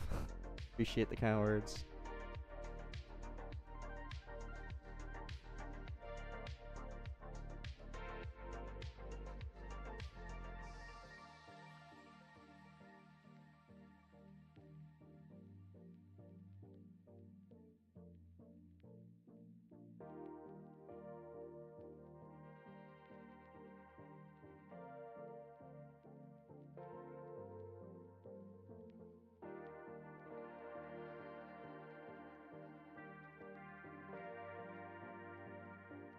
Okay. The way I'm thinking about doing this is essentially have a leaf. 15 million.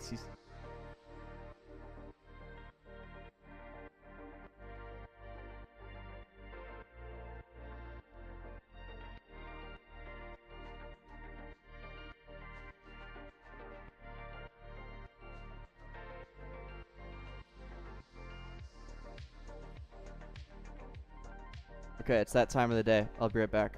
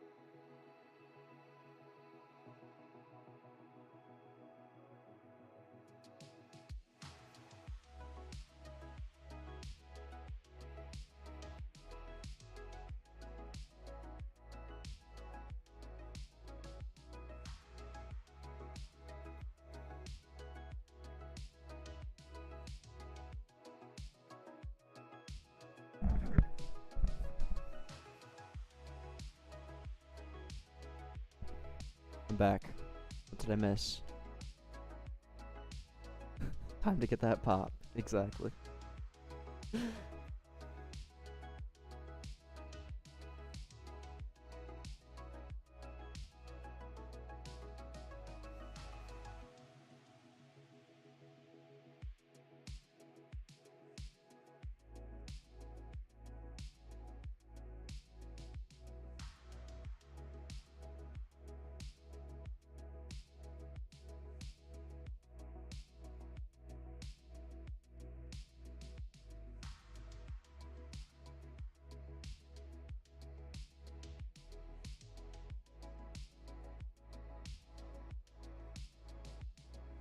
Yeah, I did robotics. I was huge into robotics. I wish I still could do robotics. I'm too old. How lame is that? Too old for robots? Bruh.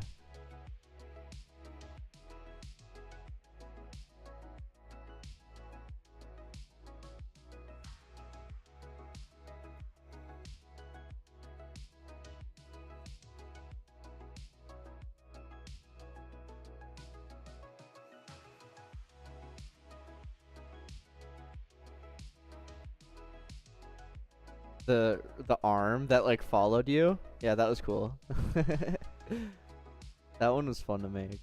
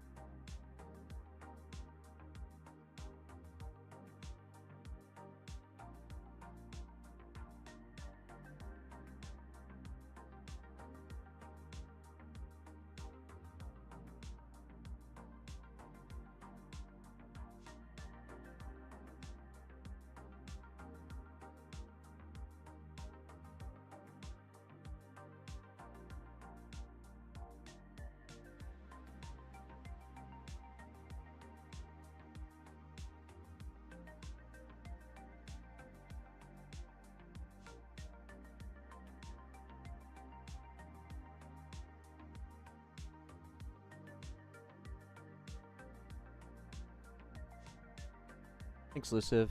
We're making some really good progress, I would say.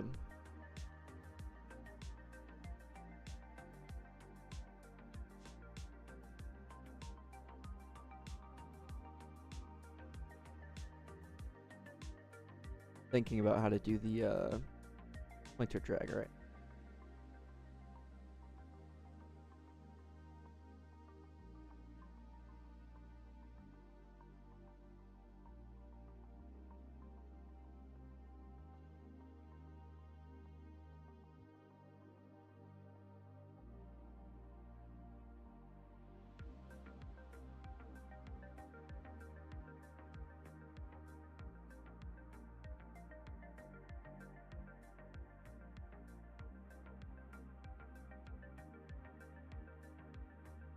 I mean, screw it. We could just do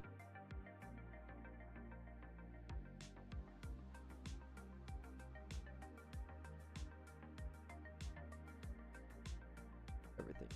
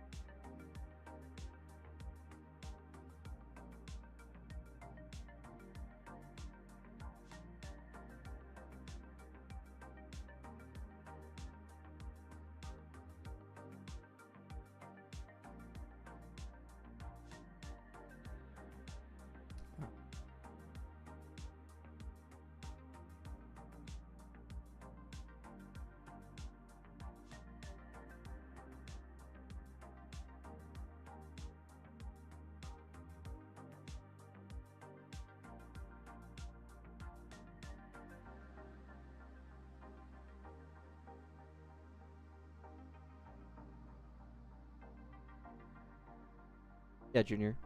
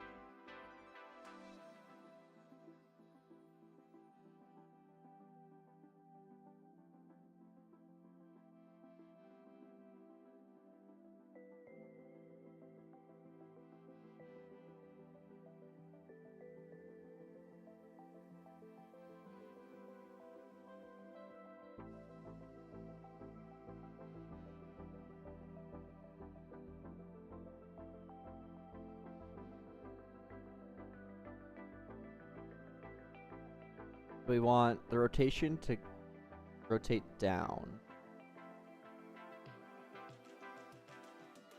Guess we need like a rotation from rotation. Rot to.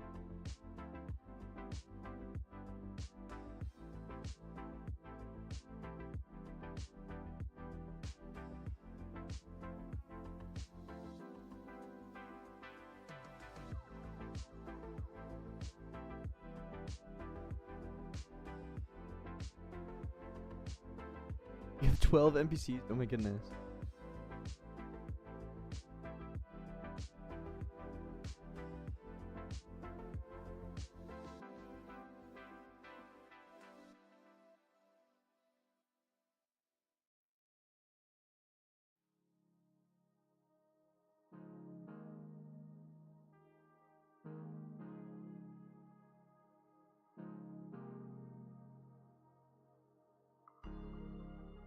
No, Scissor, I actually totally forgot about that. I was planning on doing that.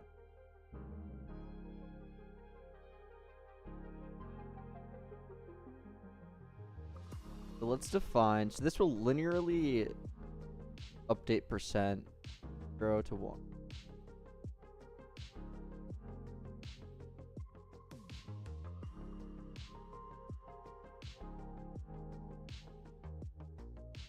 So let's just define like the first like 0.1 is us rotating down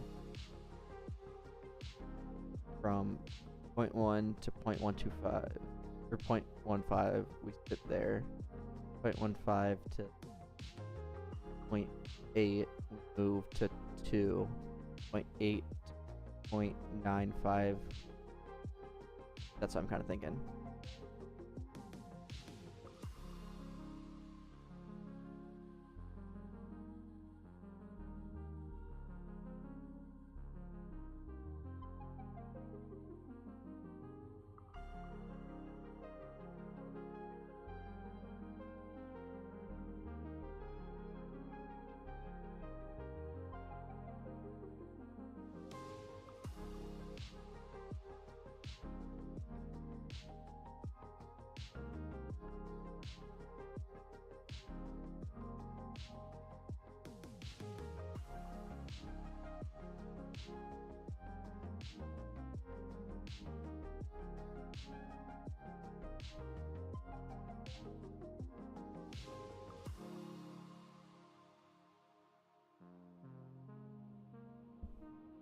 I guess. So this is gonna get a little messy. I mean, we could just define. You know what? I think the easiest way to do it is just to do if percent less 0.5 0.0 then burn. We do nothing for the first 5%. 4%. This is gonna get a little messy, but it's fine. We could also do the final case. If n is greater than 5, then set pause.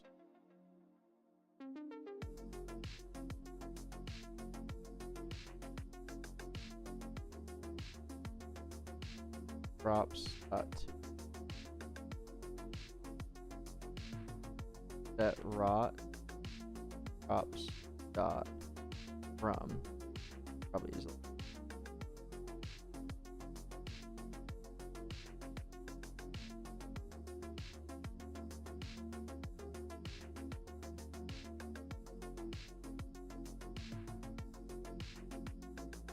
This is gonna get a little confusing, but I actually think it's fun. And this is like such a small.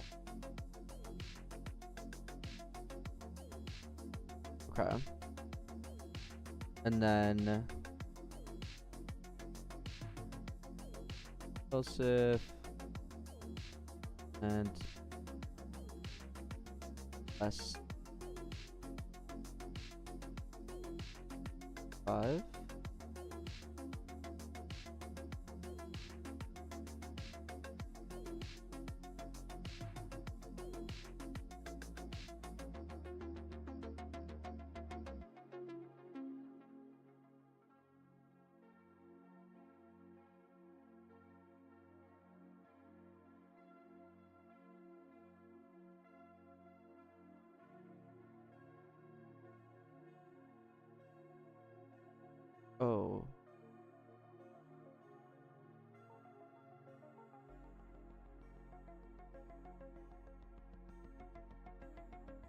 rotate. Pause. And this would be lerp.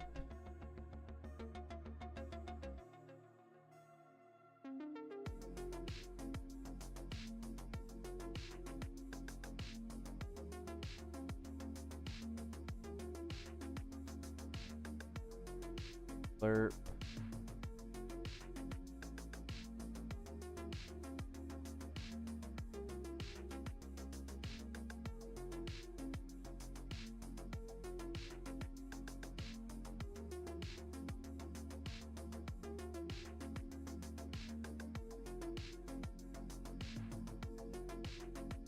And then let's pause for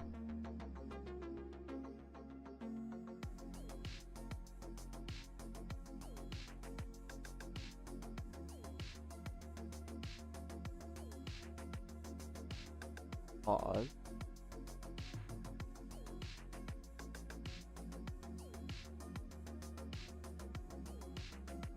And then the big thing is we're gonna move all the way.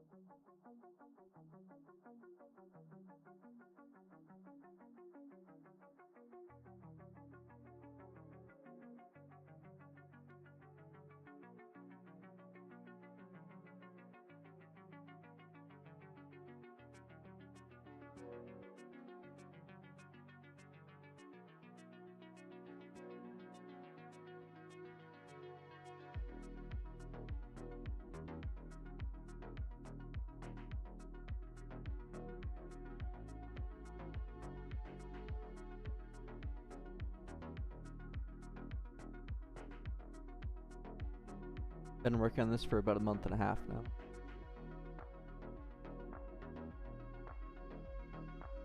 It'll just be from lerp to. I hate how there's no built-in like math.lerp. What?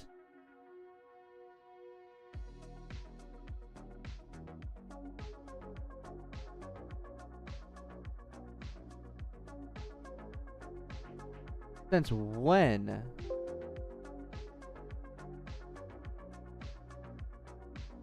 Kidding me?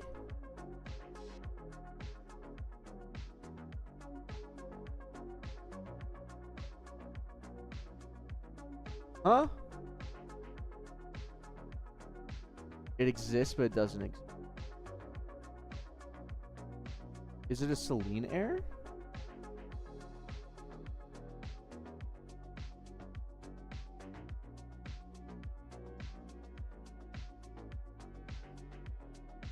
Wait, so does it exist or does it not exist?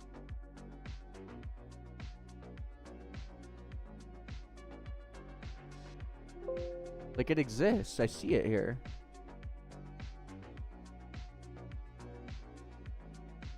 Since when? It's so Selene just doesn't know it exists? Is that the issue? Anyone know what the Selene or documentation?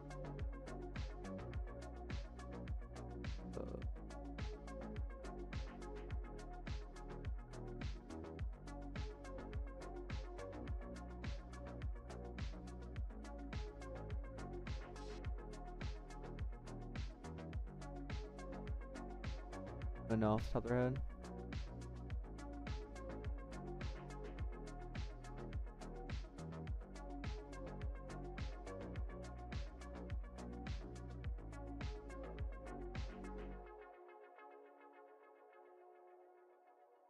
Rex.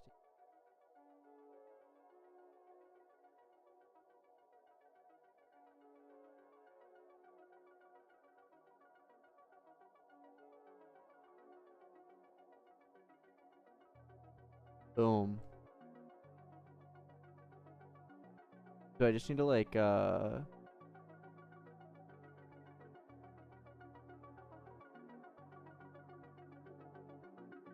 need to update my Selenium?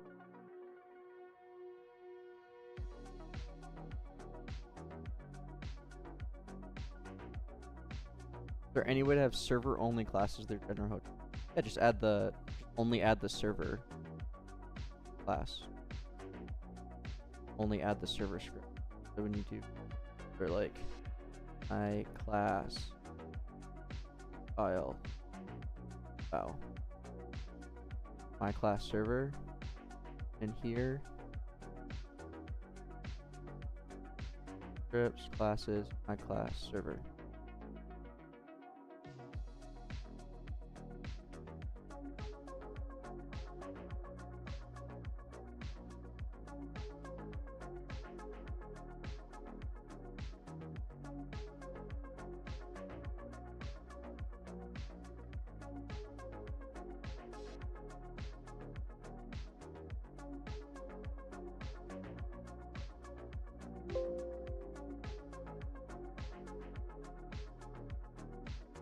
Wish Roblox supported Linux. Yeah, I mean, I know I kind of has made videos. A lot of people, and I'm kind of thinking the same way. But like, I've been wanting to try out Linux a bit, but I can't really because of how many things there are. Like Roblox Studio, not Roblox in general isn't Linux natively. I can't be bothered to do workarounds every single time.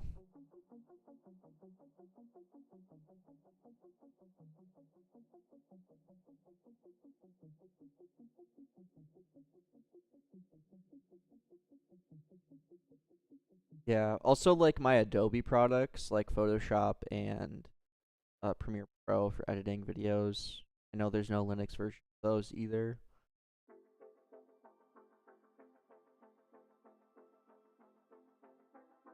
Oh, I voted Adobe. Yeah, that's probably for the best. You probably should. Sucks.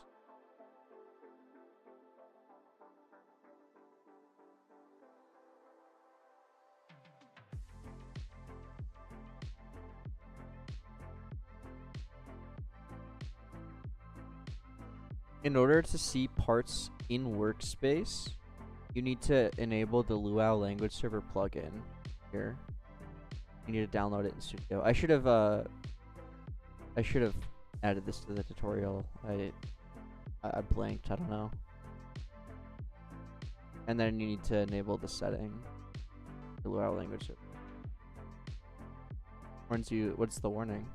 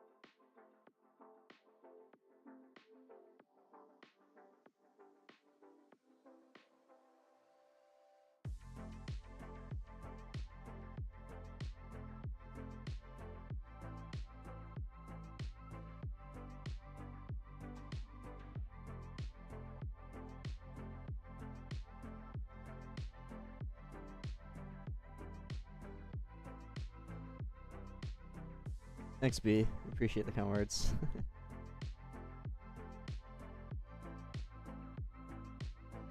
Yeah. I have messed around with like VMs and stuff like that, but VMs are just so they're just slow. Connecting to server failed on port. Did you enable the setting inside of VS Code? Inside of language server settings? Hi, music. You look up plugin right here. Well, you have to enable the plugin in order for it to send stuff.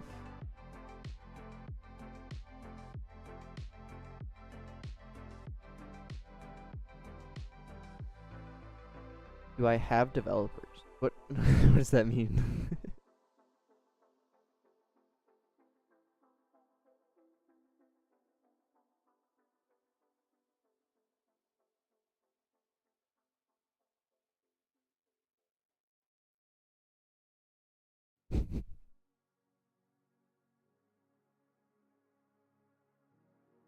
Oh, yes, I do everything. Literally everything. All the builds, all the UI, all the coding, obviously.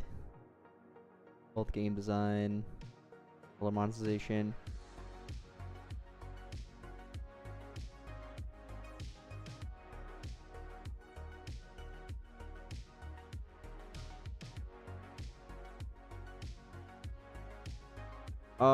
Okay, what are the odds this works?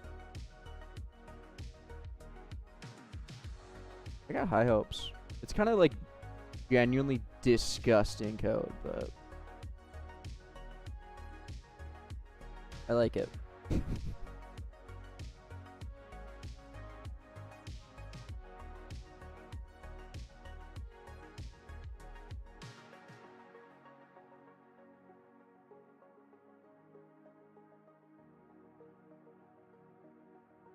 I've been full-time Roblox developer for like 4 years, but I've been on the platform forever.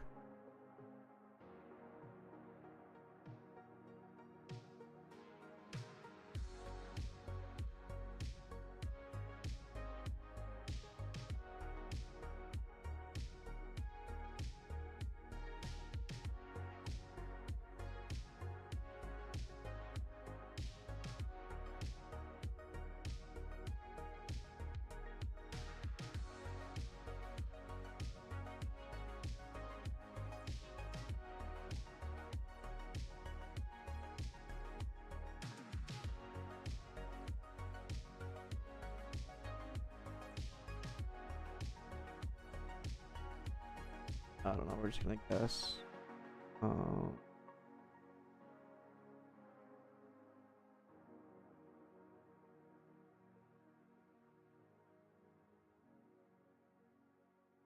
No, I don't do commission.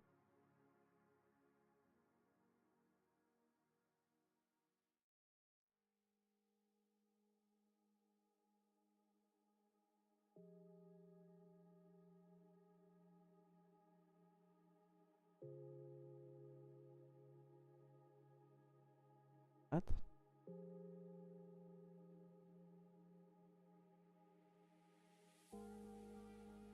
Oh, I have the wrong one.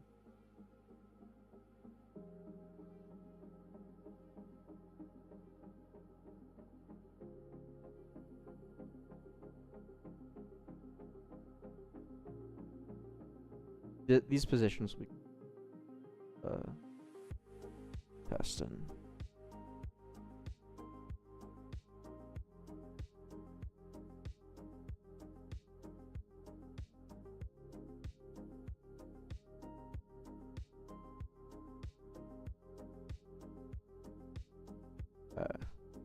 Let's that work. Uh-oh. Why is everything invisible?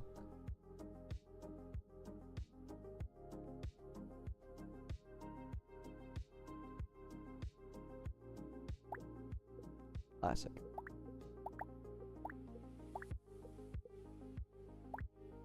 Ah!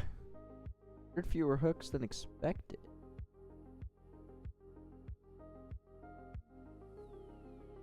Oh.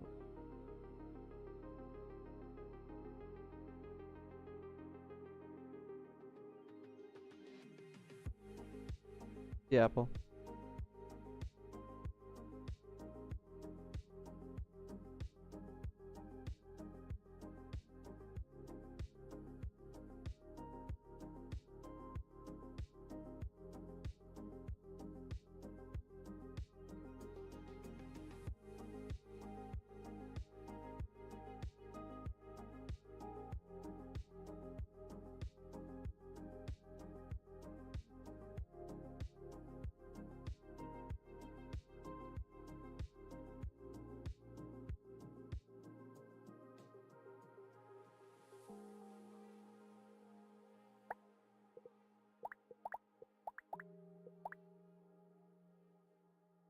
Kind of worked.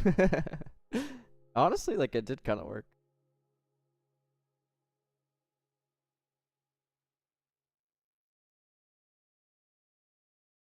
A lot more than that.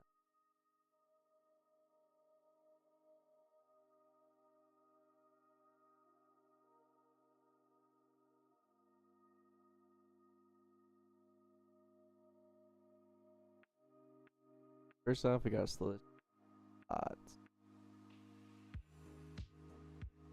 Nice UIs, thank you.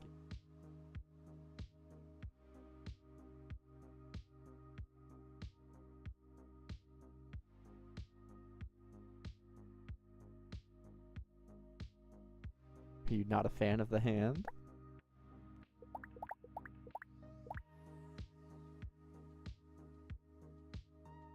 Just slow down the rotate, I think.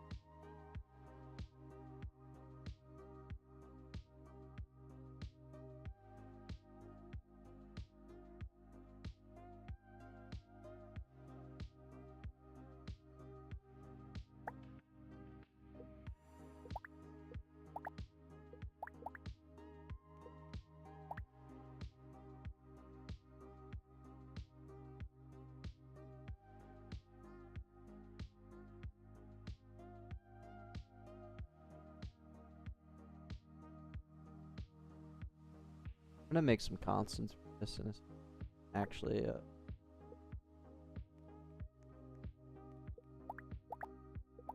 not sure I know what path 2D.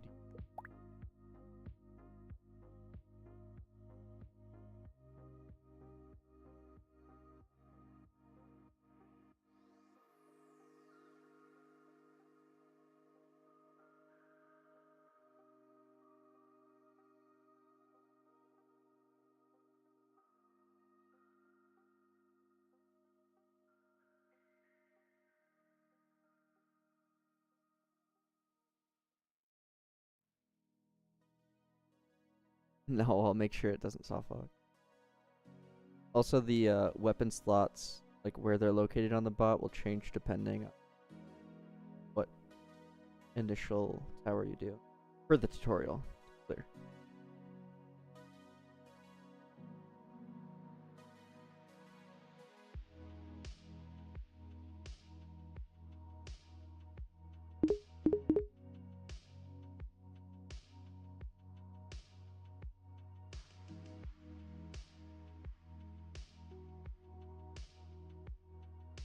Oh.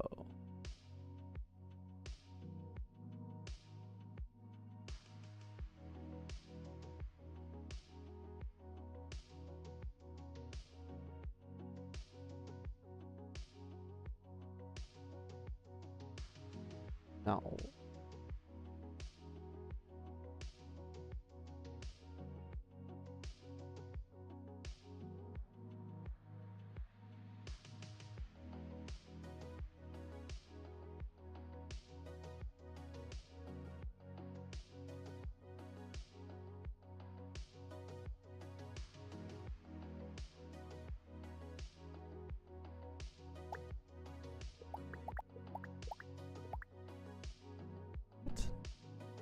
am I dumb? Oh, they changed this? Yeah.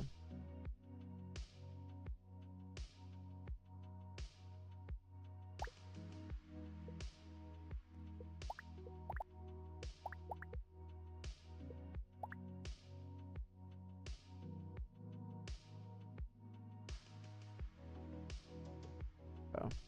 Yeah, we need to make constants. This is just getting absolutely horrible.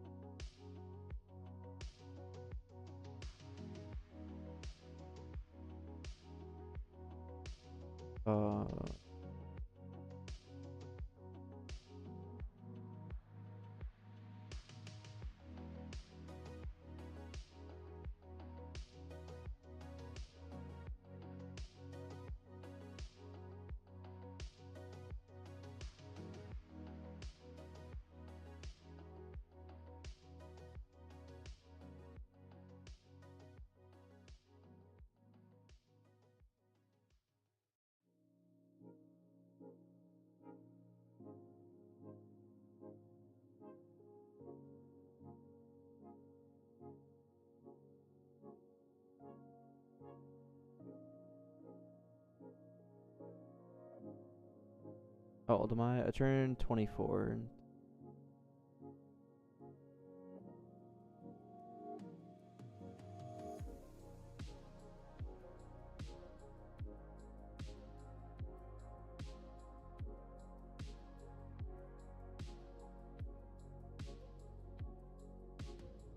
What problem you having? No problem.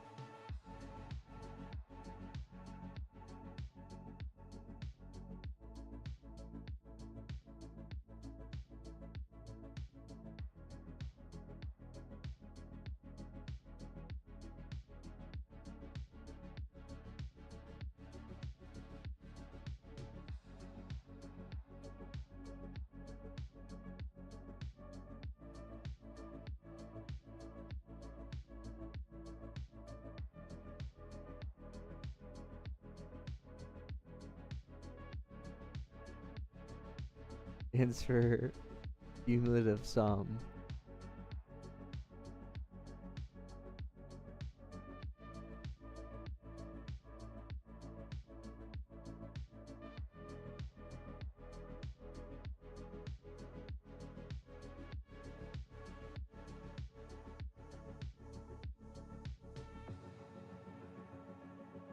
Rotate.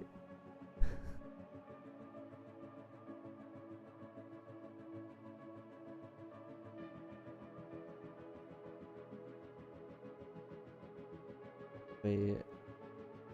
Unrotate. That makes sense.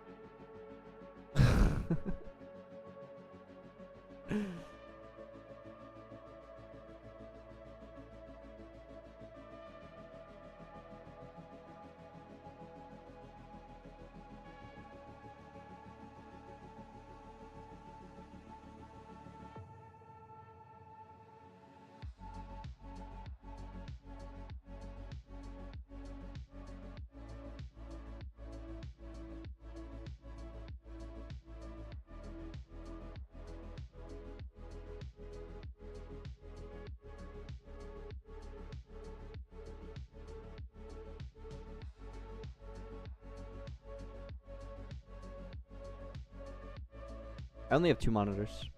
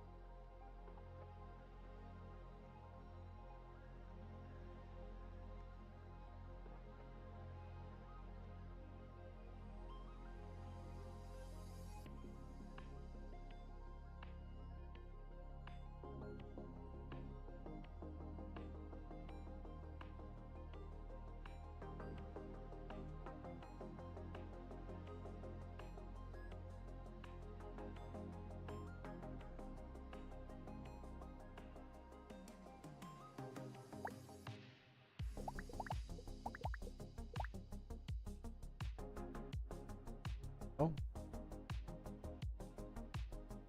Now.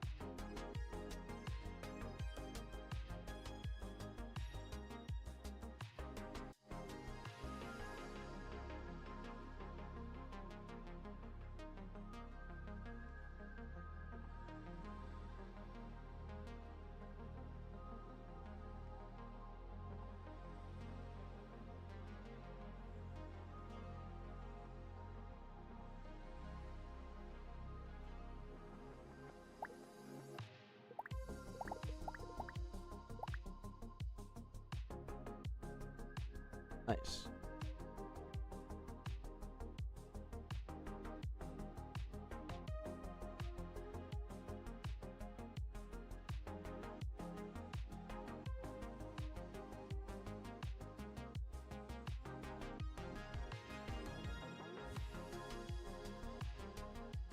Okay. How much money you made off Roblox, especially DevXing? The only way you can make money, DevXing. Enough to do it full time.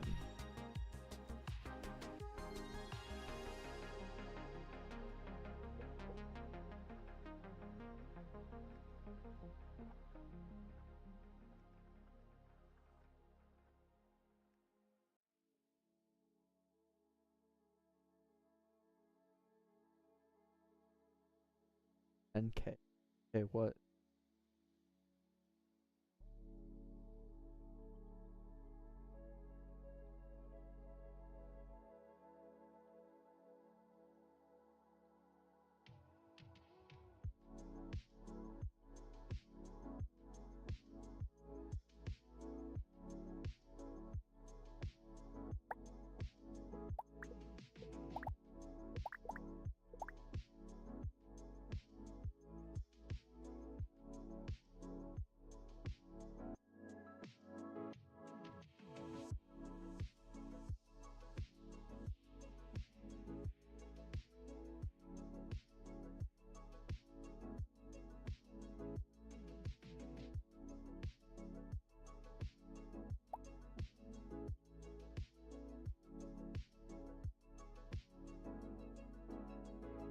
Okay, cool. That works. Now we need to set the rot from and to.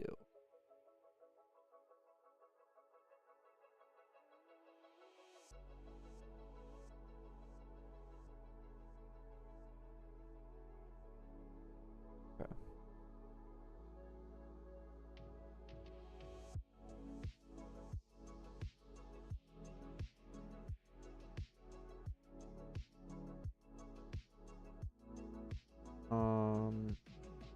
Need to be calculated.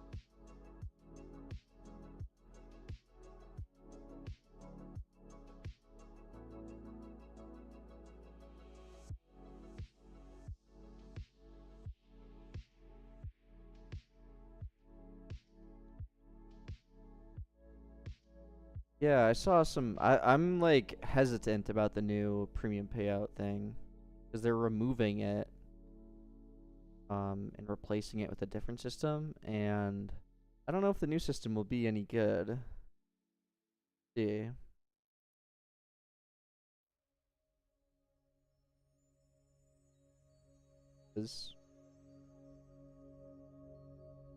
But like I guess it's weird that they're doing that because now premium doesn't matter. Like, there's no benefit for getting premium players in your, because it's all about getting spenders in your.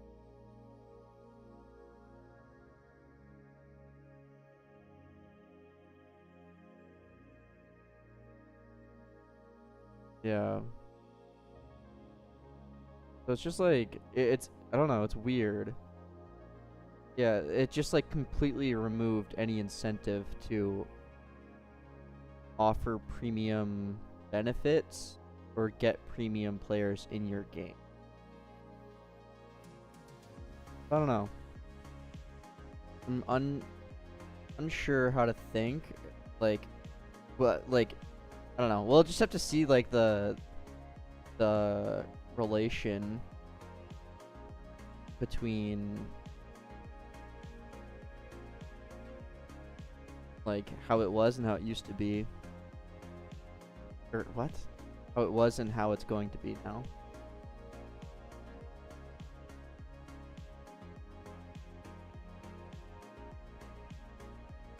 Go back to builder.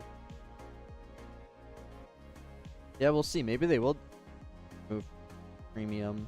Like, genuinely, what is the point anymore after this? Oh, yeah, to publish UGC. That is so weird.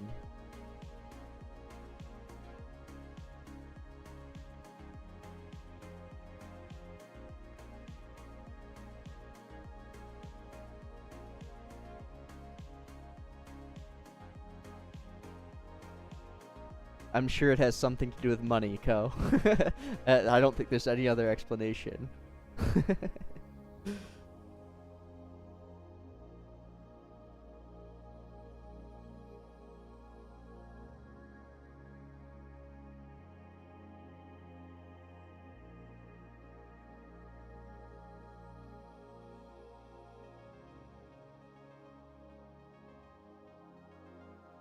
Okay, but if it reduces the amount that developers get, there's going to be an insane outcry.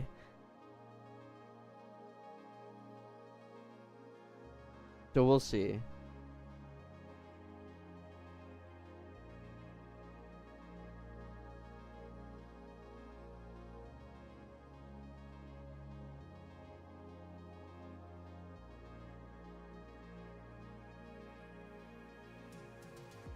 Yeah.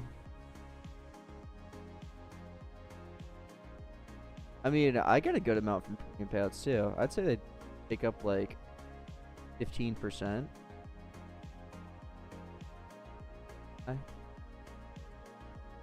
Hmm?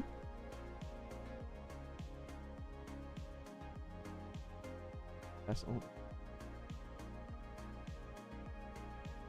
I don't know, it's just weird because there's just gonna be no point in even offering premium benefits or prompting people to get premium now.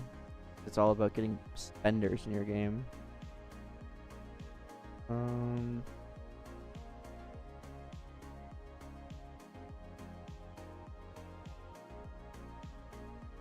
So to get the position that we want, what do we need to do? We need to look inside of workspace. We probably won't actually do workspace. We'll do building frame, bot builder model, weapon.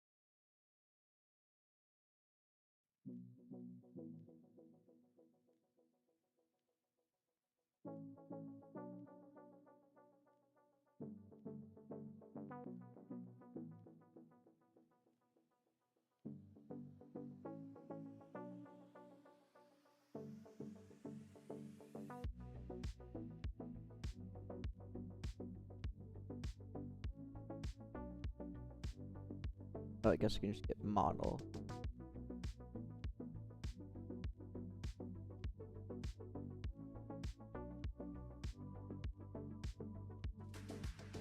Yeah, tower fence RNG. Yeah.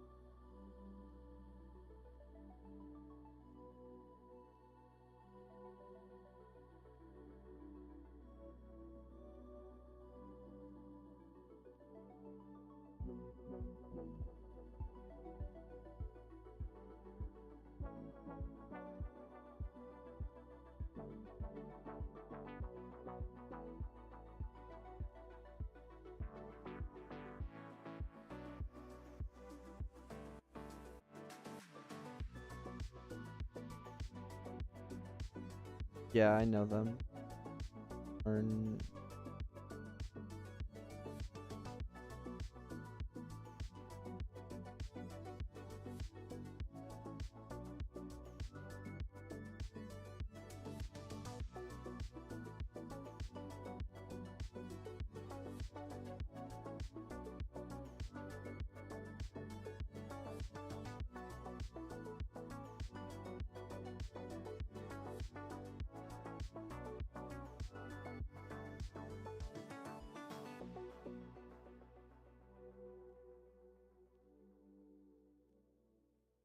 Yeah, the hatch is kind of.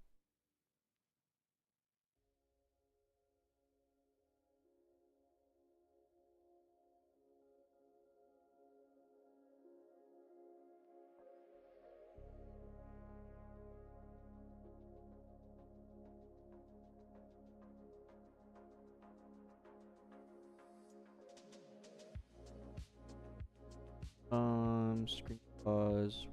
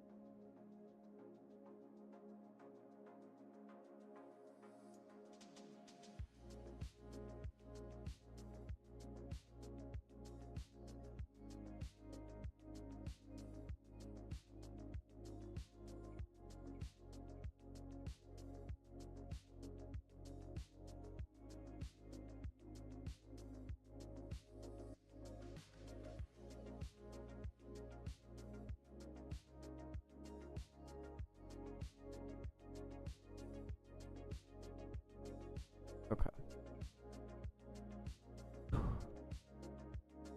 The autocomplete is Copilot AI.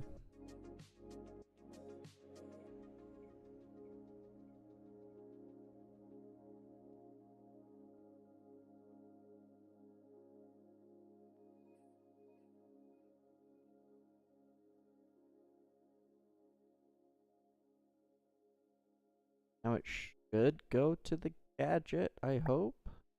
Or not the gadget.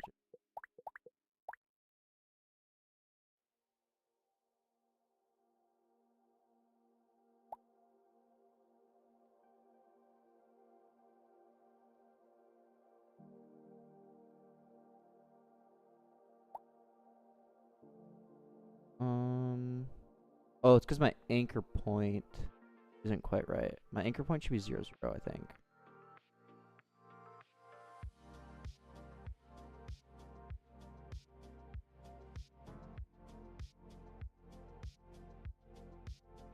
Think.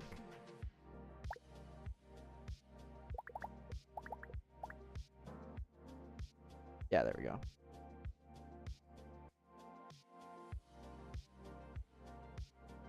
I kind of want the up to go a little bit faster.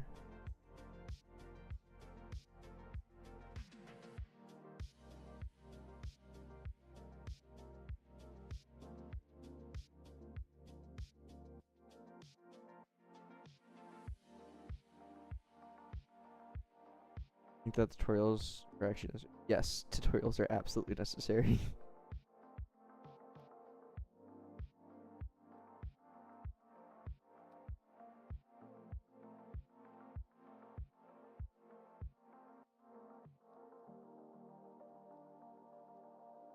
The Rojo setup. Create new folders and files like go to Rojo automatically generate those folders and create her. Yes, exactly.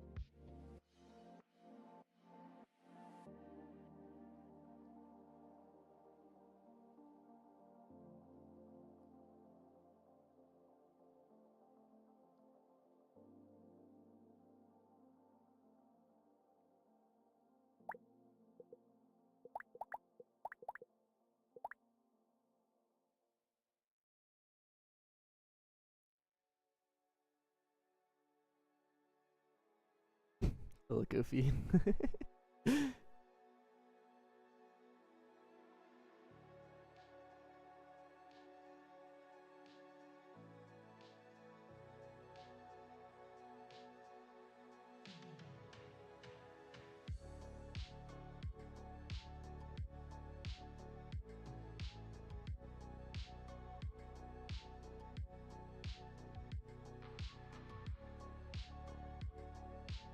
I wish it was rotating about the point. About like a different. Because it will rotate about its center regardless.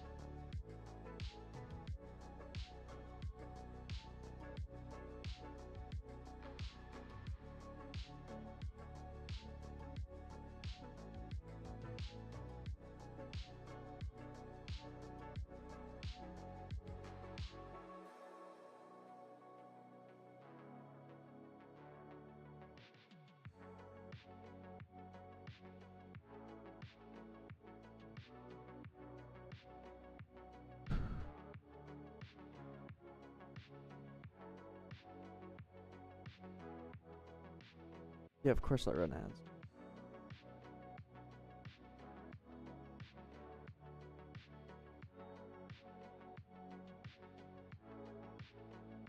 Oh wait, so that was going to the weapon. Now let's run.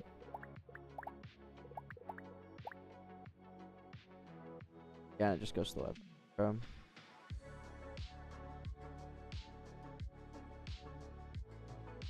I mean, that's good enough.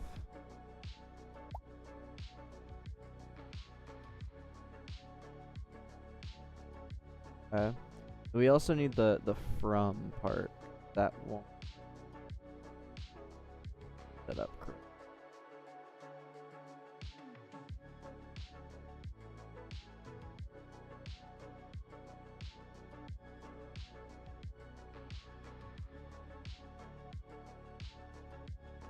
The from. I mean, this should just be the first slot. Do I know where the first slot always is? Doubt it.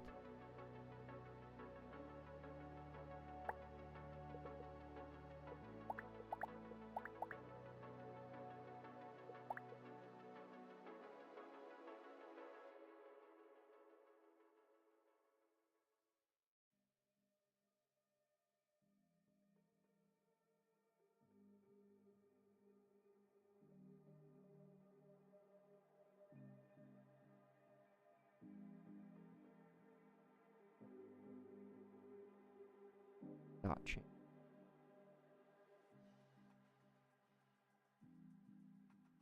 So bad.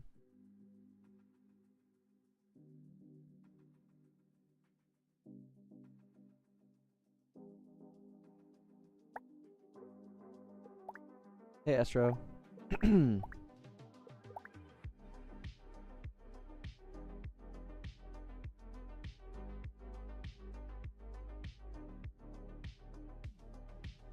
There's many different reasons, Alex.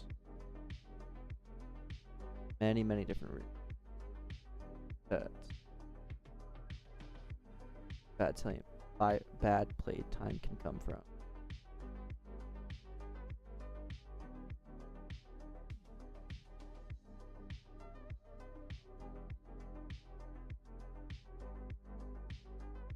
It's inspired by the. It's not like licensed or anything like that. No, it's inspired by the mobile game Cats.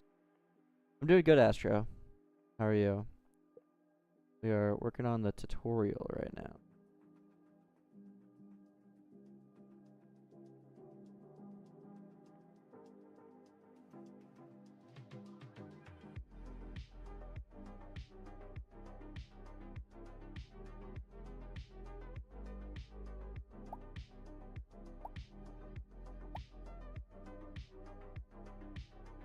What sort of monetization? I don't know. That's typically the very last thing I do when making a game.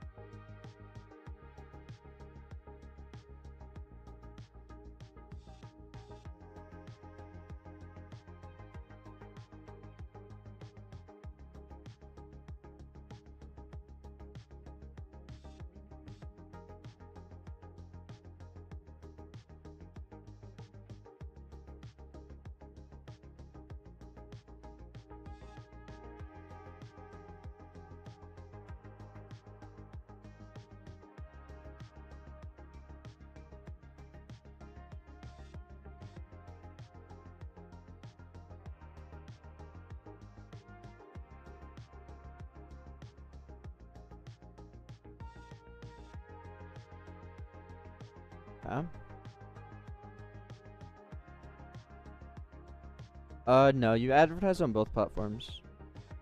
In mobile.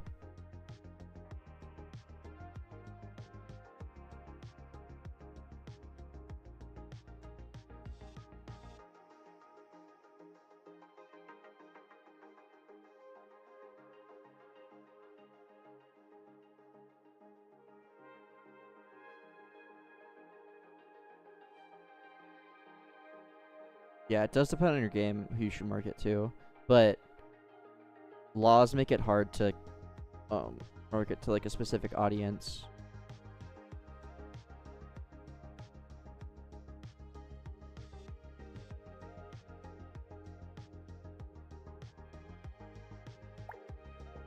How many build should? What? What? Should have a queue.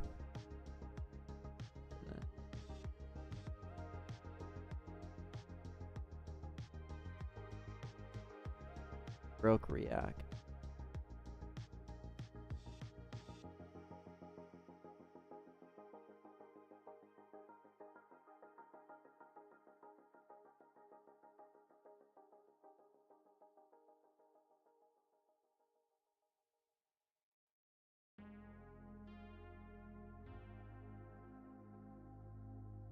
I'd say my games typically aren't targeted at a younger audience. I typically like all of my games when I look at the target, like the audience is like 13 to 16-year-old males. Like that's what I typically have had. That's not like saying anything one way or another, like it's just an observation I've had. Probably because I build games that like I find more enjoyable.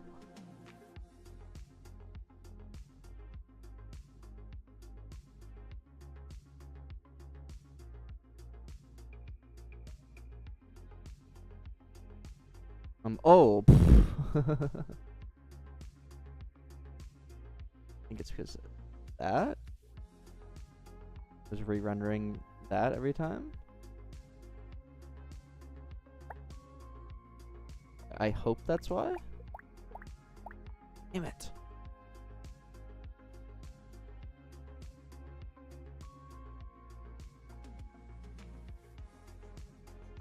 I'm just doing this right now. Don't really have any motivation on the other game. Having a lot of fun with this. Why does this not work? I feel like this should work, no issues.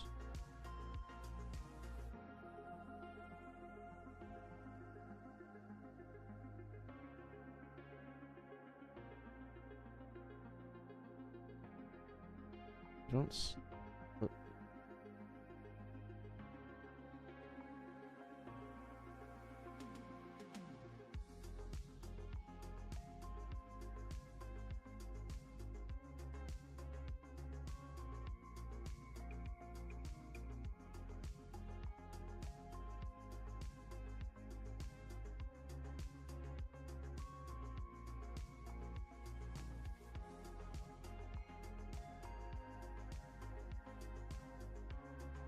I'm actually confused what the issue is here.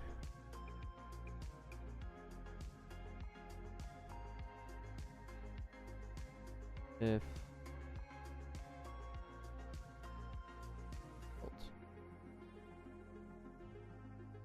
and the error is not helpful whatsoever.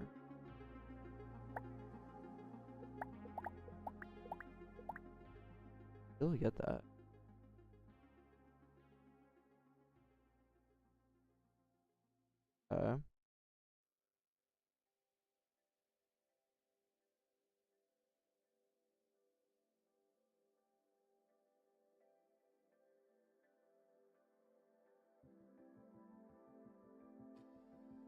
What if I literally just return?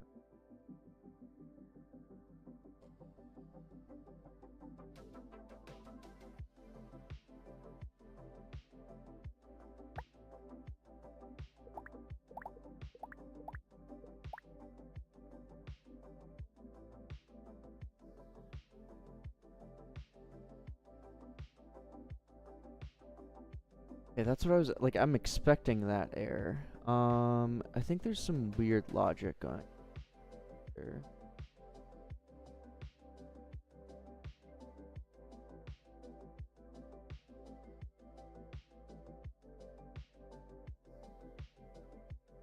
Dispute.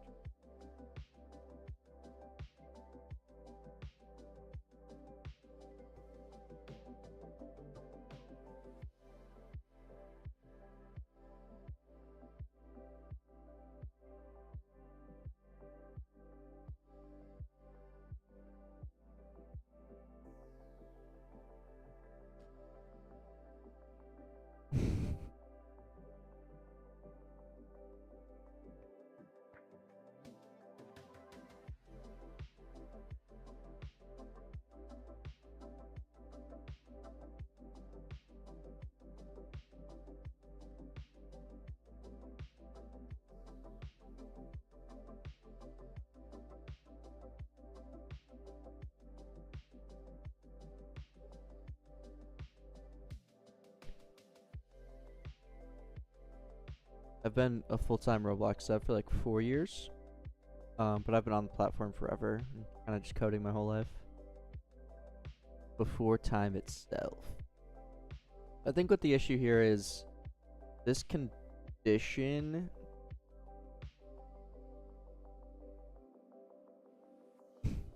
Yeah, unfortunately, those are I feel like, the most common things. I remember there was one stream where I was debugging for hours, literally hours, losing my mind over the simplest little thing. The and I was tracing back throughout my entire code, tracing back everything, and then the fix was to remove like I think 3 characters or something like that.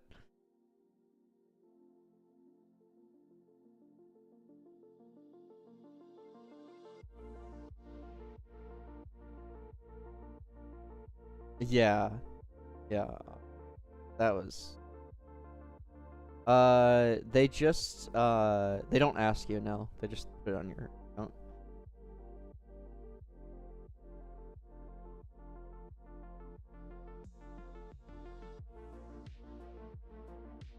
Okay. Um, like a perfect use case to ask ChatGPT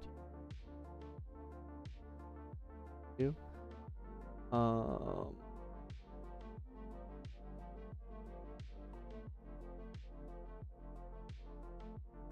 we'll copy paster.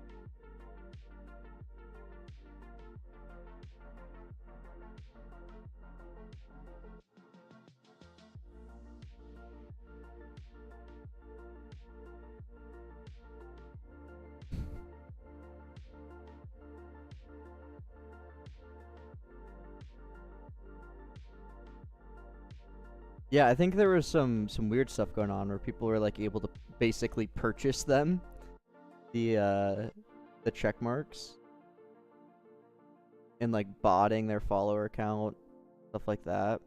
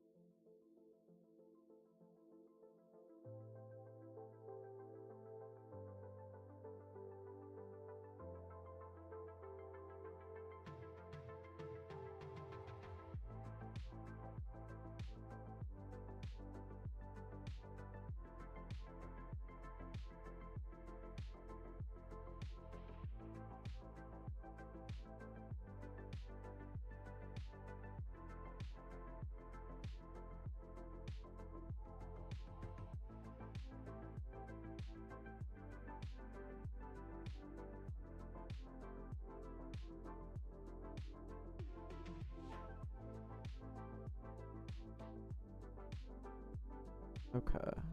Like reading through what it thinks it is.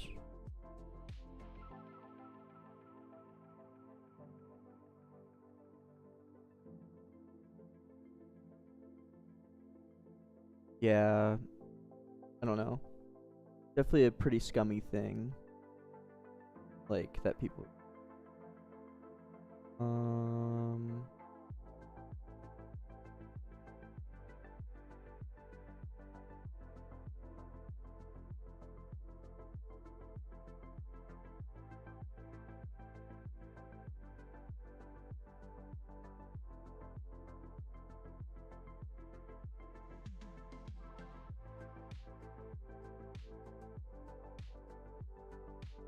Oh, I see.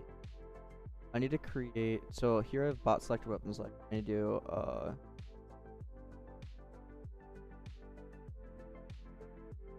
and then I need to move this logic.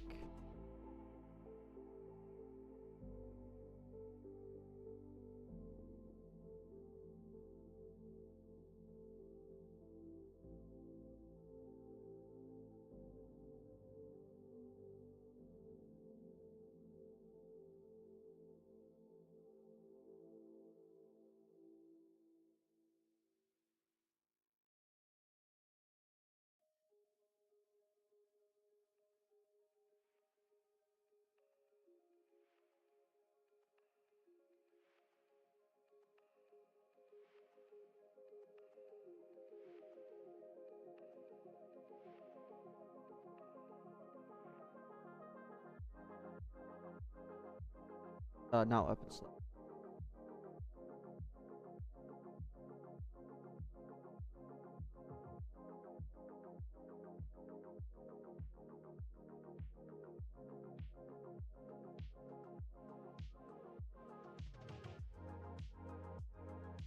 This.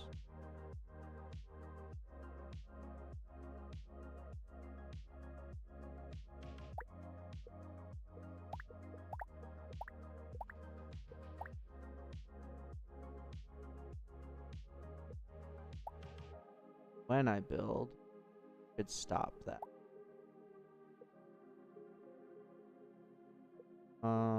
What?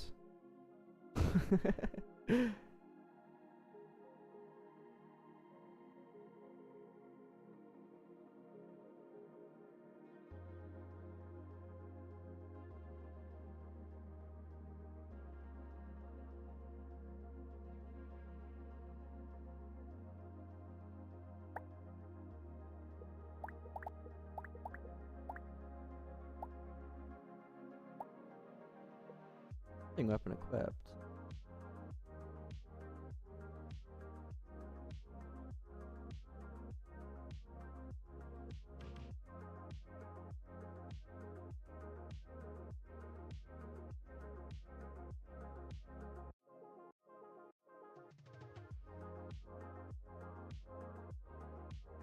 What?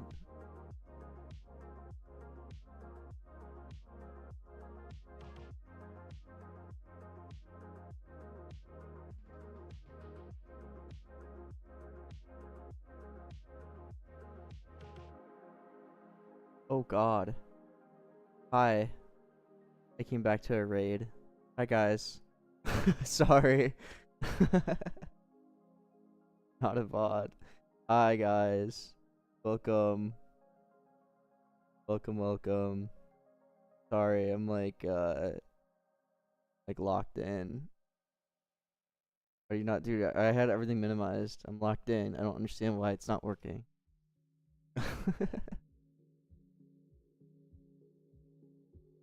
Into Rojo. Exactly. No, for real though. Why isn't this working?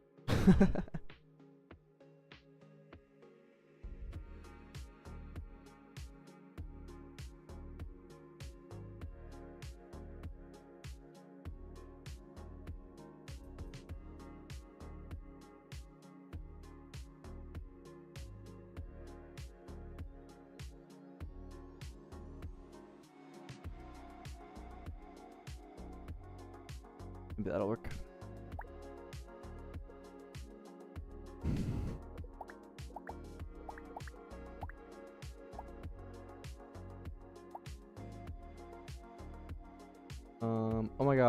Wait, I know why it doesn't work. Because we don't have a next step, so it's not moving. Exit. Exit. Building.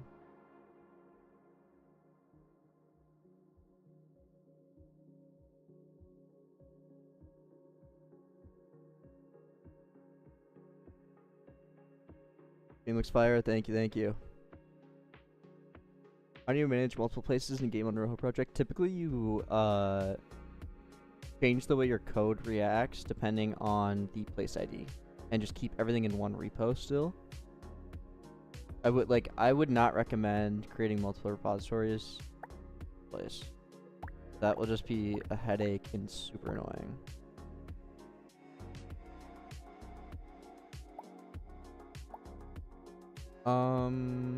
Okay, it worked. We just need this, but return the op. Return not build.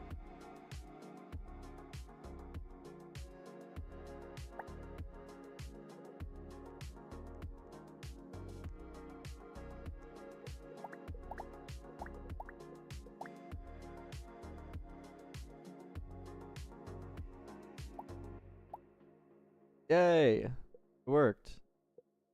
Okay. Tutorials.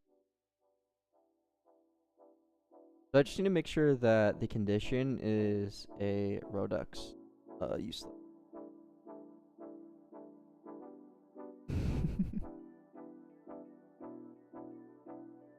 Slap boxing? Wait, bro. I'd mop the floor. It's all game main to use sources homework. Yes. Like 90% will be home recommendation. And then the rest of that is from friend joins, which are a result of the home recommendations.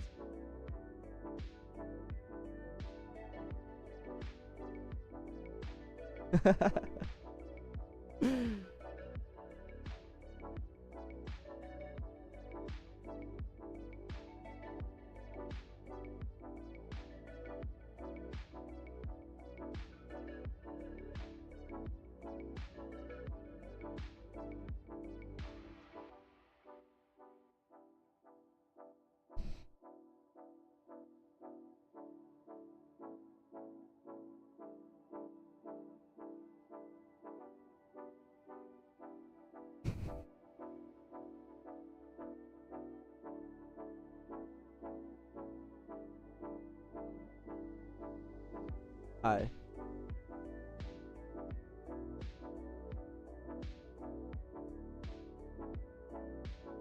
Okay, what would be the easiest way to get the in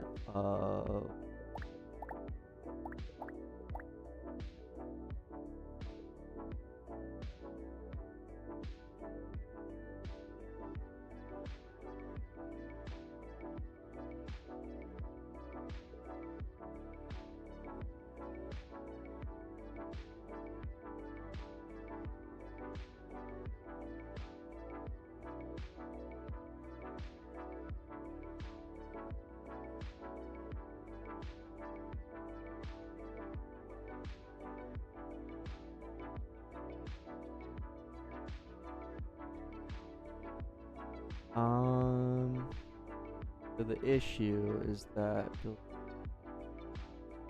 it looks like I can't just simply grab the position. I have no idea what it's unique. Unless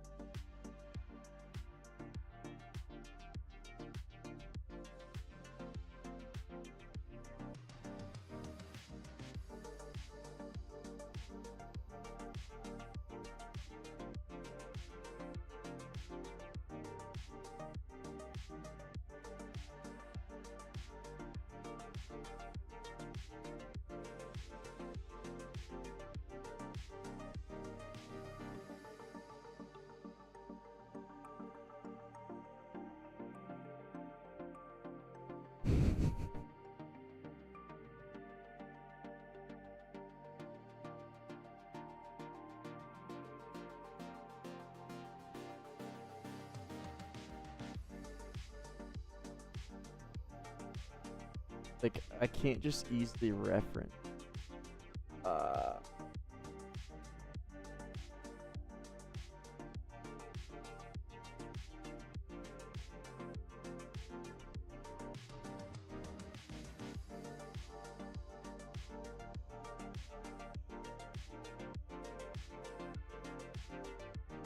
I mean, I guess I could loop through my inventory and see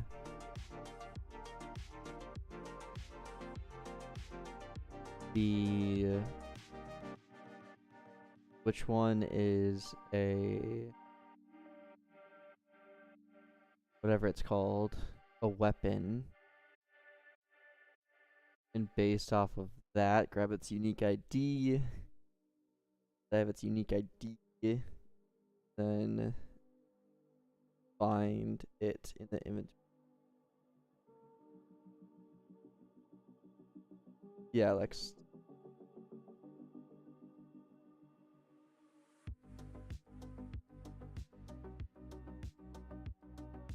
Okay, I think I have to do.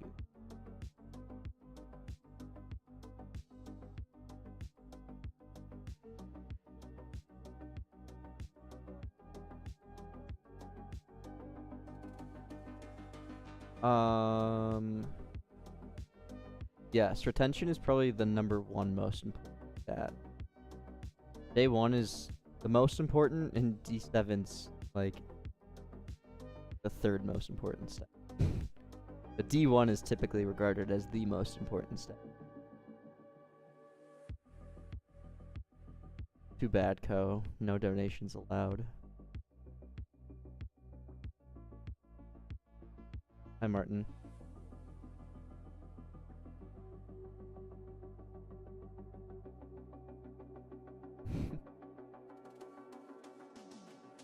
Playtime isn't as important as you'd think.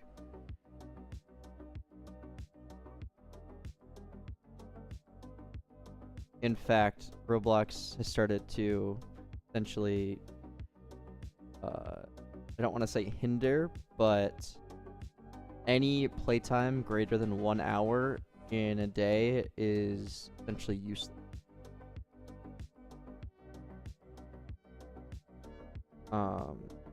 In the most recent change.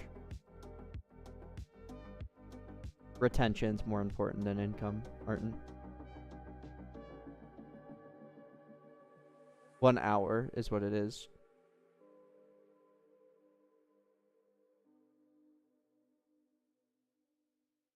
Only the first hour of gameplay per day actually counts towards stats. Alright, sounds good, Co. Thank you.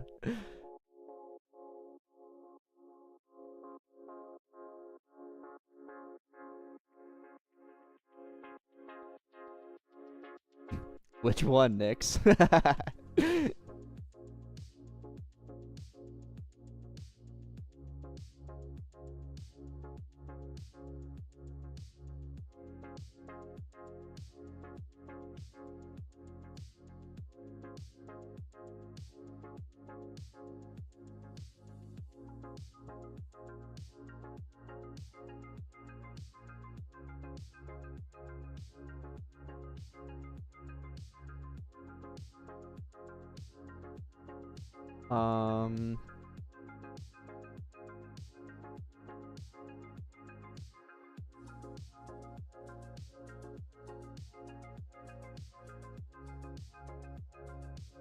Yeah, I'll go 100k on your own game until it's only.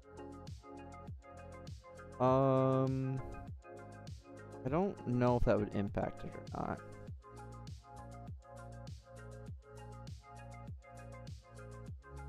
Like, maybe that would help things, but Algo is a lot more advanced than that. Like, it takes a look into a lot more things than just like spending. Like, not even stats that show, like, it will take into account the player that is playing your game, what they typically play, and like compare that like how your game does compared to what they typically play, the genre of your game, compared to what they typically play, and That's how they're like able to push games to, like, if you're really into tower defense games, it'll recommend you more tower defense games, obviously. Stuff like that. Yeah, it's really advanced.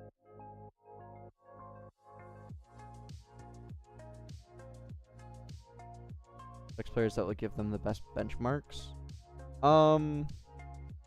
That's not 100% true. Not the best benchmarks. Just maybe the players that will.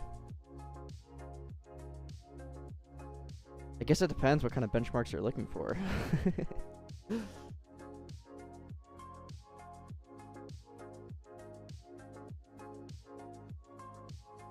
Yeah, it'll actually they'll actually click on the game. Exactly. How long have I been working on this game? About a month and a half.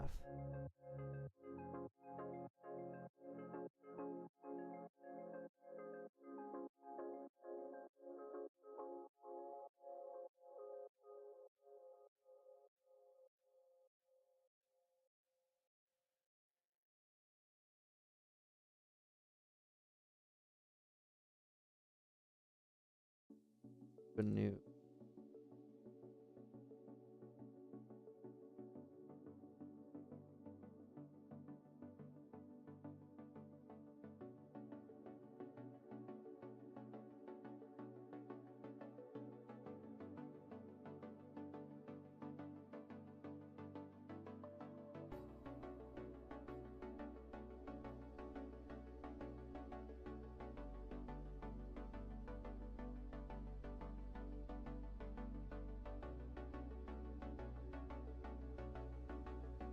This will update whenever the inventory updates.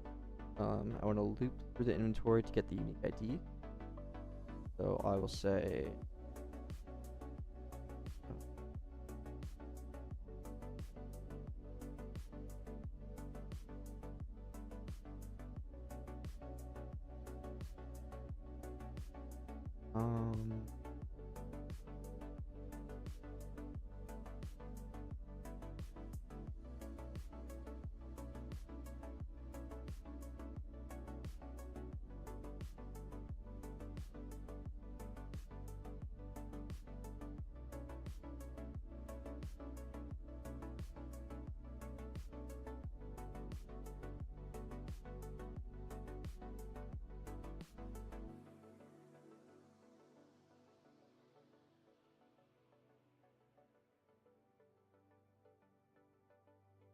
then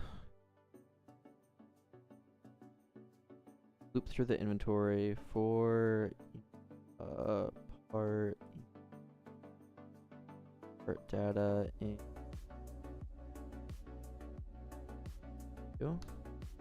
and then let's set this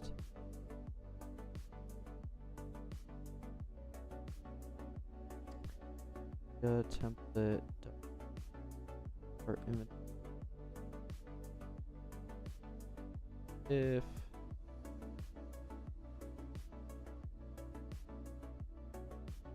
part data dot class parts get data dot id dot class if class parts dot class dot weapon, then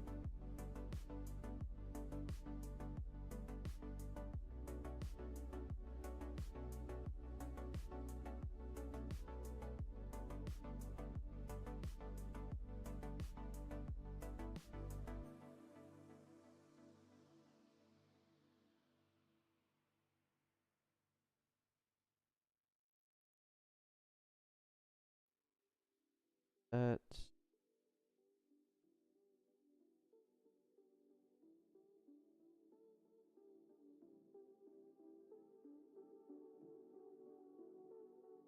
then we can do react effect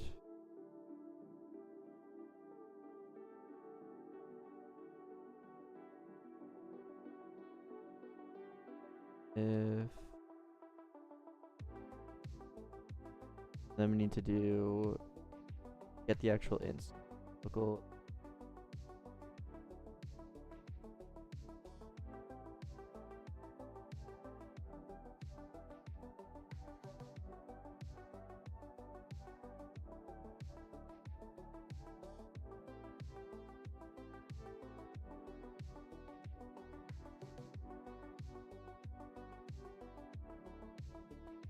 The last time.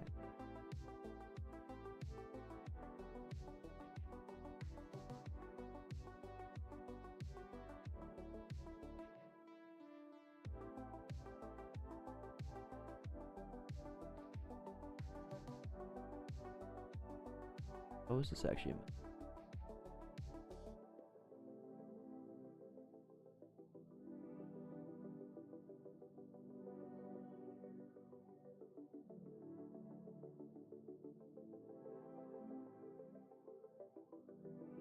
Not instant turn.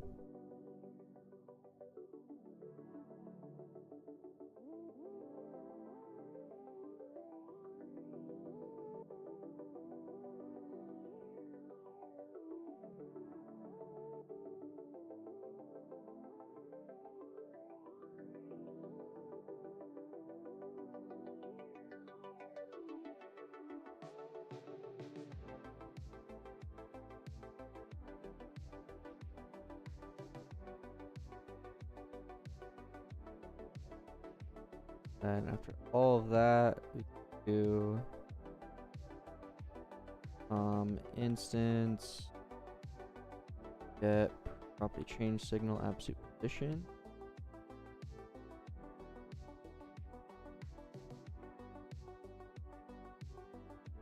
That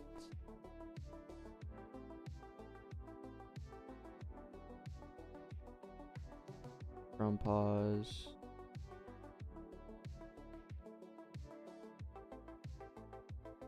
X, Y. I need to subtract.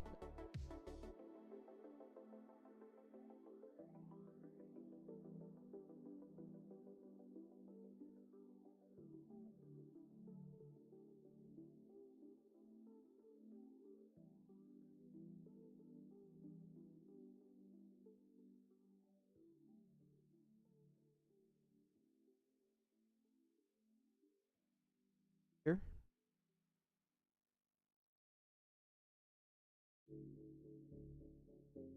This.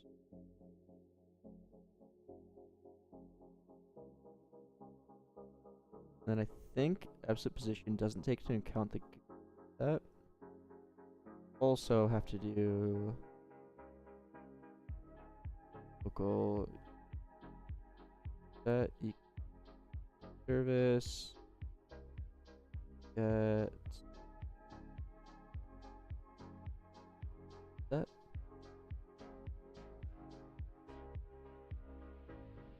Pause this that.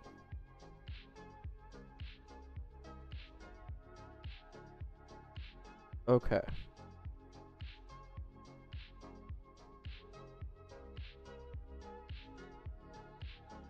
That was a lot.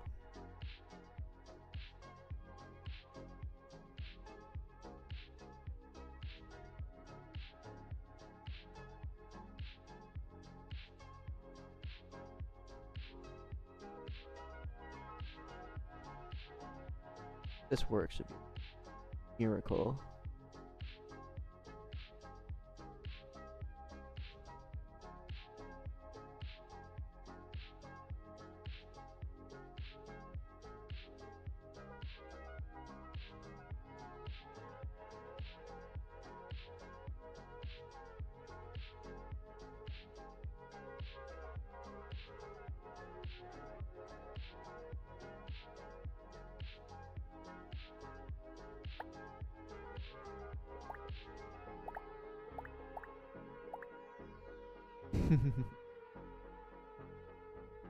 Didn't work. Why not?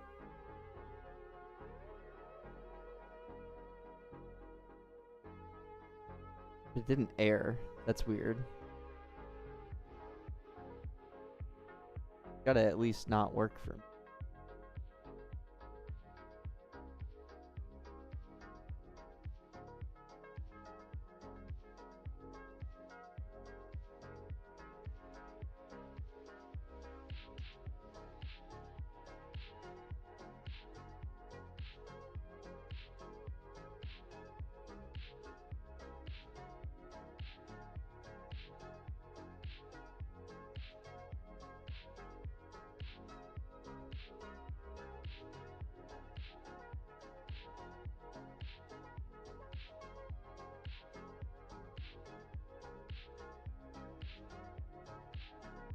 I just download the PNGs and then yeah, upload them to Roblox.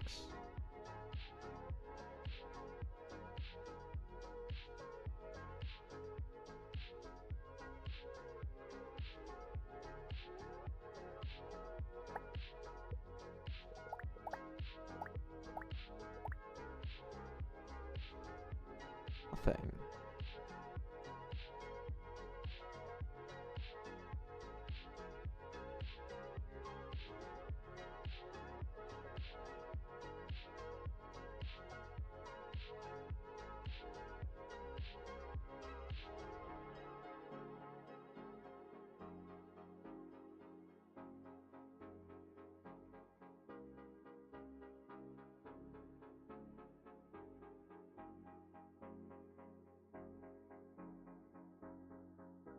Chad Jaws.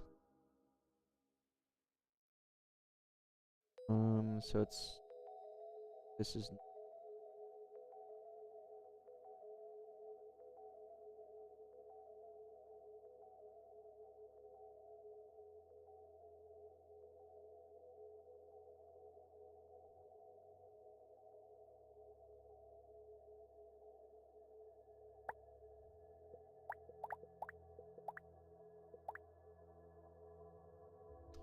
really okay. So we definitely are getting the inventory. We have drill. So what's the issue then? Everything works there. That's exactly what I want.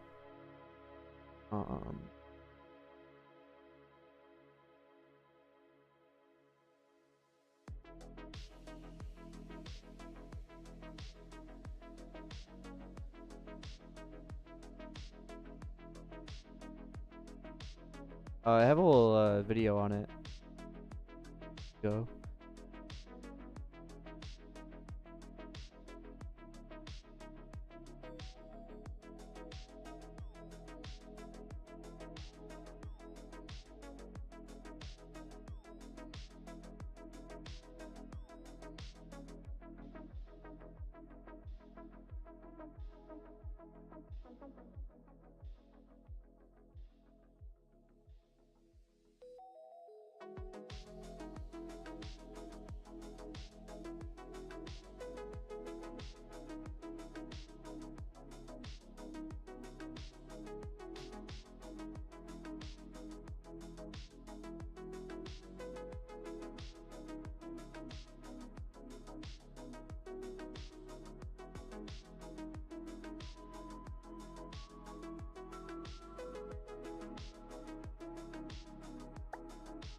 Thank you, I appreciate the kind words.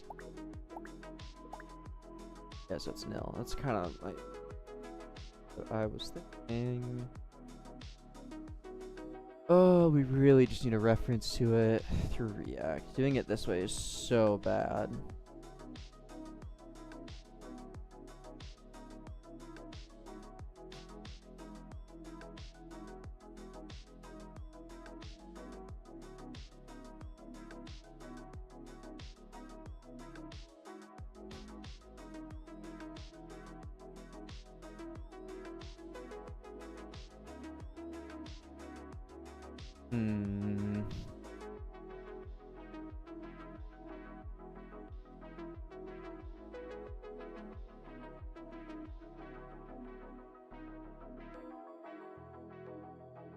Well, I guess wait. We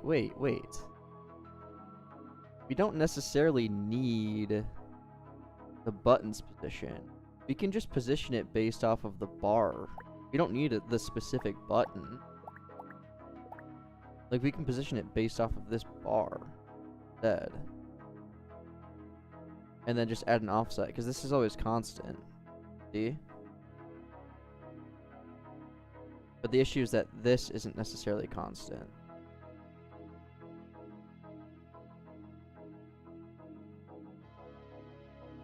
So if we position it based off of the bar,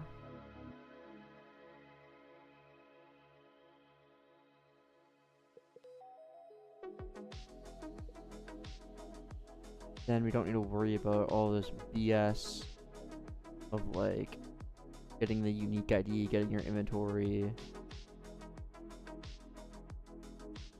any of it.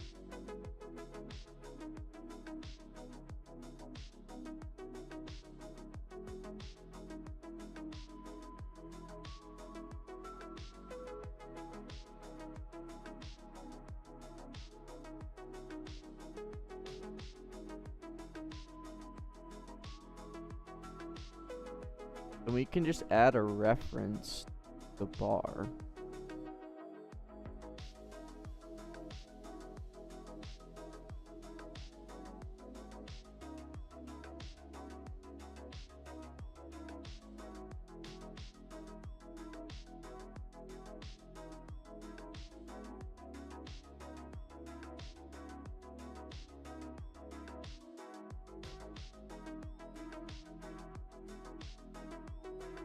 And I'm gonna make a, don't need to worry about any of this BS. Okay.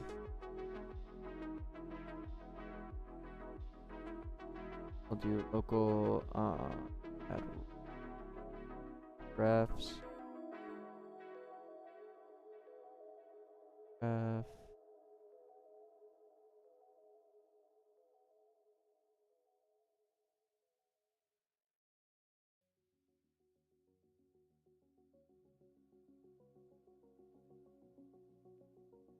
Okay. Nearly all the development work in studio.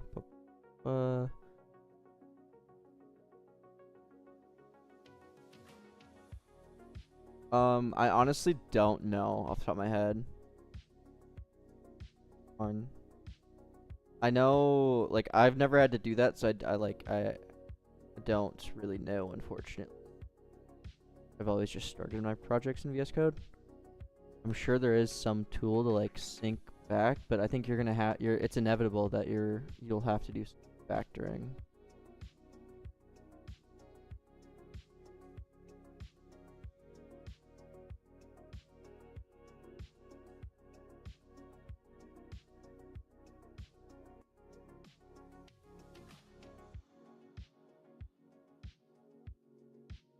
Just because, I mean, the setup inside of VS Code is just inherently different. I mean, you could theoretically, I guess, remap everything, but like, it'll be a pain. I think it's gonna be a pain regardless. Completely honest.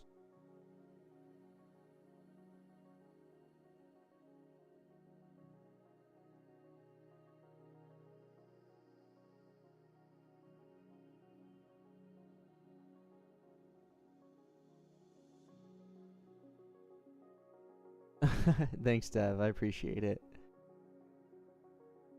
How to add another folder into server script service through VS Code. That's go. So what you do is in their default project JSON. Mine looks insane. Don't worry about it. In server script service, you have like the shared or whatever. Just add another, kind of copy the format that shared has here in your default project JSON. That should be able to.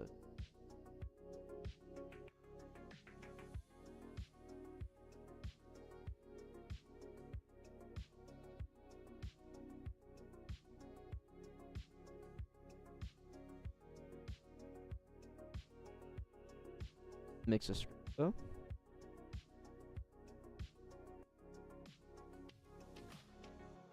There's a class name folder. Do you have that there?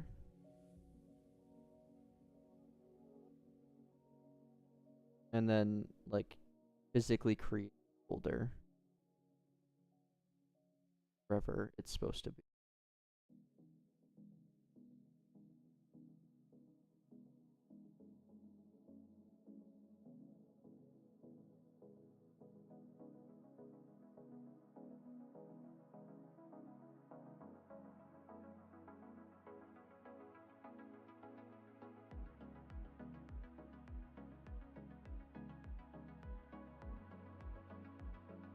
Here's what I have.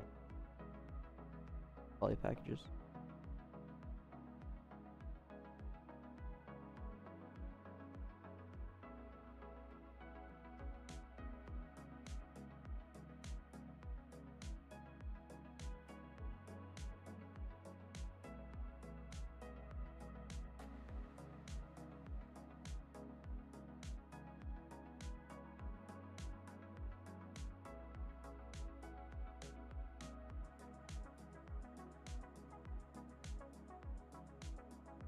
I'm gonna end up kind of coming back and touching this.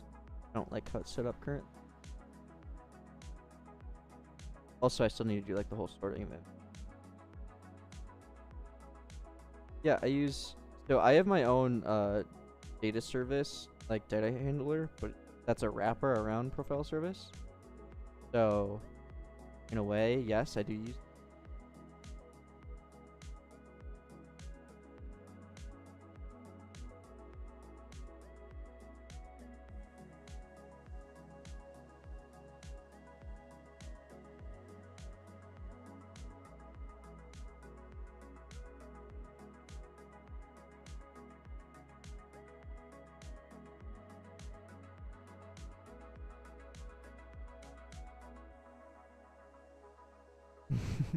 Hey, Lua.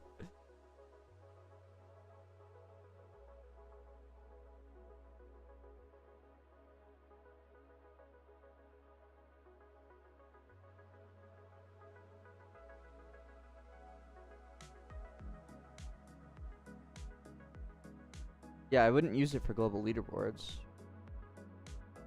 Definitely not. Gotta use ordered data.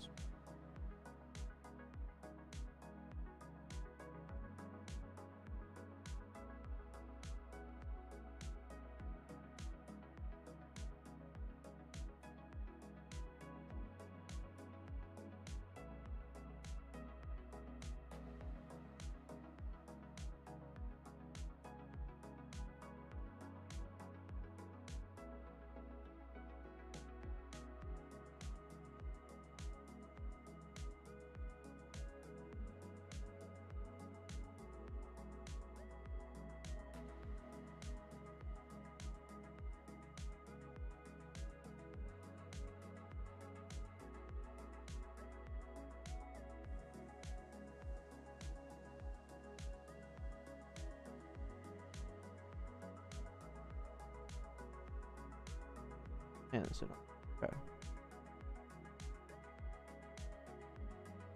Is there any way I can with where this should be off of?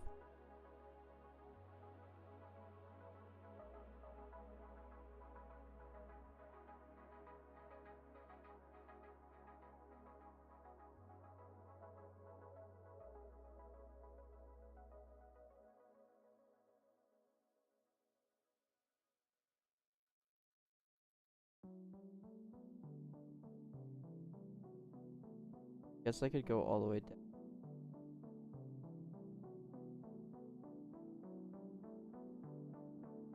Always gonna be.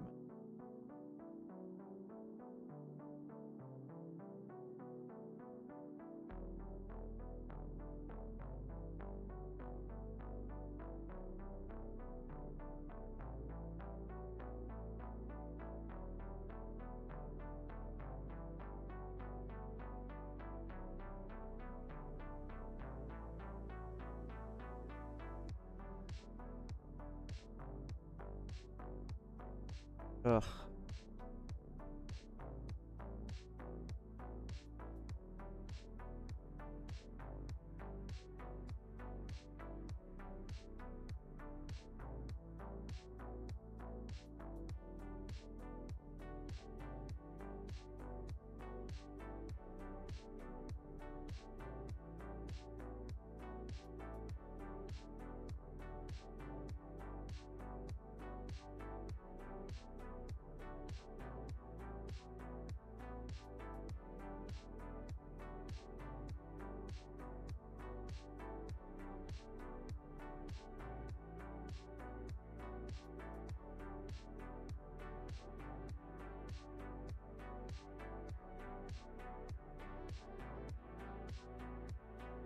So we add the ref. So we should have good.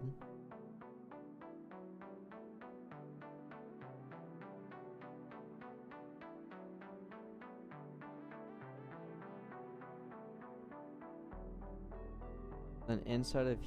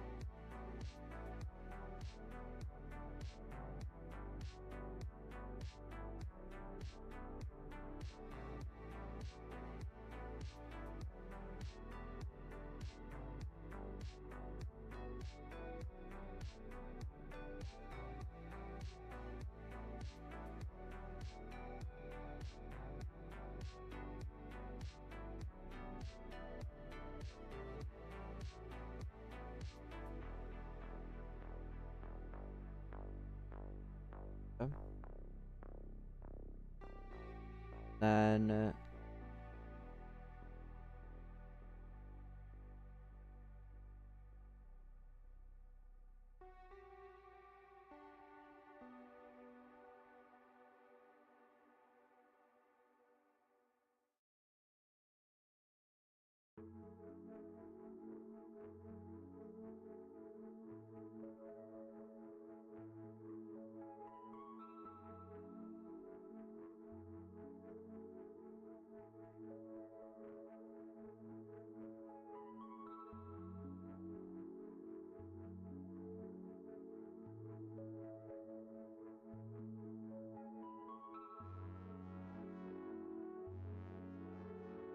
so I would say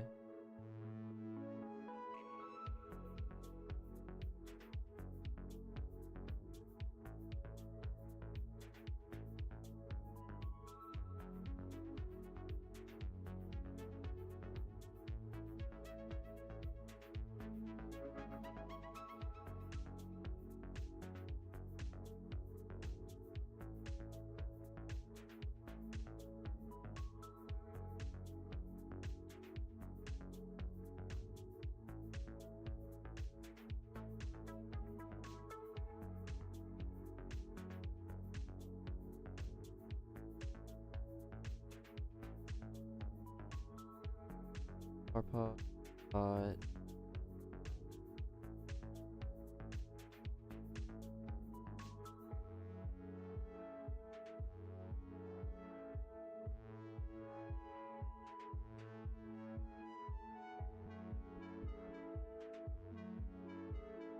And then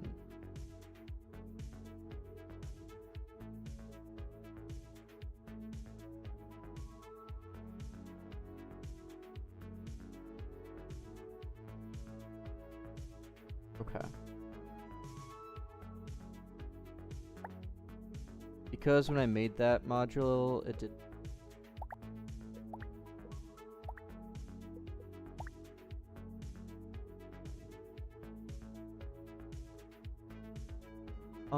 What? Excuse me? Sorry. Huh?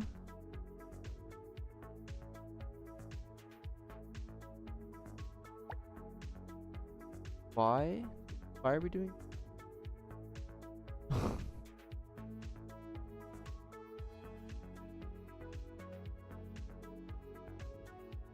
What?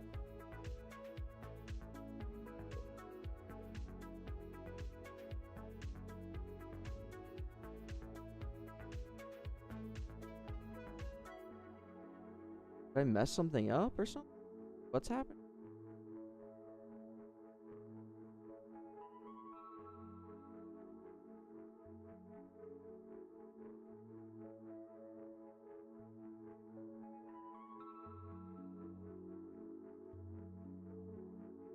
Oh, well, I put it in the wrong spot for. Oh, wait, no, I didn't.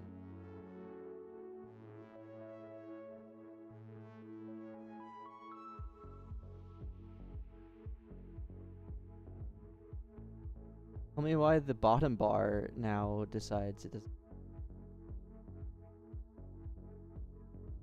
Or it wants to exist. I mean.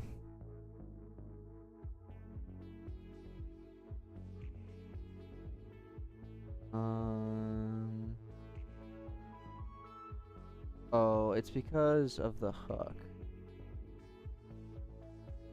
It.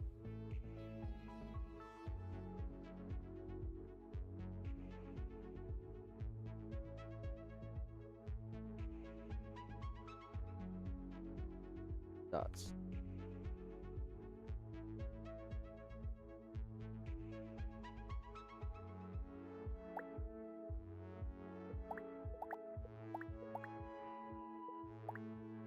Okay, but why? Tell me why.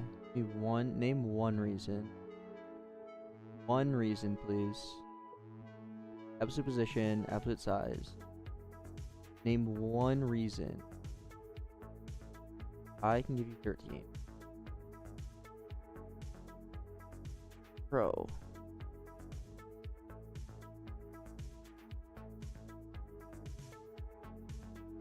My pointer won't point at the right thing.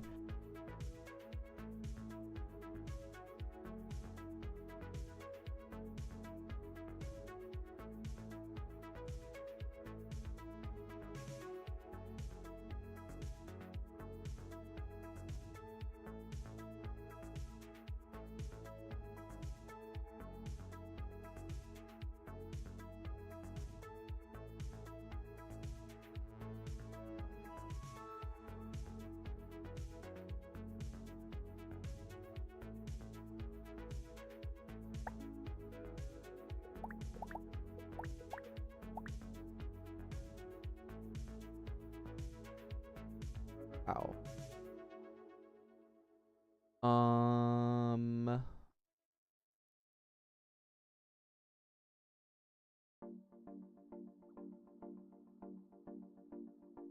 Like, because I'm passing.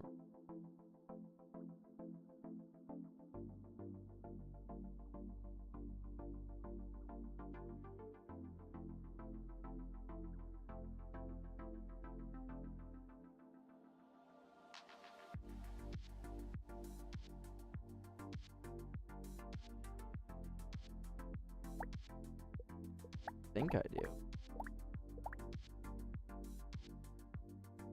I think if I go.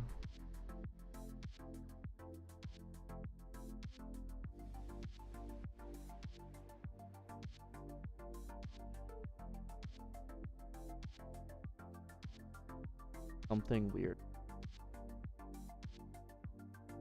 Because ref is like a keyword, and I think React will like remove it.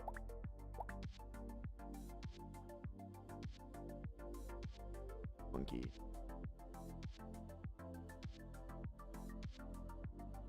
Okay. This.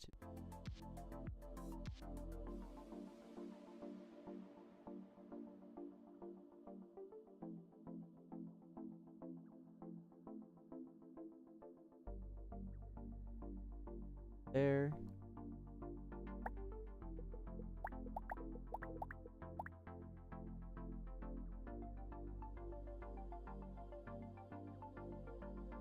We do it? Is it over? I resize my screen.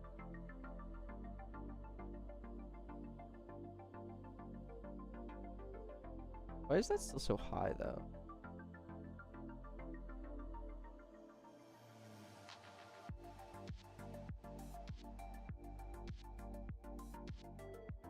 Try mobile. Oh, I guess it's because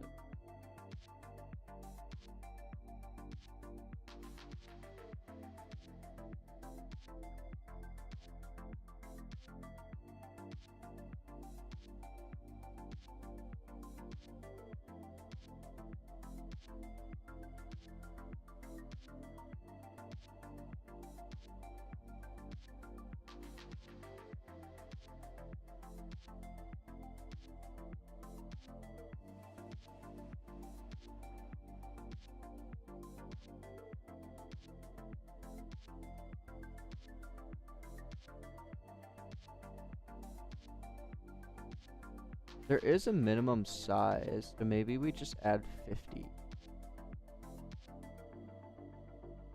Or do like something in between, like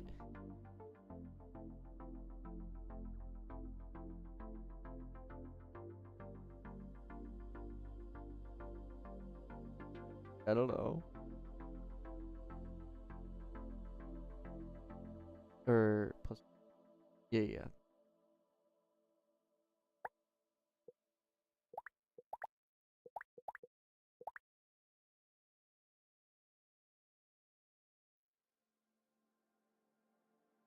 Okay. I mean, I think that's fine.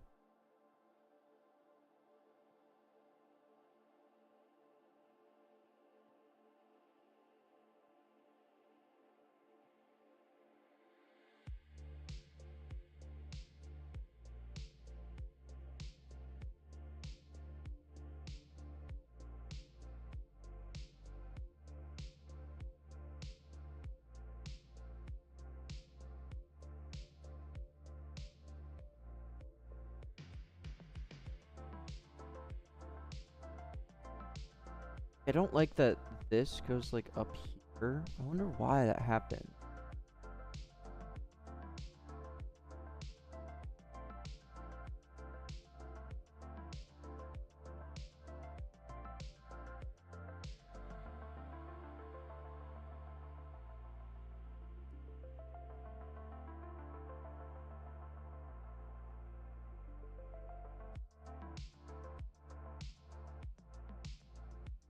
Galaxy.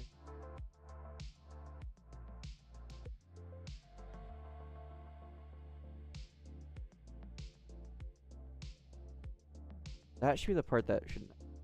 That's just like. That's just using.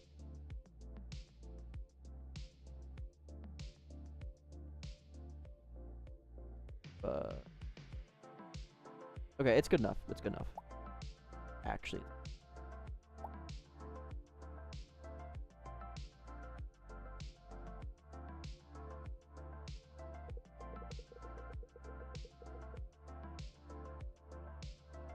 Math is wrong. Yeah, probably somewhere.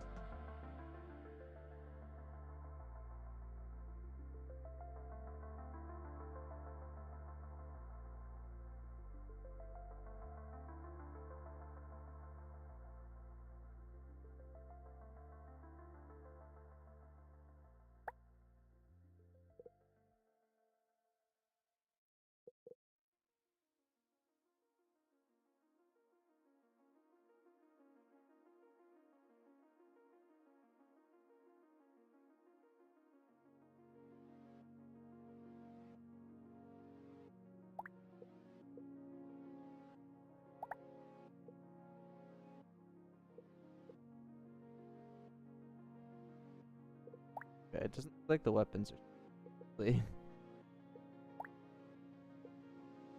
Oh. Wait, what?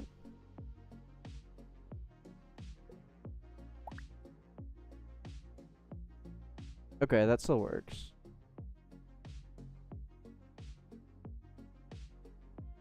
Don't use different UDIMs based on user input, because that's not reliable.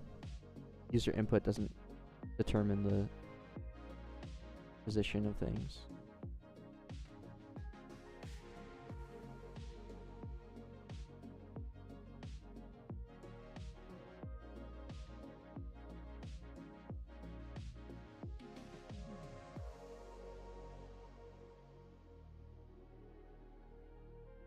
Okay, that's good enough.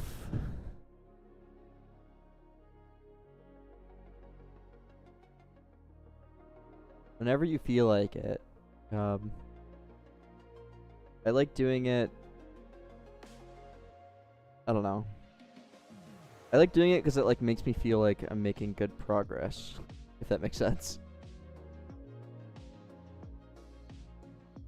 Daily rewards do help if they're enticing enough.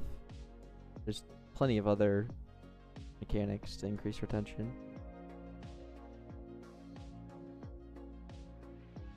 For example, the grows offline is a huge new one. That's why it's so popular, because it kind of games the retention.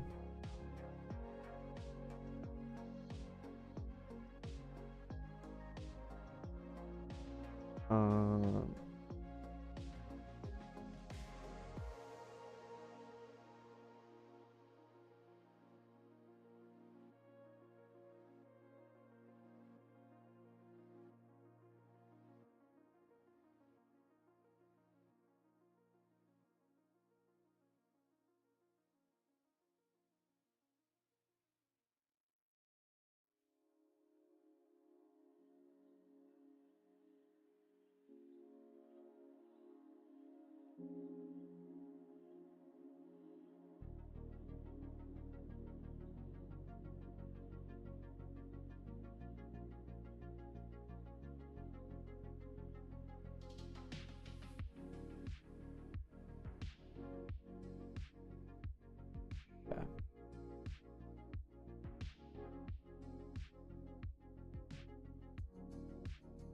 No, don't use Roblox LSP. So bad.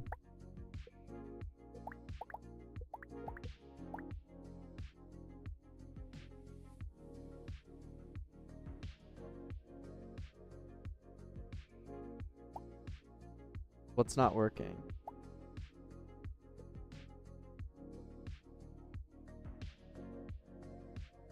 Where'd my pointer go?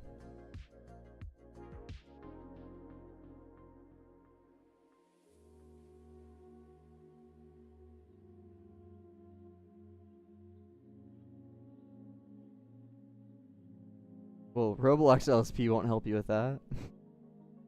Will it? Do they have a plugin? Yeah, I was gonna say, try changing the port. A skincare routine did? Yeah, bro, I got you.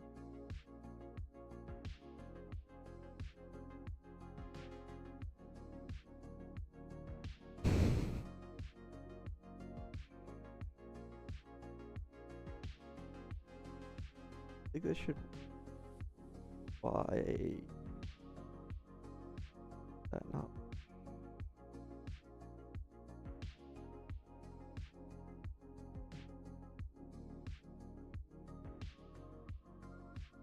Yeah, there's a setting inside of here. You can change the port studio, and then also in your VS Code settings, maybe try changing if that does anything.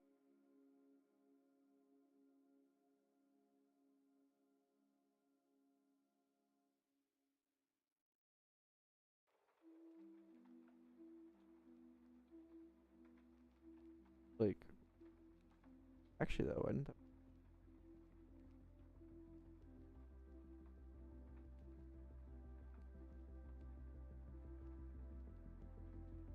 Shut up.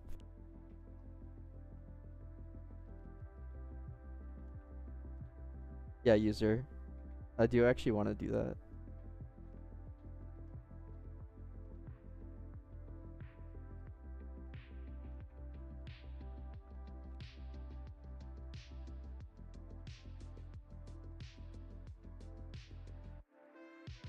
What?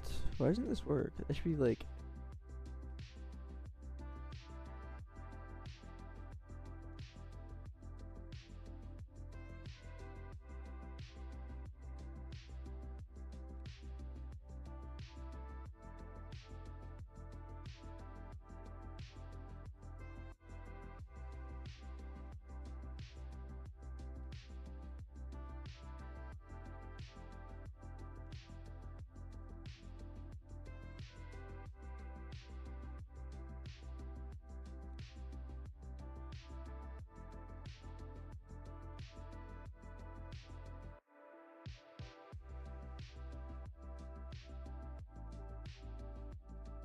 Change port and it worked. Nice. Yeah, there must have been something else they used that on that.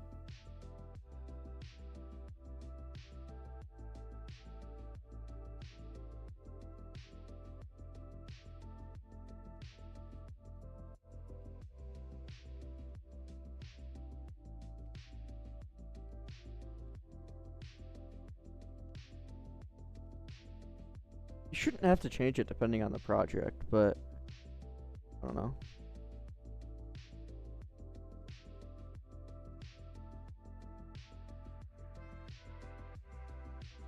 Just download more online, Derp.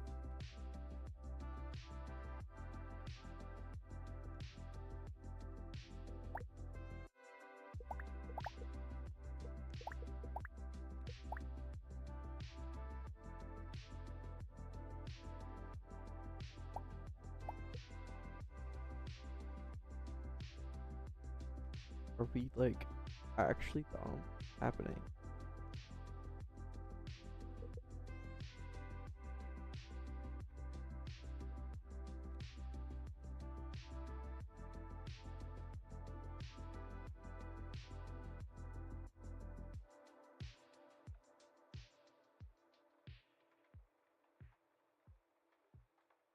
Oh, we're dumb.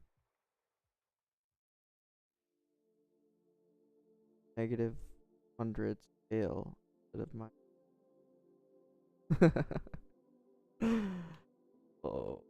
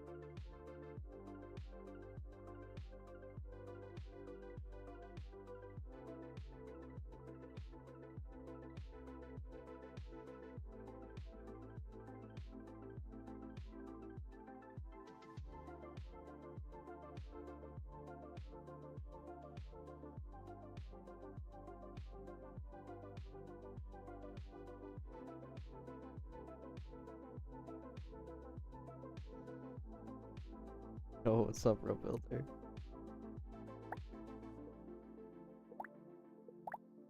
God.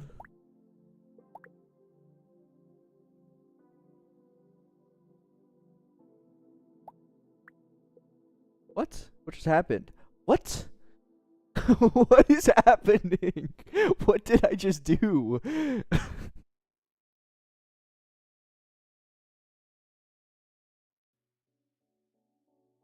That's not supposed to happen. I don't. This has never happened before.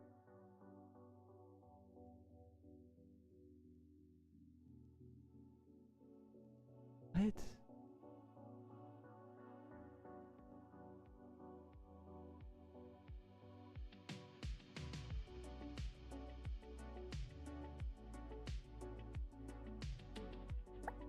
What?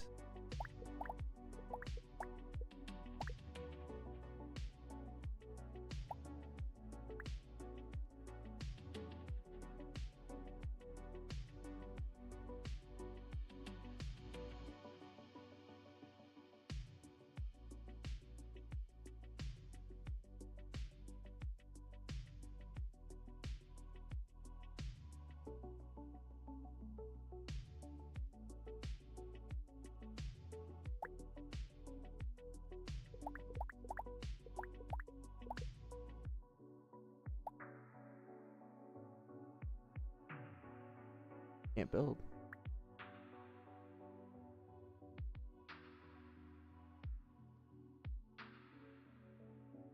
Dude, what? What did I change? What did I change?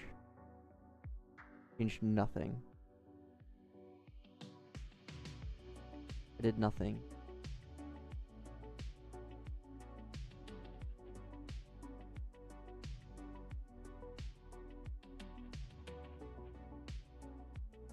Like, what?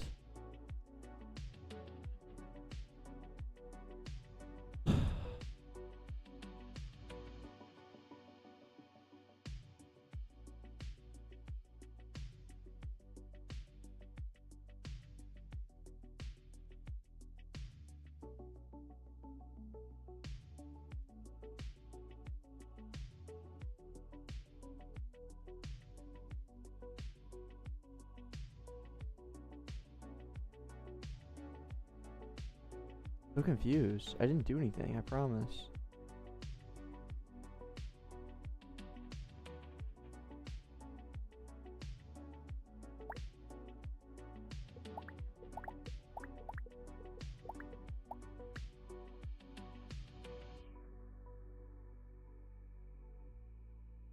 What?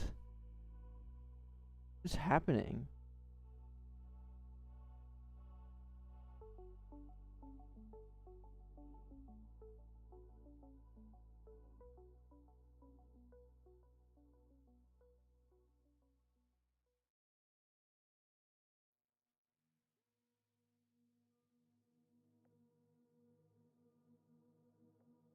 Thanks, marketing. We're struggling though. um.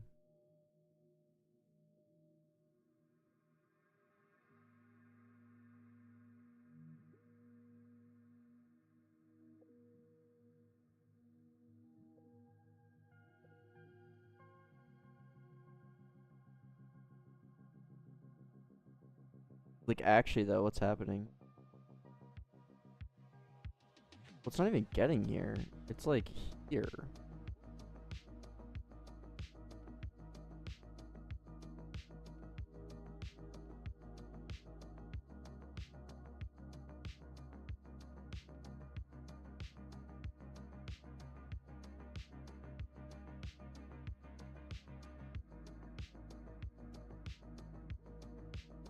There's something like,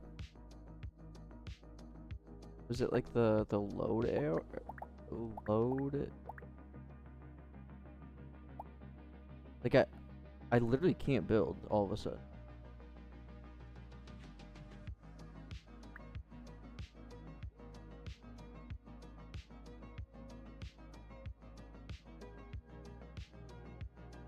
What?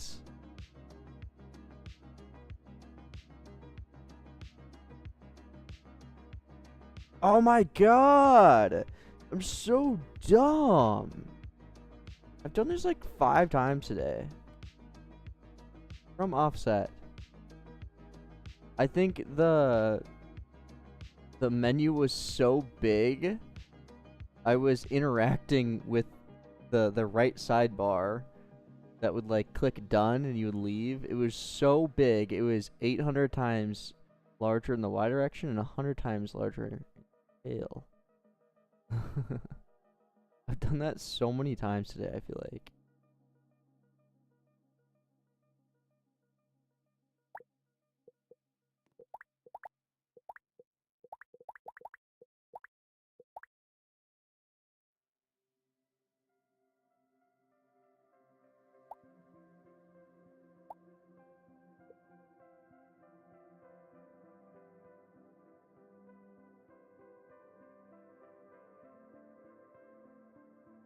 A little bit bigger, and then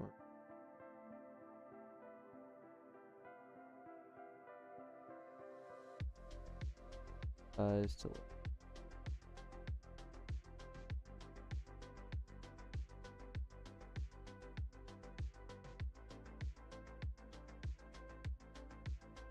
the Fire Stick TV remote. Yeah, that's actually the main device.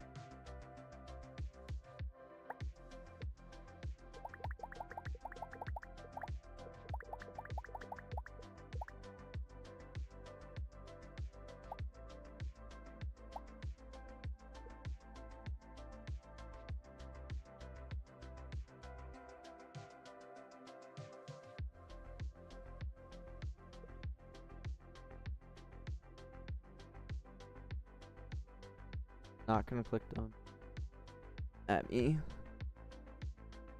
I do want to make sure that the arrows aren't shown.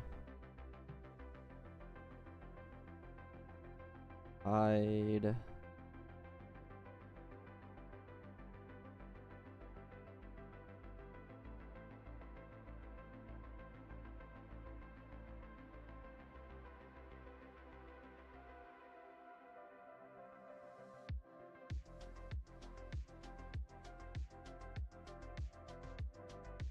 We'll do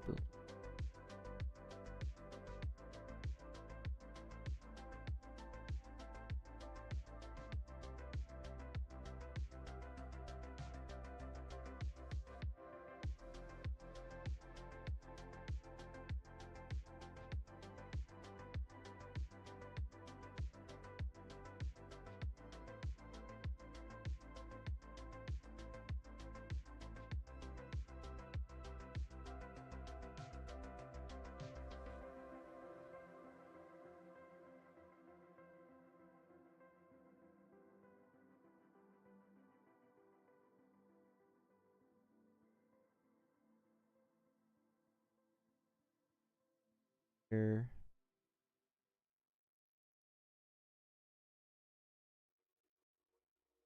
Hide. Try again.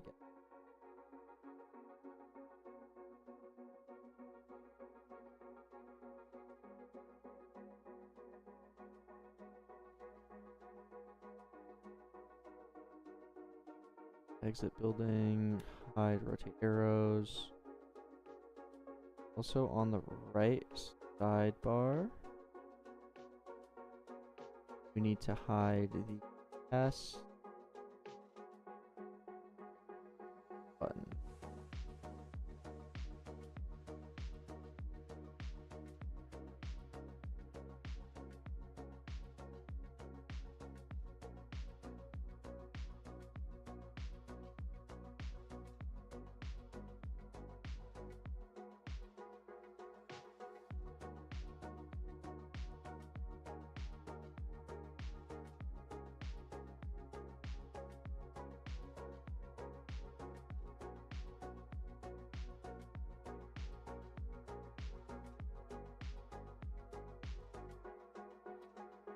And then simply do if visible, then this.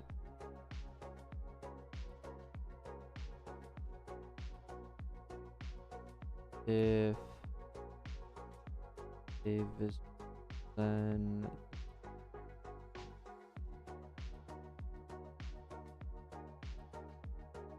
button.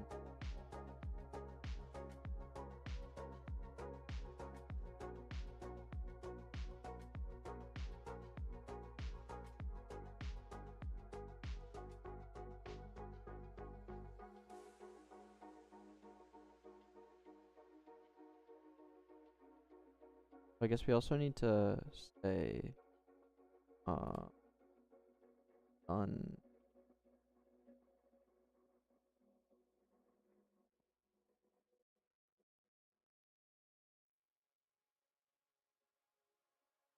if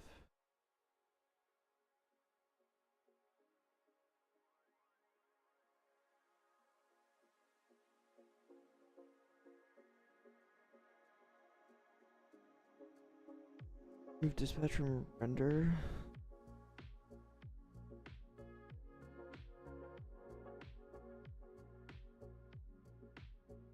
Why?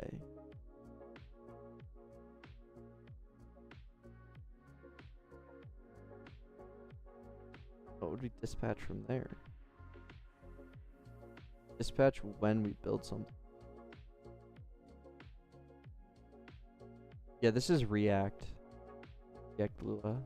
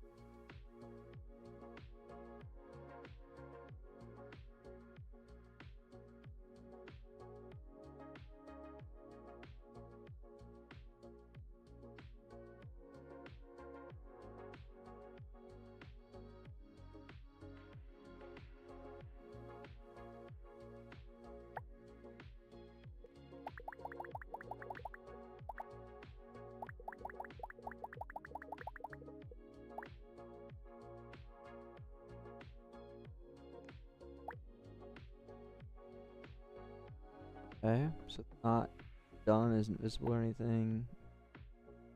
Mess around here. Oh my god, I just accidentally.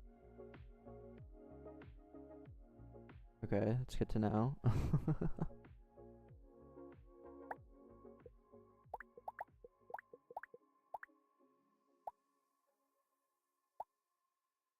Okay, then done's visible. Battles there.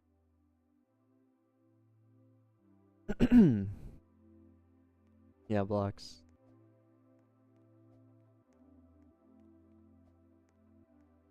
Hero crafter. Okay.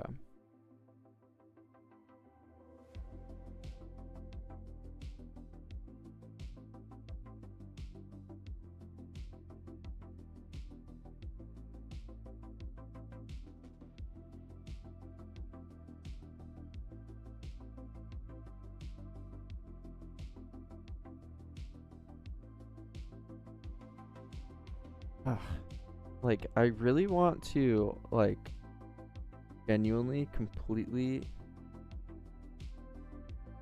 wrap React Create element to have, like, knowledge of the tutorial. Yes, no, Tower Defense RNG is in the hatch.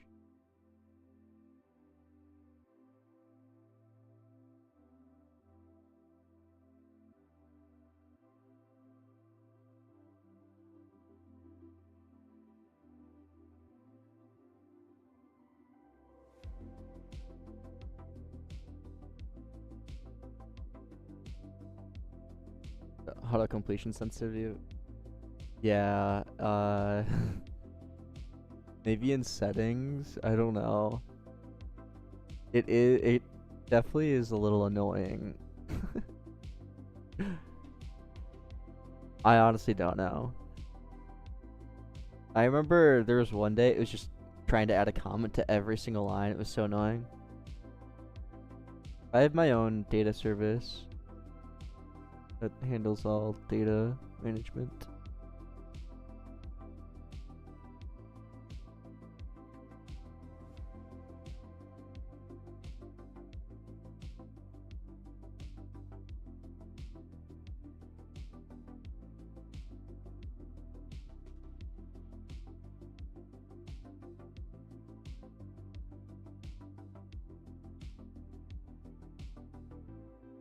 Yeah. It's definitely something to get used to, and I don't know if I would recommend it, really. Okay, let's just think for a second. If I were to wrap create element, what would I do? Because that's kind of a big, that's like a huge wrap. You know what I mean? Create element.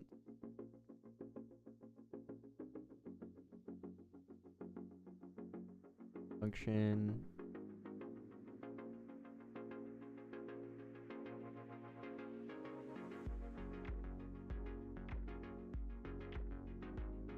Able to be added to the, what do you mean?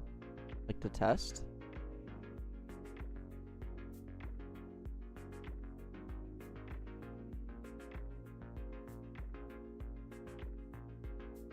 And then we just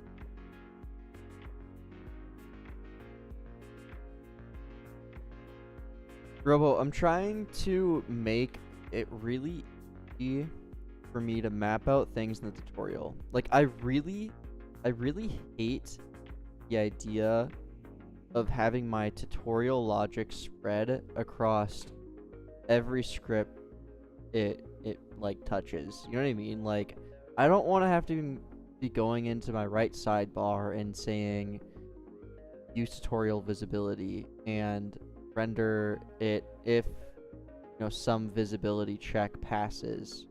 I just want to like define if it's visible or not at this step, like here, and not have to do anything inside of here. So my thought process is to wrap create element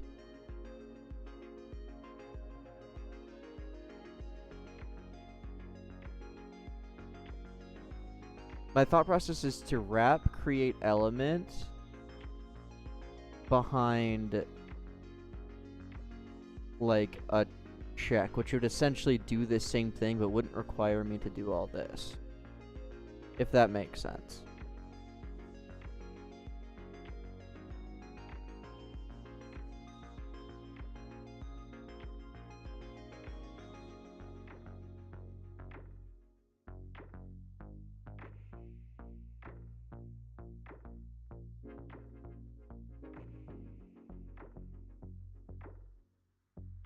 Not really how it works. Ain't no sleep in React.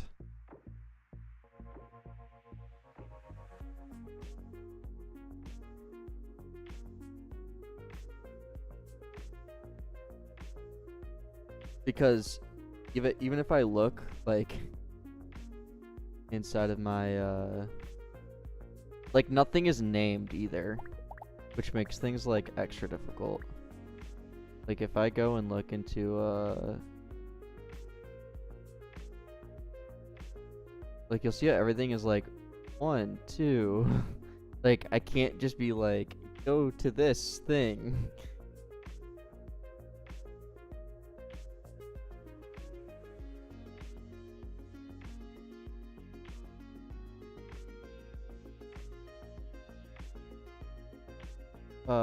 A React child can also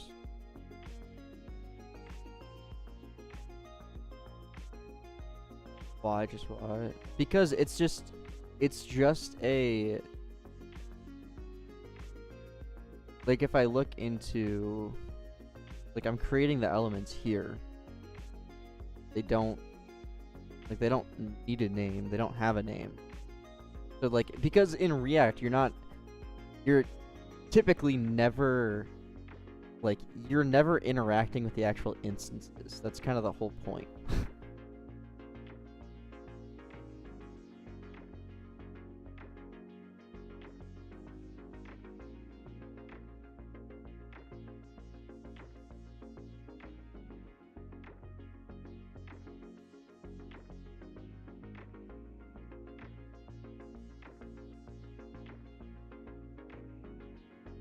And that's why I just want to wrap create element.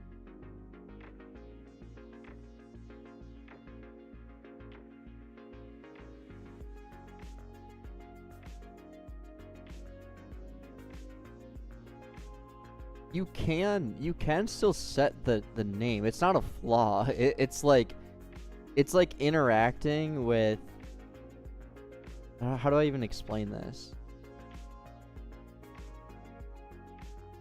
Like the whole concept is that you don't need to like I'm trying to basically break the rules of React by trying to get the instance through player GUI. Like that's not what you're supposed to do ever. Yeah.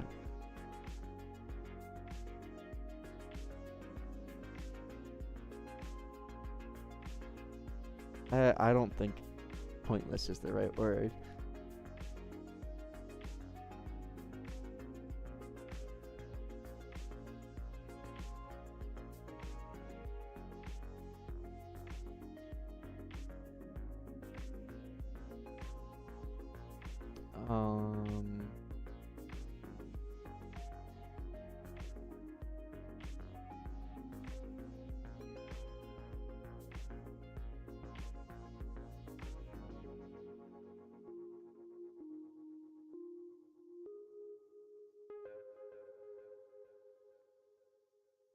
It's not an underlying issue.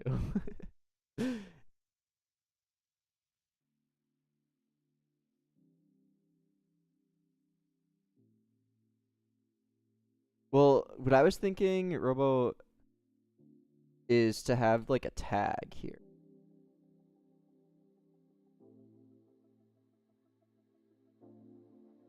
And this would be a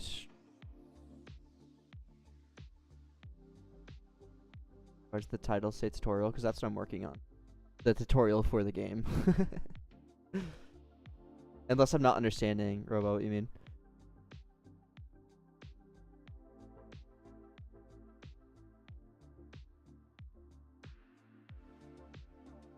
Cost more performance to keep getting instances in runtime. You only like are creating instances when it's actually needed. Created. You're only updating instances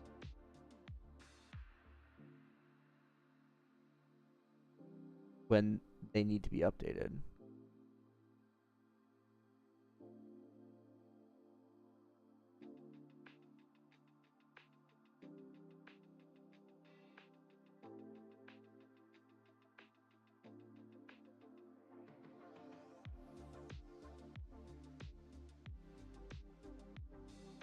Like, I just want to say, like, basically, we do this. I know about collections. It's not relevant here.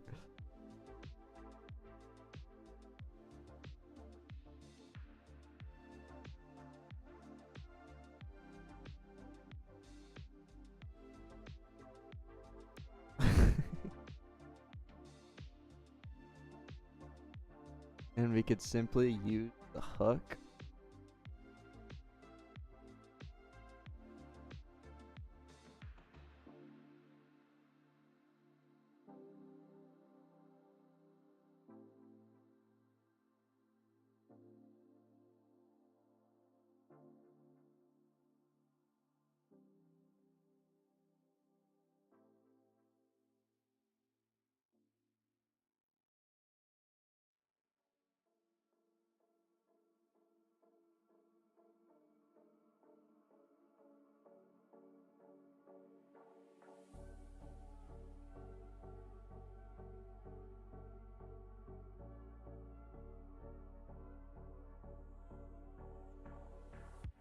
Oh, I see what you mean. This needs to be this.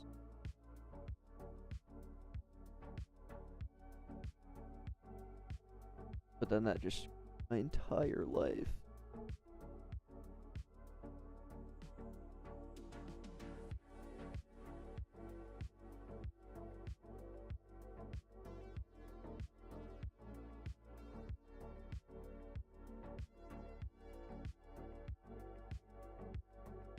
Yeah, exactly. Aspect. That's at least the idea.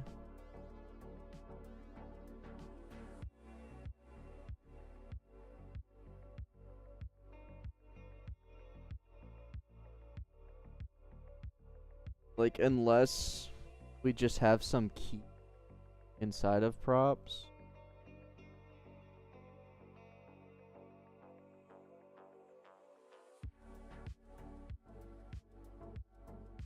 And we say, like, if props dot, I don't even know, tutorial key. Or, like, local props. Or tut this.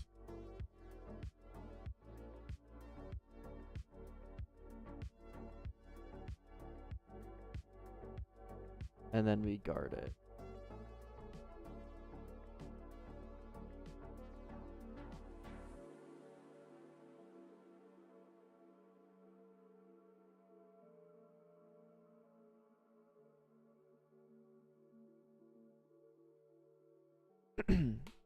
Yeah, this is something that I've always struggled with tutorials. I feel like I just end up like tutorial code literally every like sprinkled across like 10 different scripts or whatever, and I just hate it. Like, I really just hate that. That's just not good. But is wrapping create element any better?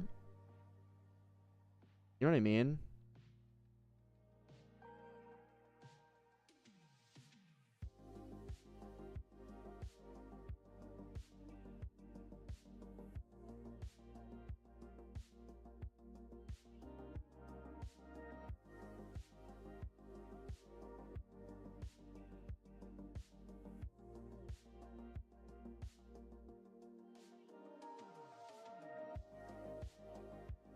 Yeah, single tutorial service, and use signals to progress through it from other. Yeah, like that's typically like how I do it too, Lollipop. But then like you still have those Like, you're still accessing the tutorial through other services then. You know what I mean? Like, that's what I don't want to... Like, I want there to be one script, tutorial steps, right here, that does everything. Like, I don't want to be accessing tutorial in build service. Even your tycoon and check control. It's everywhere. It's horrible. Yeah. Earth, I don't think bindings are relevant here.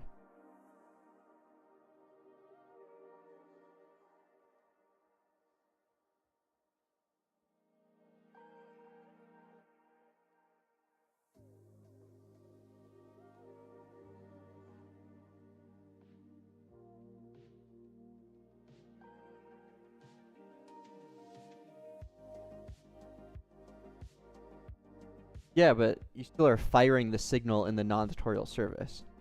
That's what I mean.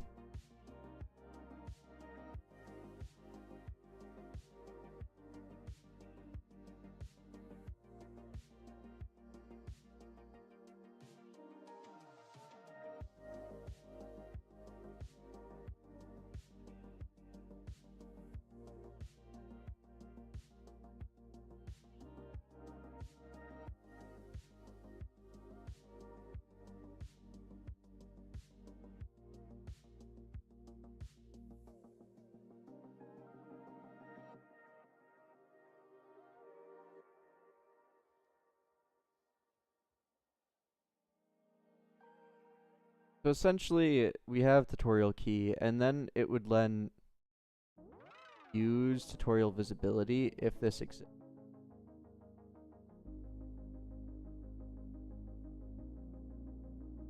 So it would be...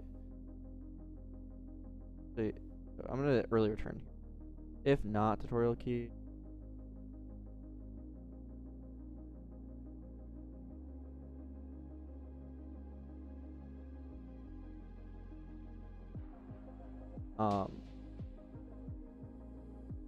still will end up doing.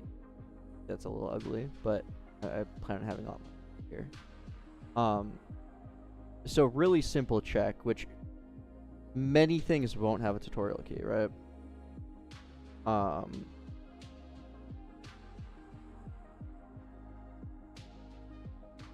If they do have a tutorial key, then we want to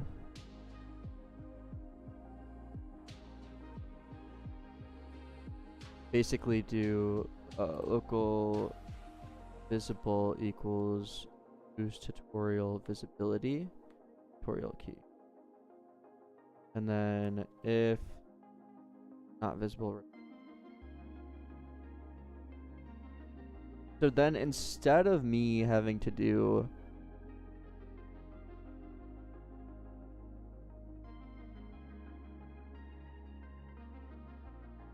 okay, but then also I want to like have a reference of this.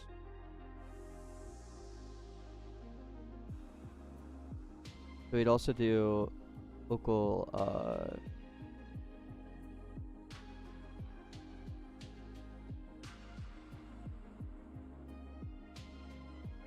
ref equals f.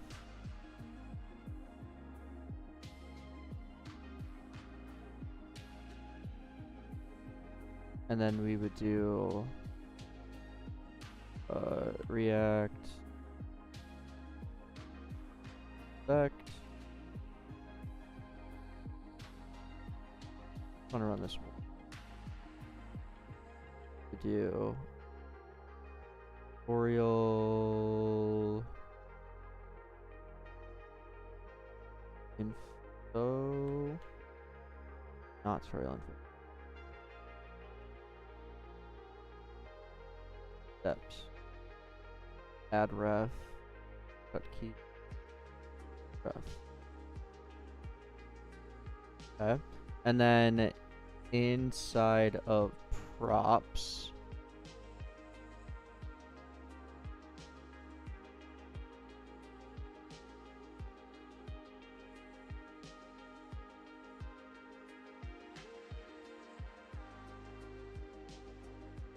Like, what if props already has ref, though?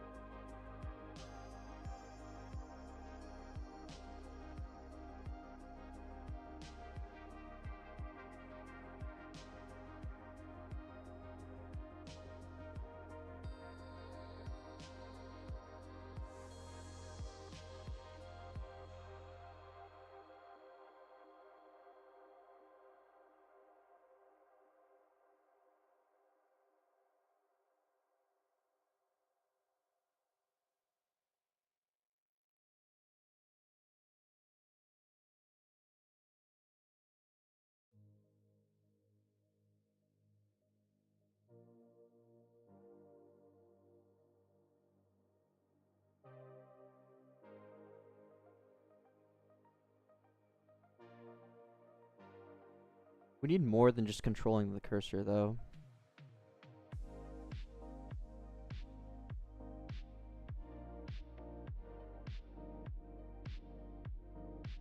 Certain elements need to be disabled during certain steps. Certain elements enabled in certain steps. Certain things should be shown but not interactable. Certain steps, etc.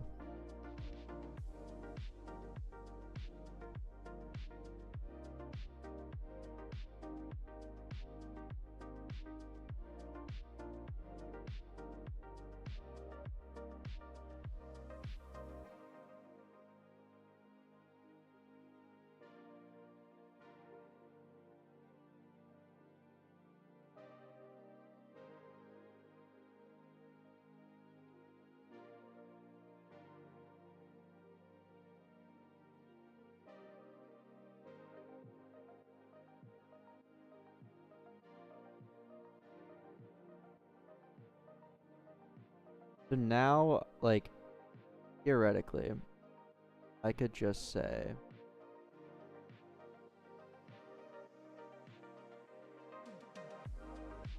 instead of me doing this, tutorial visibility, and then checking if whatever, like, I should just be able to do this.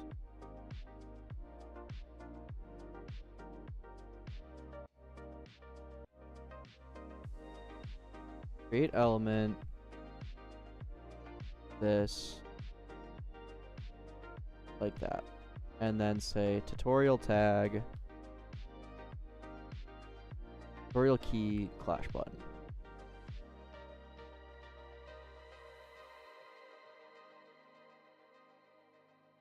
Okay.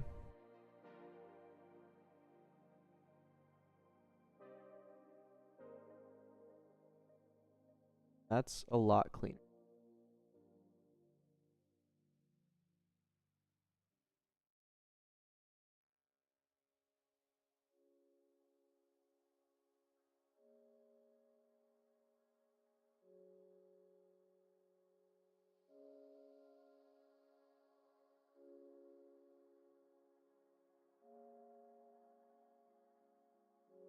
And like, this doesn't necessarily need to be tutorial key here. Like, this could be used for more than just this. This is kind of a proof of concept right now.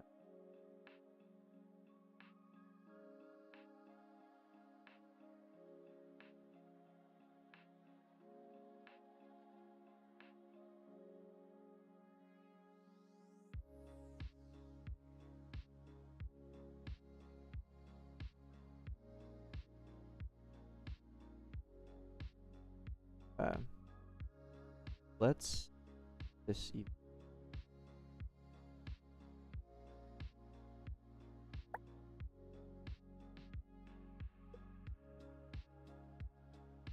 Yeah, it already looks like a... Yeah, that worked.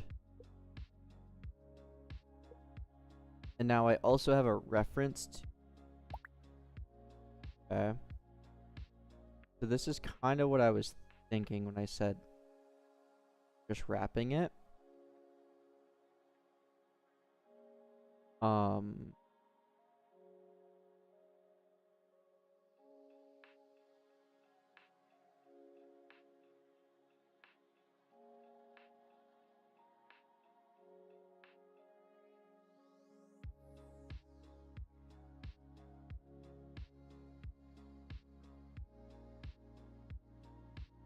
Never get bored.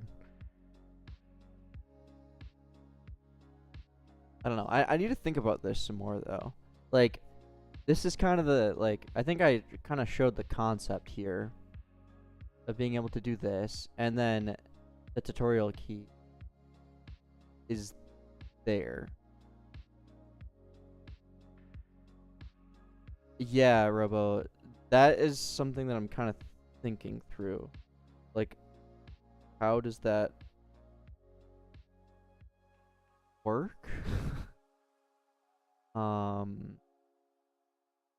I do want to see slide out. Or actually, wait. Let me do this on the... So I'm doing some weird stuff with the... What's it called? The battle... Build bar? Building bar. Where I'm saying bar ref. And then I'm saying tutorial steps, add the ref here. And it just kind of sucks, right? So I should be able to get rid of all of this. Okay, create element.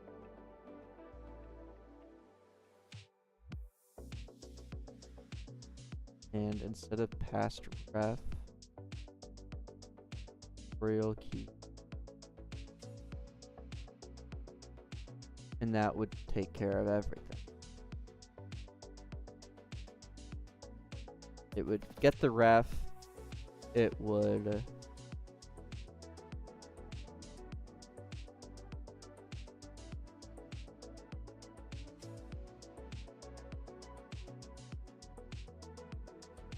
I don't know how auto-skilled...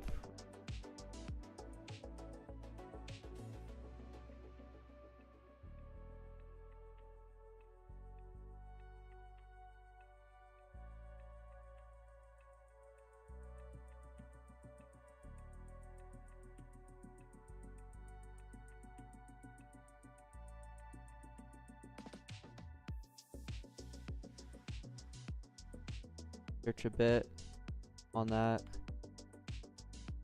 I don't know how, like, the passing of refs down multiple elements work. That's my only... not work because...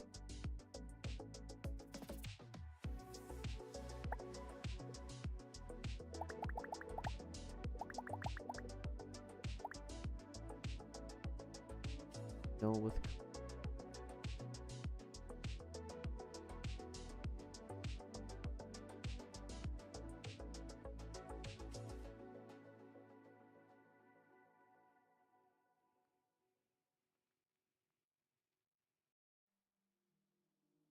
Yeah, I do.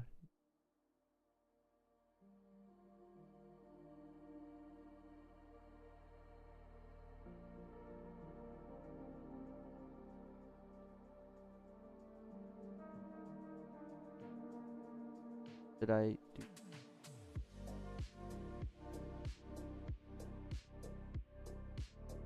Oh. Lowercased it for no reason whatsoever.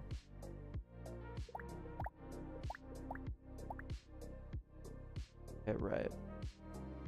And this is only the case because my auto-skilled frame isn't passing in ref correctly. I don't get why that happens, to be completely honest. Like, if I did this, props dot past ref the same as that, like, it would work. But I don't I don't get why.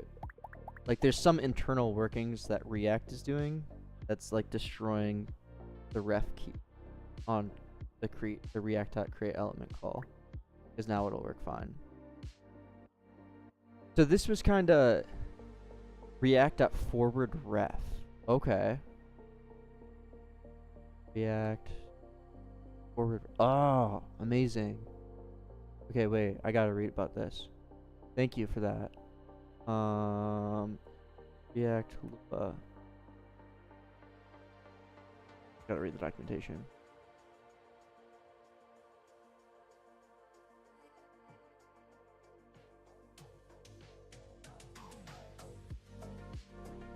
Forward ref. Forward your component to accept a ref and forward it to the child, typically Roblox host component. React forward ref accept a render function that receives props, just like a function component as well as a ref object.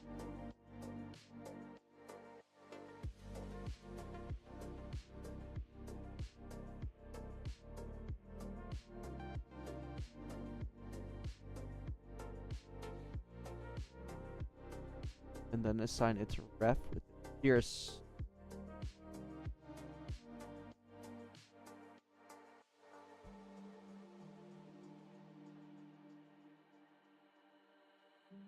What?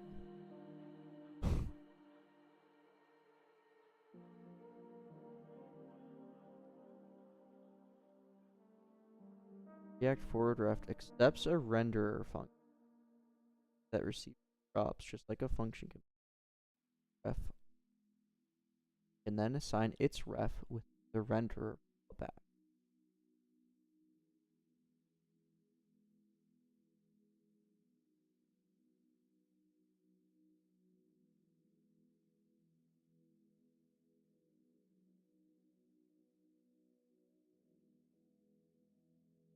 Oh.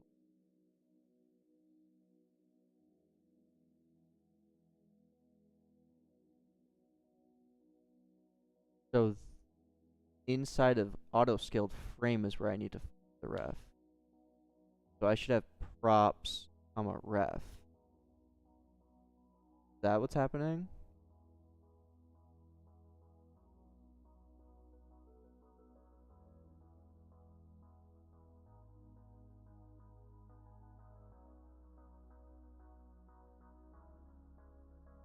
And then I'm returning this forward ref.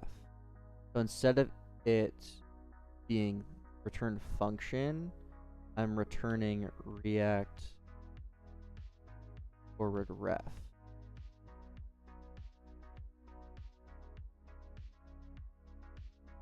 Is that right?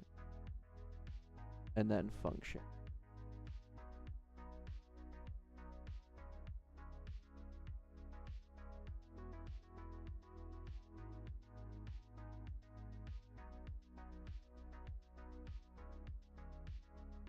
And then ref. Does that look right?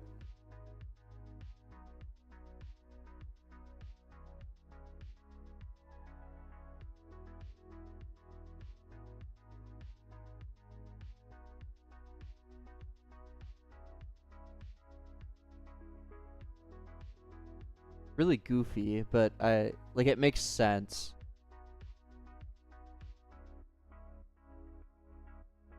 I need to understand the internal workings of React better, because the whole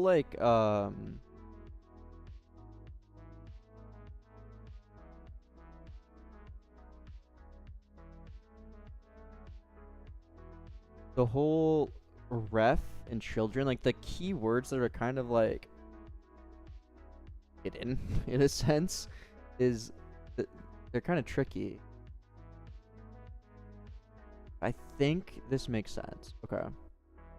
So then inside of create element, I would just do that. Props ref.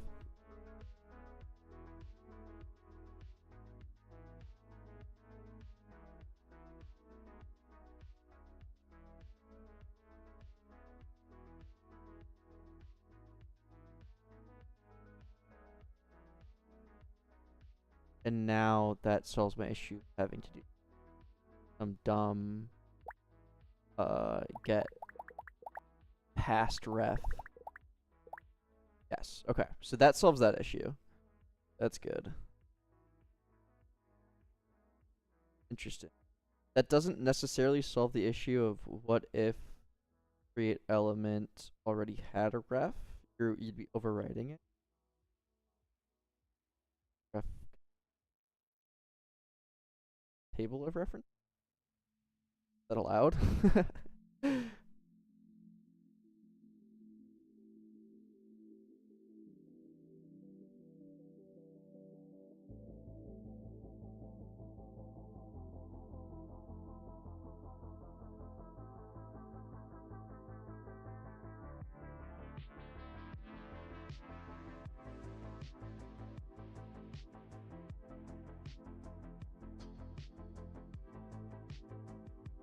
Where did I get the pointer icon from? Dude, at this point, I actually have no idea.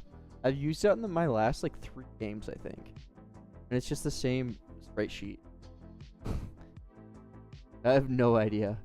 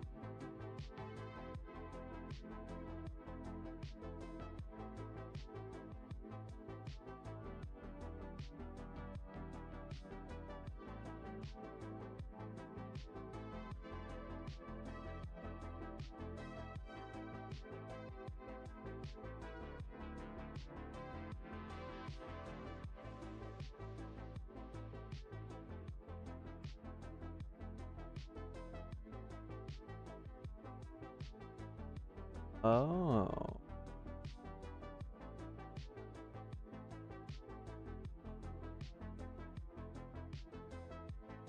Okay, I asked ChatGPT, and it said no.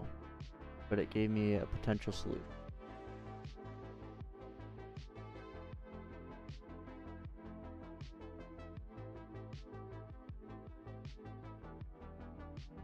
It's my main hustle, GTK.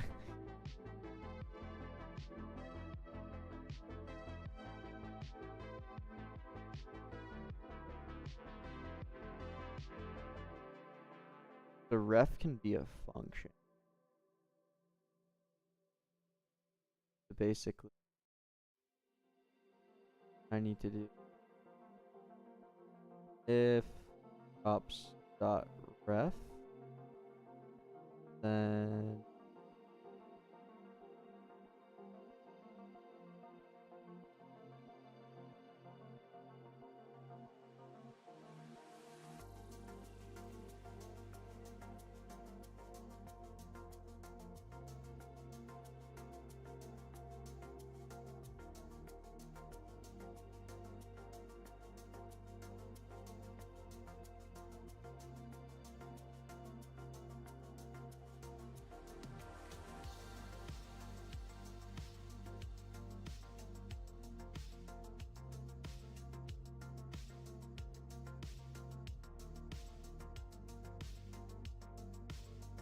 like that.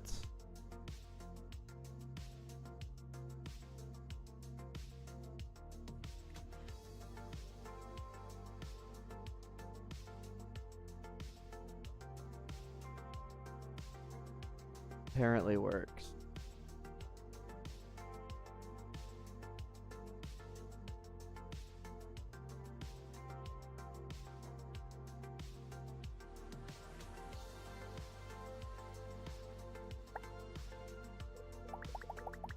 I will test it.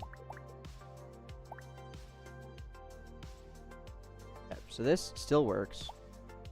Good. Now, if I, in the building block, decided to make a ref. F. Object, use ref. Okay. Ref. My ref.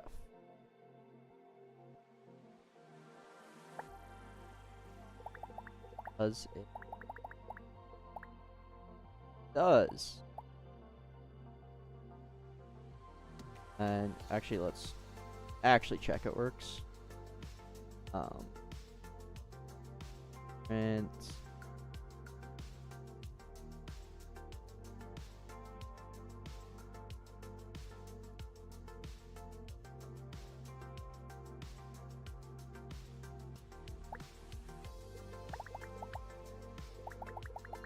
Currently nil.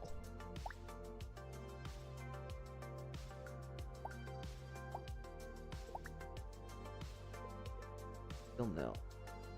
Bruh. Can't tell if it worked.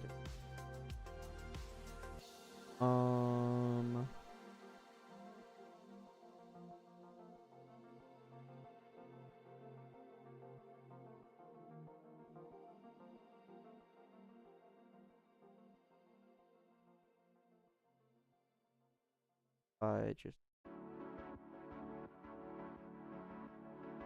element.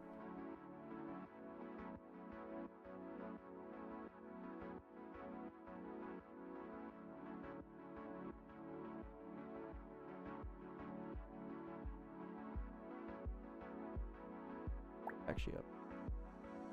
Does it? My ref dot current. It should automatically do it, right? No.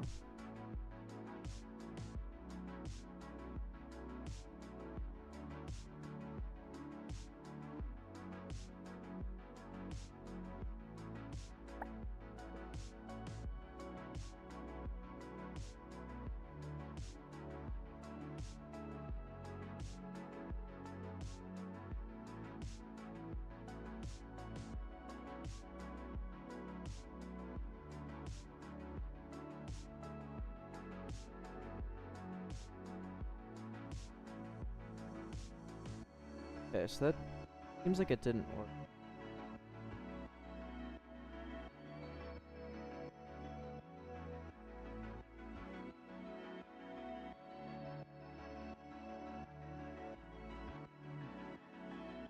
I actually don't know why. Is it because it's not internally, like, setting it like this isn't causing an update on the on this? Probably what's happening. Not really supposed to be setting it.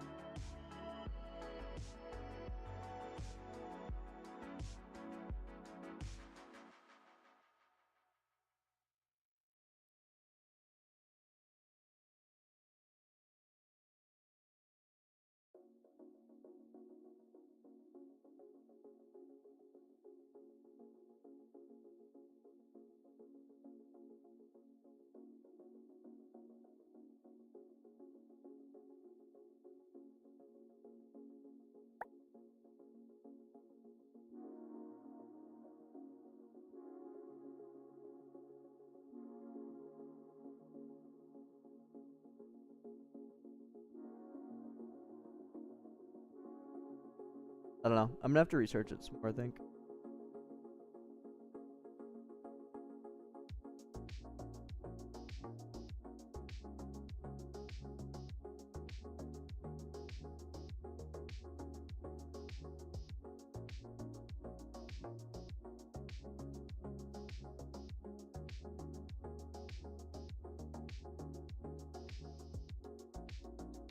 Alrighty. I'm gonna end stream here. Jeez. Got some good stuff done, but I'm gonna have to think about this more, because I don't know if this is breaking some rules. Might have to ask around. Get some opinions. But yeah, thanks for watching, everyone. Long stream, but it was fun. The ref I did work. Doing it this way? It's not updating on here, though.